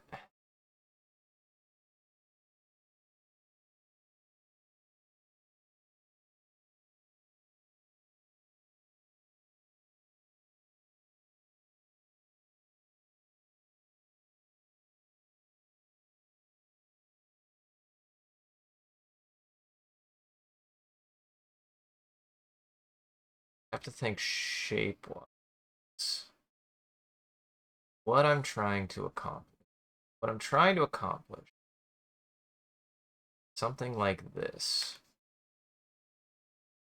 Shape-wise. Which is why I might need a tween here. But what I'm trying to accomplish first and foremost is the shape of grab. The shape of grab. Trying to accomplish the shape of grab, because that's the hardest part, is going to be the shape of grab. And actually the tween will give me, getting the shape of grab will get me the context I need to be able to tween it. It's the hardest part.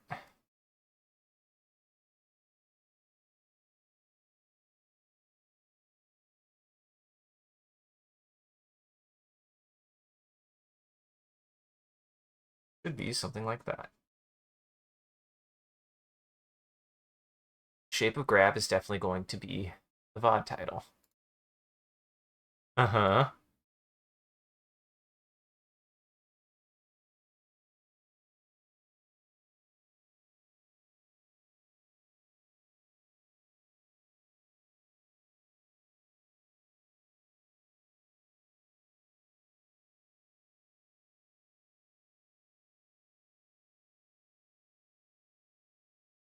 There we go.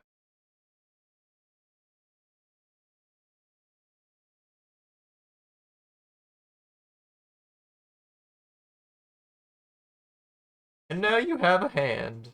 Just like that. Like, I definitely want it to have more energy, so, like, I'm okay with, like, some kineticness, some messiness to it.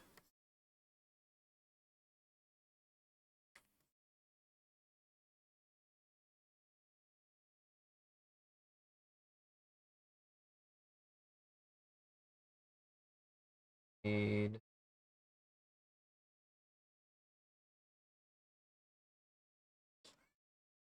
maybe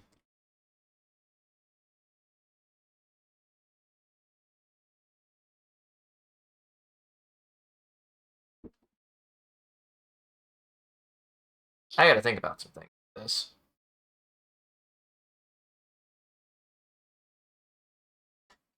Hi, sir. Hi, sir. What? Need that. Be able to turn on your skins. Think space is this one? Oh, that's all. That one's space. For now, we're just gonna keep that. And I might do something more like. And we need to find the elbow.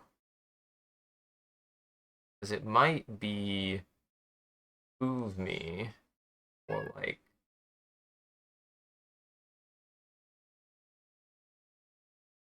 that's a tough one. That's a tough one.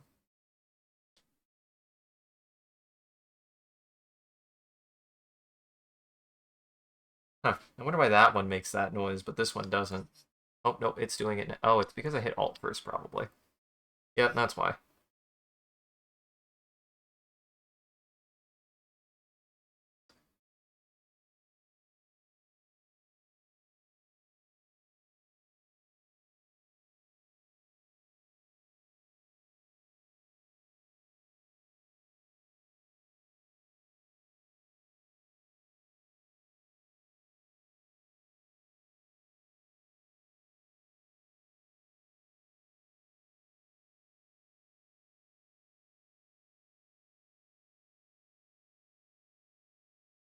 I'm just trying to think about perspective here. Might to something like this.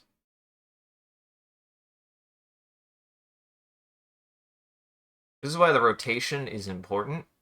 This is why the rest of the body is important. Might actually be like here.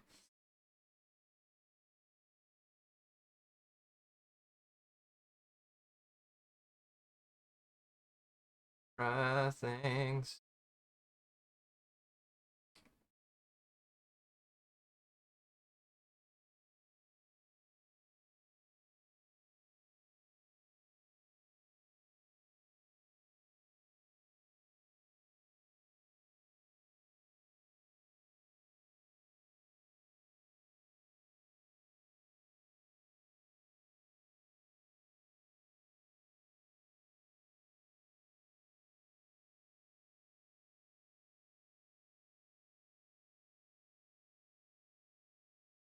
This is very, very difficult.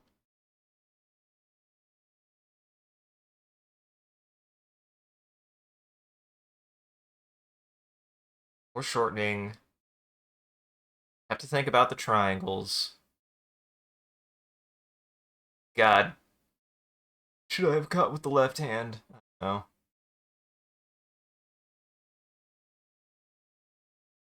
I can tell I'm getting tired now.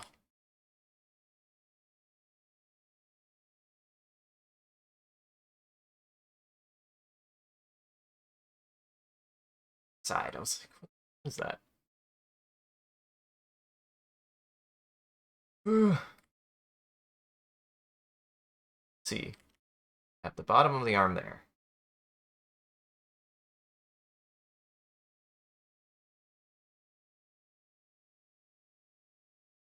Trying to think of positioning of certain things.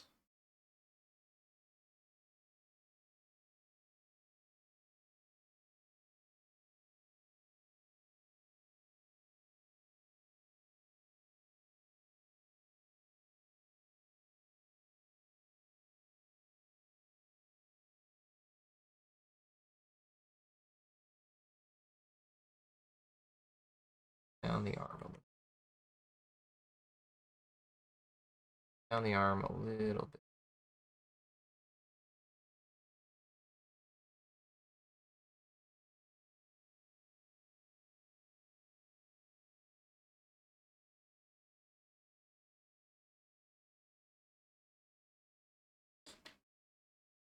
Draw something else. I just need to draw something else. Draw the rest of the person, and then draw the rest of the owl. Clearly, if you keep fighting with something too, sometimes you just need to take a step back for a second. Something else. I'm probably gonna have to draw and redraw this a couple times before I get it correct. This one's gonna be a couple of deletions, I think. Because this is a really tough pose. Like I've made myself quite a challenge here.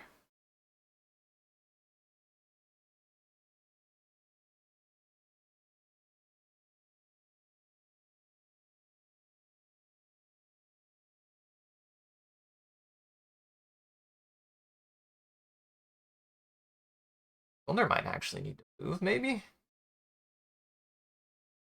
Like almost up here.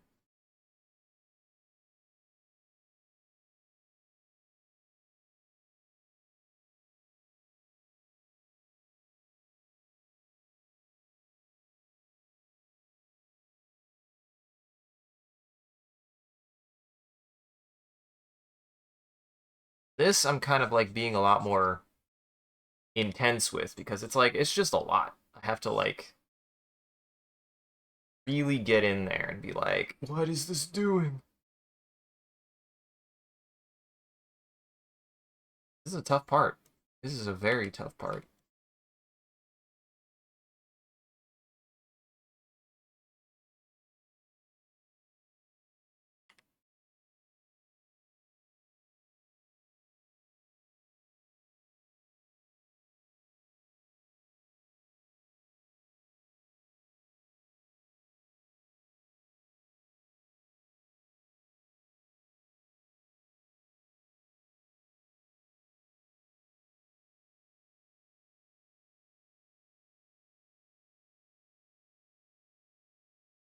Oh, that won't show.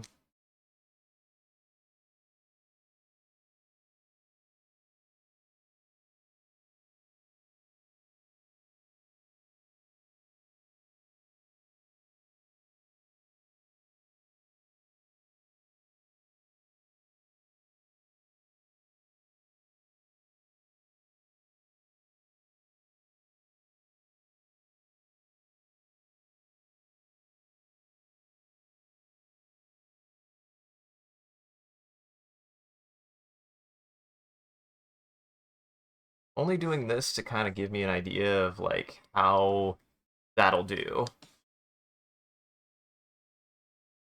Okay.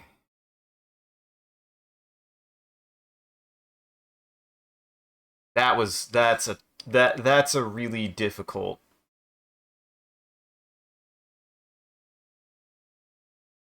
That's a really difficult frame to have to draw. What I just did, what I've had to task myself to do is not easy.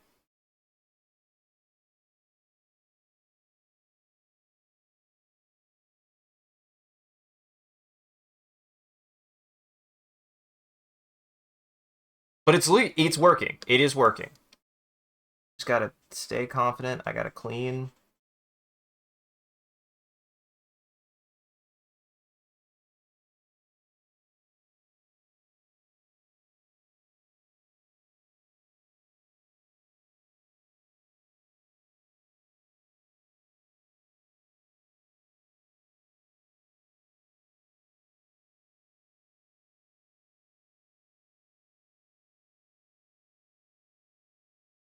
Funny.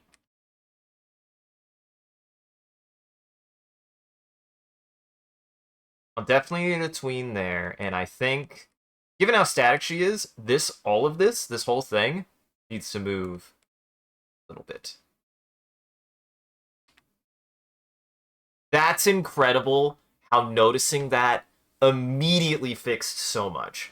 That is amazing to me. That I was like, oh, she's standing still too much. She's got to shift a little bit because she's like pushing forward. So she has to push forward on the whole, like just a little bit. And that nudge is just enough.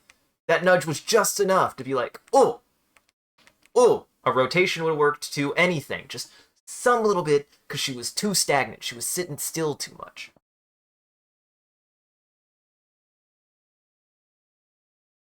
Does mean though that I probably shouldn't have done that yet, but we'll go with it. But now that I know everything's moved a little bit, it's got to stay consistent. Push forward just ever so slight. Everything else.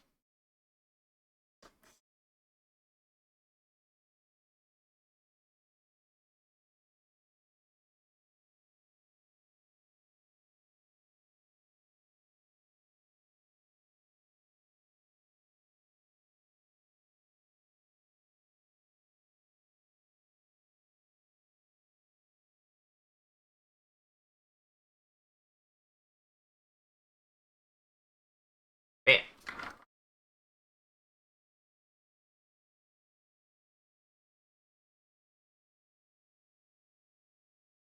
Funny is this a little bit more that way. That way it has a chance to catch up.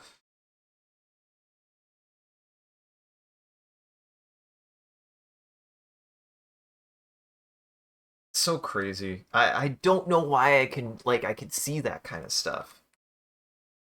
Like, I'll admit, I do not know how I was like, oh, that's what it was. She also needs to like just move forward just like a little bit. That's like what she needed. I don't know why I knew that. I don't know how. I can't explain it. You just get a sense for that kind of thing.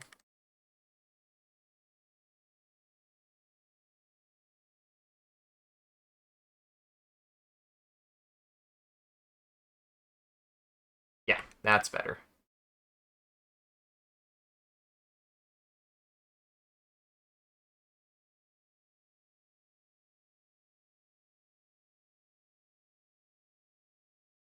Yeah, I got it. Maybe some more tweaking, but yeah, I got it now. That was a really hard frame to draw, by the way. This frame right here was really difficult. This frame was a bastard. Very proud that I was able to draw that frame because holy shit, that was hard.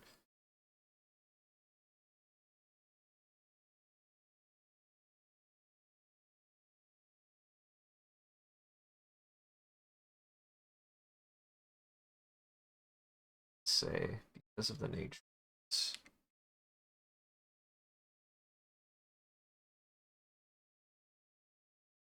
This is gonna bunch up maybe a little bit more.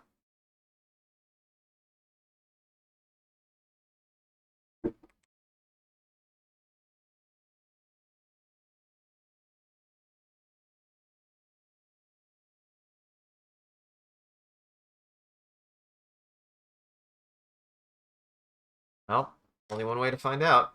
Hell yes. Okay, yeah, it worked.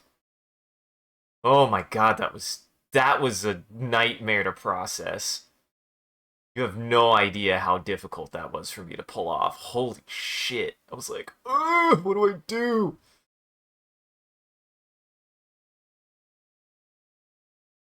Yeah, that worked really, really well. There's maybe a frame. There's a frame, a tween in here that I add. I think we add a tween in here, is what we do.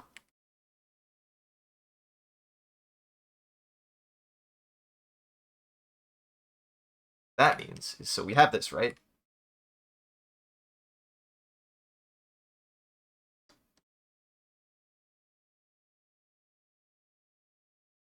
There's here somewhere.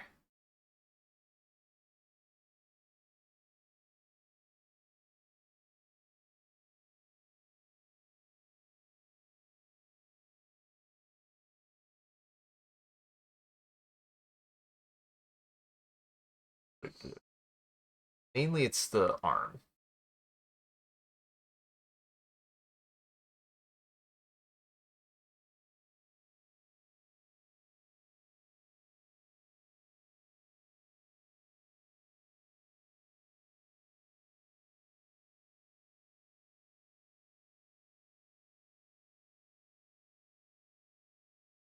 Getting into position, I think, is what it is. Is much of it is getting that hand position correct. It's gonna get the shapes in first.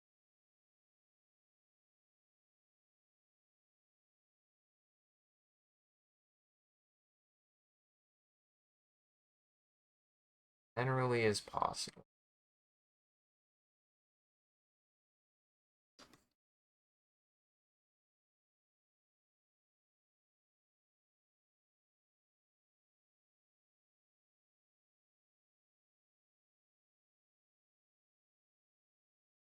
Fast.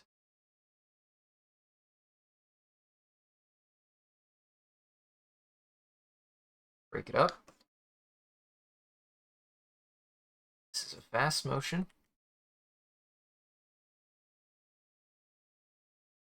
A little bit of stretch too.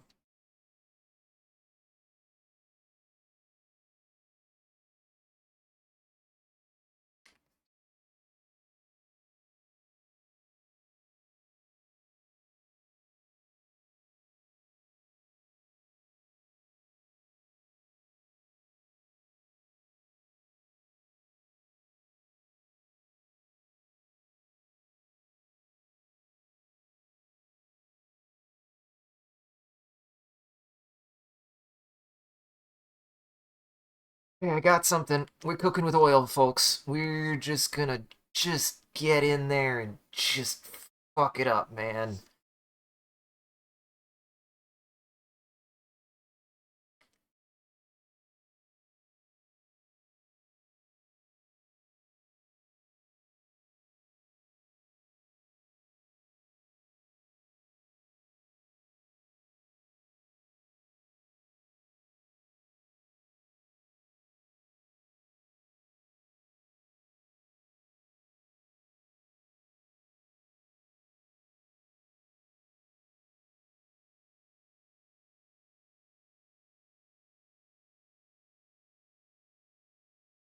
Just gonna add some details here. Stuff like that.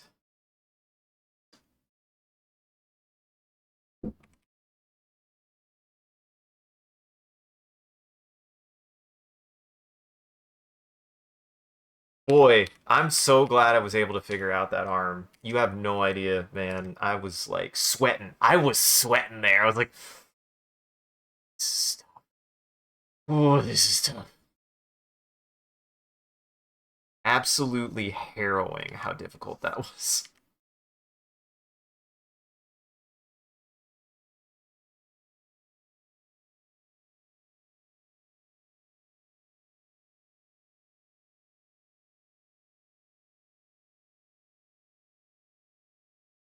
Oh, he's freaking out again. I don't even know what he's freaking out about.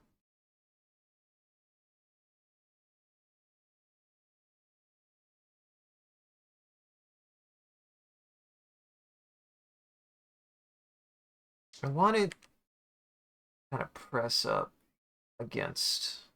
She's like it's getting folded in a little bit more.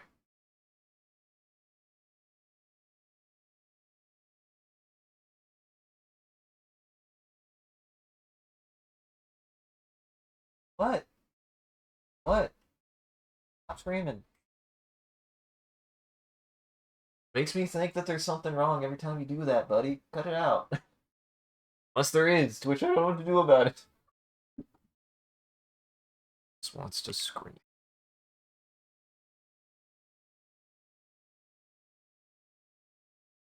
What? Calm down.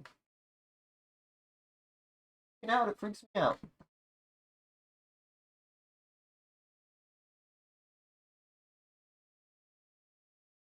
What?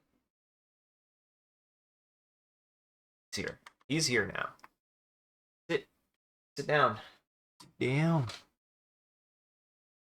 Get this last frame done, and then we'll probably call it.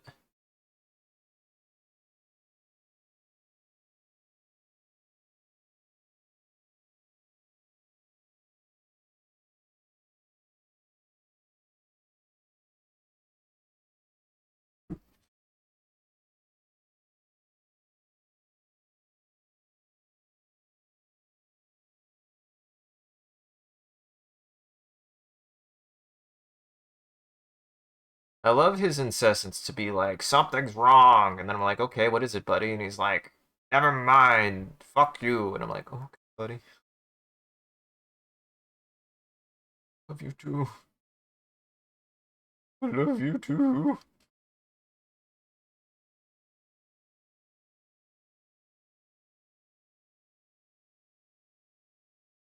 Just cat things. Just cat things. You get used to it.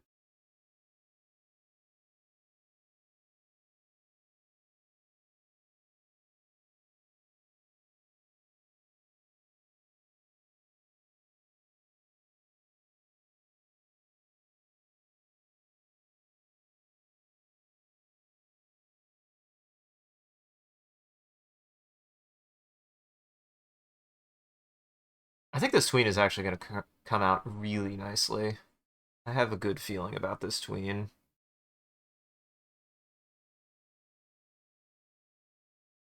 I have a very positive vibe about it.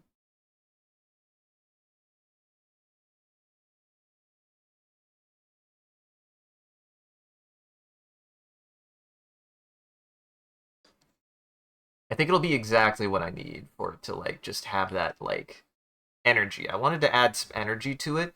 Again, the vibe here is that the character is not energetic. Her motions are energetic. Like her actual personality is very like very subdued, very uh chilled out. She's not like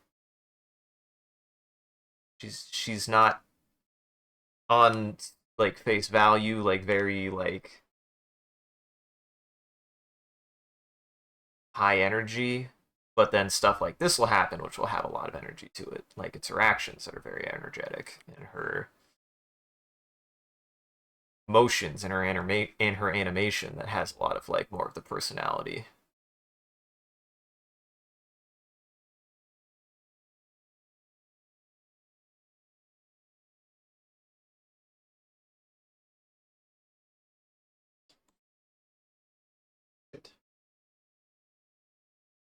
I forgot that.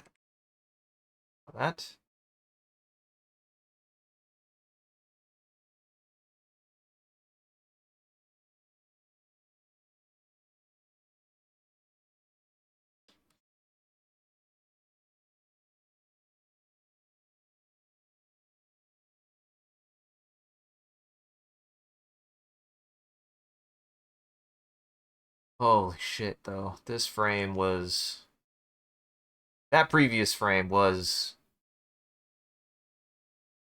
it was rough, man.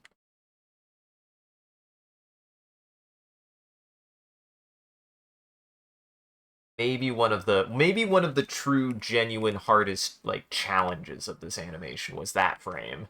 I did get it. I'm super proud I got it, but holy shit, I cannot iterate enough. That was real test. It's a test to conviction. It might be the single hardest frame in this entire animation, and it's not even the part that I thought was going to be the hardest. Yeah, I was not expecting this to be the hardest part of the animation at all.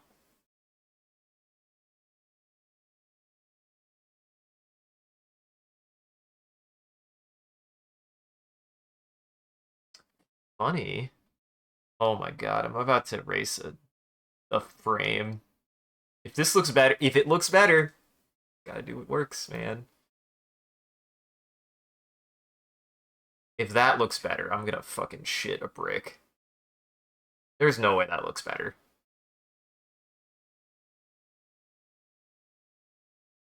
It just goes to show less is more. Throw away your art. Sometimes you make the best frame for that moment that you've ever made. Throw away your art. Do what makes the piece look better.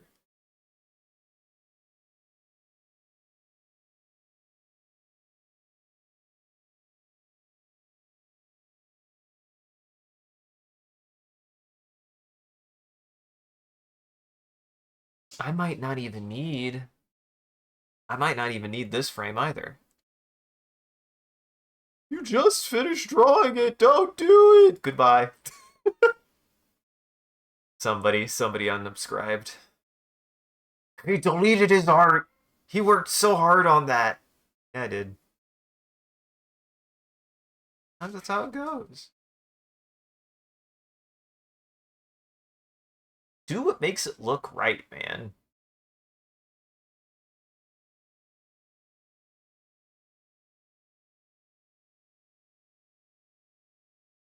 If you try something and it doesn't work, that's fine. Just gotta do what works.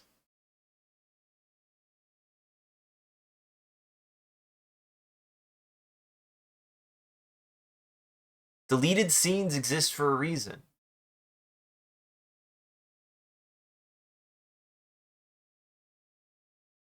Yeah. And then, because it needs to be fast, I want to be like, catch it in the air, and then you'll have a deceleration of like it going down.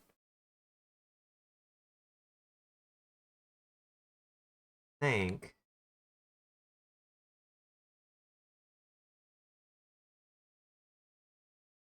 this whole frame.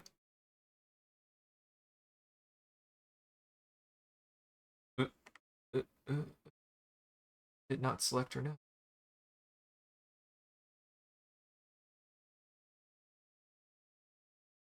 More like that. I'm gonna add a little bit more motion so that way she kind of lurches forward.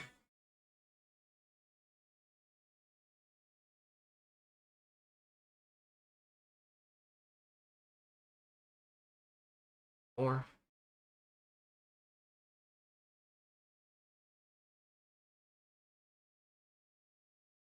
Yep. Yep. It's that easy, folks. It's not about it's good drawing helps, but it's how you use the drawings that's more important. It's how you use the drawings that are more important than the drawings themselves. You, you could put as many frames as you want into an animation. It doesn't mean you're doing the animation right. What matters is, are you getting the most out of your frames? Are you getting the frames that you need to use to capture the thing you're doing? Are you putting the things where they need to go? That's what matters. Now it is easy. We were just watching we just watched an animated film recently, actually, where you can actually add too many frames or not enough frames. Like animation comes out stupid fast. Like even if the timings are probably right for what you're wanting it to be, it means everything is like moving incredibly quickly. It's very jarring. That's hard to account for. It genuinely is. Oh no, other way.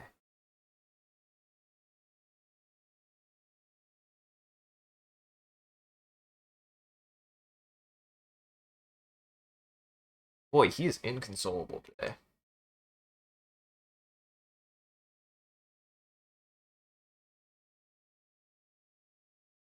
And honestly, I think I just need that impact frame.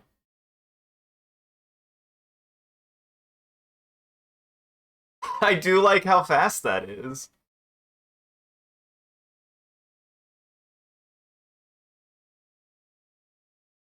So we're gonna just like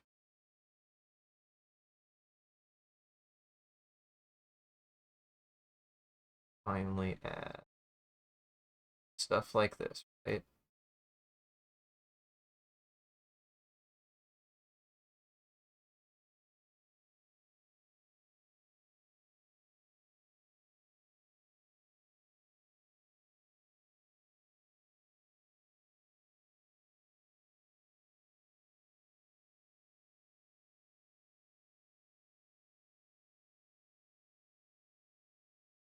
Just pepper it with some particle effects. It a little bit dirty.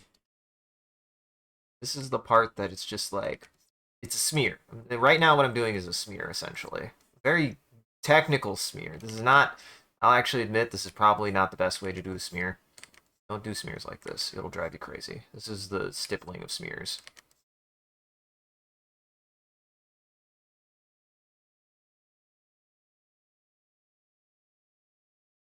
But it does look good. And then the next one is going to be like it's going to be a hold frame.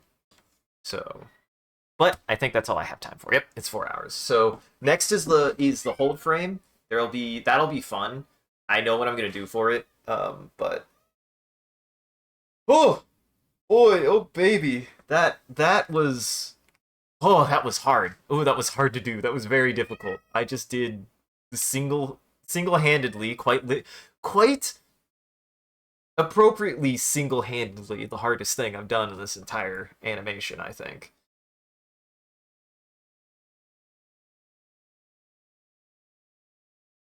Start from the beginning.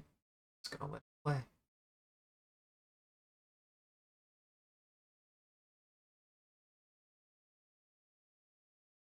Just gonna let it play.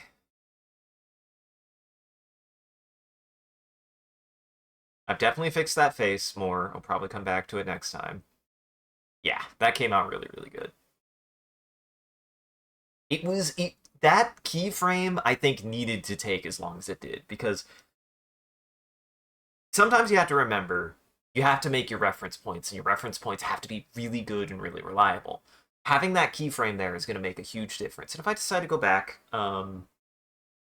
like in the future, I might be like, okay, maybe I need to just make frame waste bin. I need to make a frame waste bin that if it turns out like, okay, maybe I do need that frame, I can go dig through the waste bin and pull it out. But I think for now, just saying I didn't need that frame, trash it is better. And if I have to redraw it, then that's more practice drawing. That's the thing to remember, is with animation, with stuff like this, if I'm using it the way that I'm using it now, which is to help me like kind of to get more practice with drawing, having to redraw something like that is not going to be the worst. And I still got hand drawing practice there. That was like a really good hand, and now I know how to draw a hand better that way. Like, as well as demonstrating like, oh hey, that's how you draw a hand like that. Just turned out that wasn't the right shape, that wasn't the right place, that wasn't what I needed there, and I found a better way to get the motion I wanted, and it looks better. It looks better than if I would have had the hand there. Throw your art away. You don't have to keep everything if the piece doesn't demand it.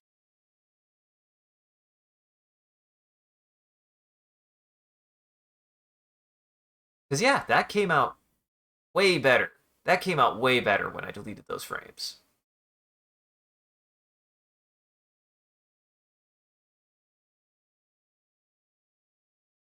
Yeah, no, that hold frame, and it was just really, that was really fun to draw. I really liked drawing that hold frame. It was quite good. So, and I definitely know what I'm gonna do with it. Like,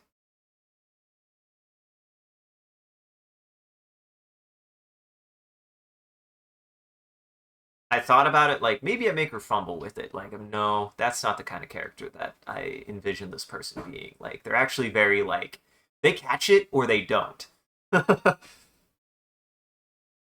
Like I said, I'm very much a, if something is gonna fall, like if I like fumble something, I do my best to catch it or make it fall lightly.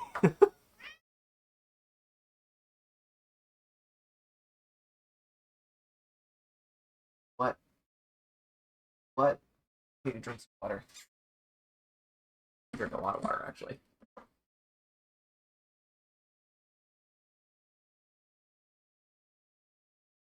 All right. Okay. Okay. We're gonna call it there. Thank you so much for joining, everybody. I'm gonna do one more thing, then we're gonna share an image. I'm gonna make an image with you guys, then we're gonna rate out. If you guys want to participate, all you gotta do is type in chat. Whatever chat says, I'll use as a reference, and I'll pop it into Bing Create, which is an image generator, and then we'll share the image before we rate out. So, to get us started,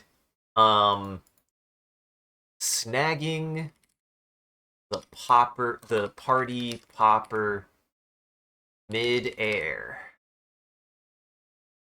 You guys want to add to that? I'll give you like 40 seconds. I'll give you 40 seconds. Let it hit 4:05. That was great. I feel like no matter what, I've made always good, consistent progress. Like, with this animation, I've either always had good polishing or good forward progress on what we're drawing. I feel like I drew a lot of frames today and only kept a couple of them. And what matters is the ones that I kept are the ones that work the most for what is happening in the parts that I needed them to be. That's what matters. And the face is the face transition there is getting much better. Like, it's getting much more consistent. Getting a much more consistent eye size and shape and all of that. So, back off. You. Snagging the party popper midair. Demonstrating Canary's great hand-eye coordination as she continues to look at the viewer, unimpressed.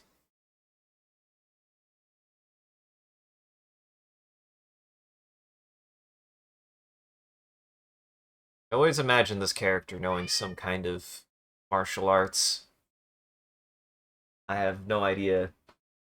I have no idea why. Probably because I like Jackie Chan. I always imagine her being very Jackie Chan. But like, deadpan Jackie Chan. Yeah, go on. Jackie Chan he's got a lot of energy. He's a very goofy guy, and I love that about him. Jackie Chan's great for that. So, she's more. I always imagine her expression and her general demeanor to be much more deadpan.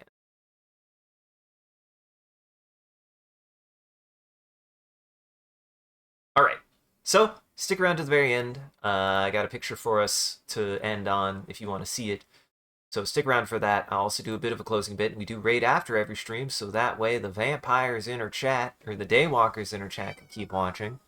Just everybody else out there, make sure to go lock your doors and windows. It's almost lunchtime. Actually, no. Go unlock your doors and windows. It's no longer lunchtime for daywalkers. Well, thank you for joining, everybody. Hope you had a good time and you enjoyed the show. If you're able to join the live show, thank you for stopping by and chat and watching. If you're watching this in the future, thank you for taking the time to go back and rewatch the VOD. We appreciate it. If you're out there and you enjoyed this and you want to see more of what we're up to, I recommend scrolling down below and following or clicking any of the links. There's a link to an Instagram, Facebook, Twitter, or Discord. I know a better way to do that. It's faster. There's a link to all of my socials and Discord down below. We post when we go live on any one of those platforms, as well as anything else that we're up to. And just generally, you can hang out with the rest of the community in there. It's a good time in the Discord. Speaking of which, a shout out to our community there and everyone who follows. You guys are a wonderful audience. We appreciate you.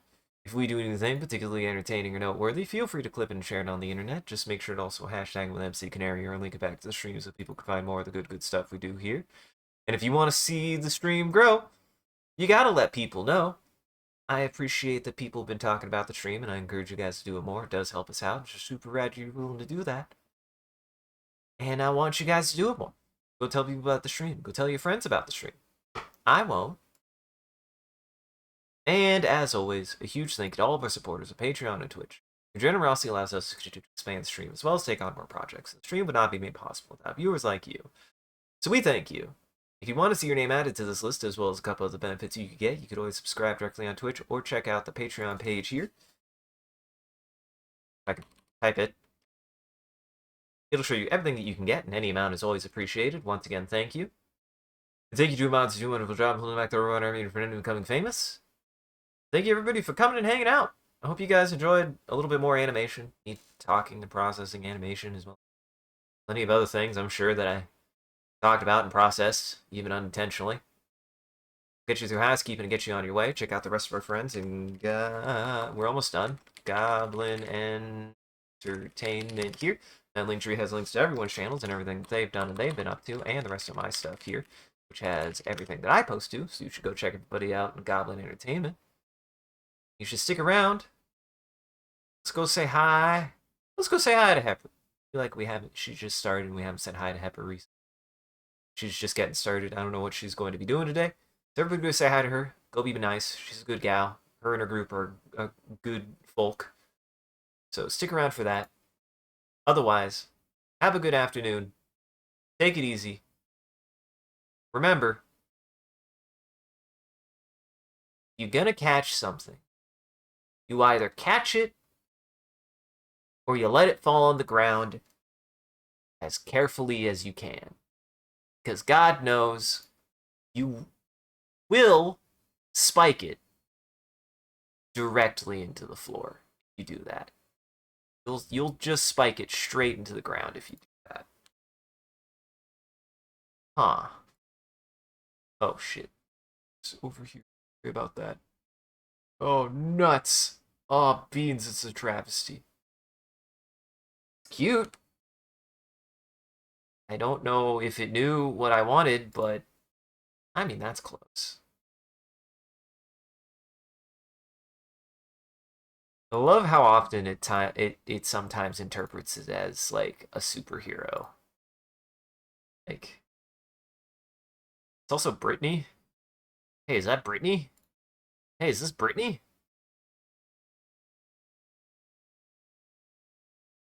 No, she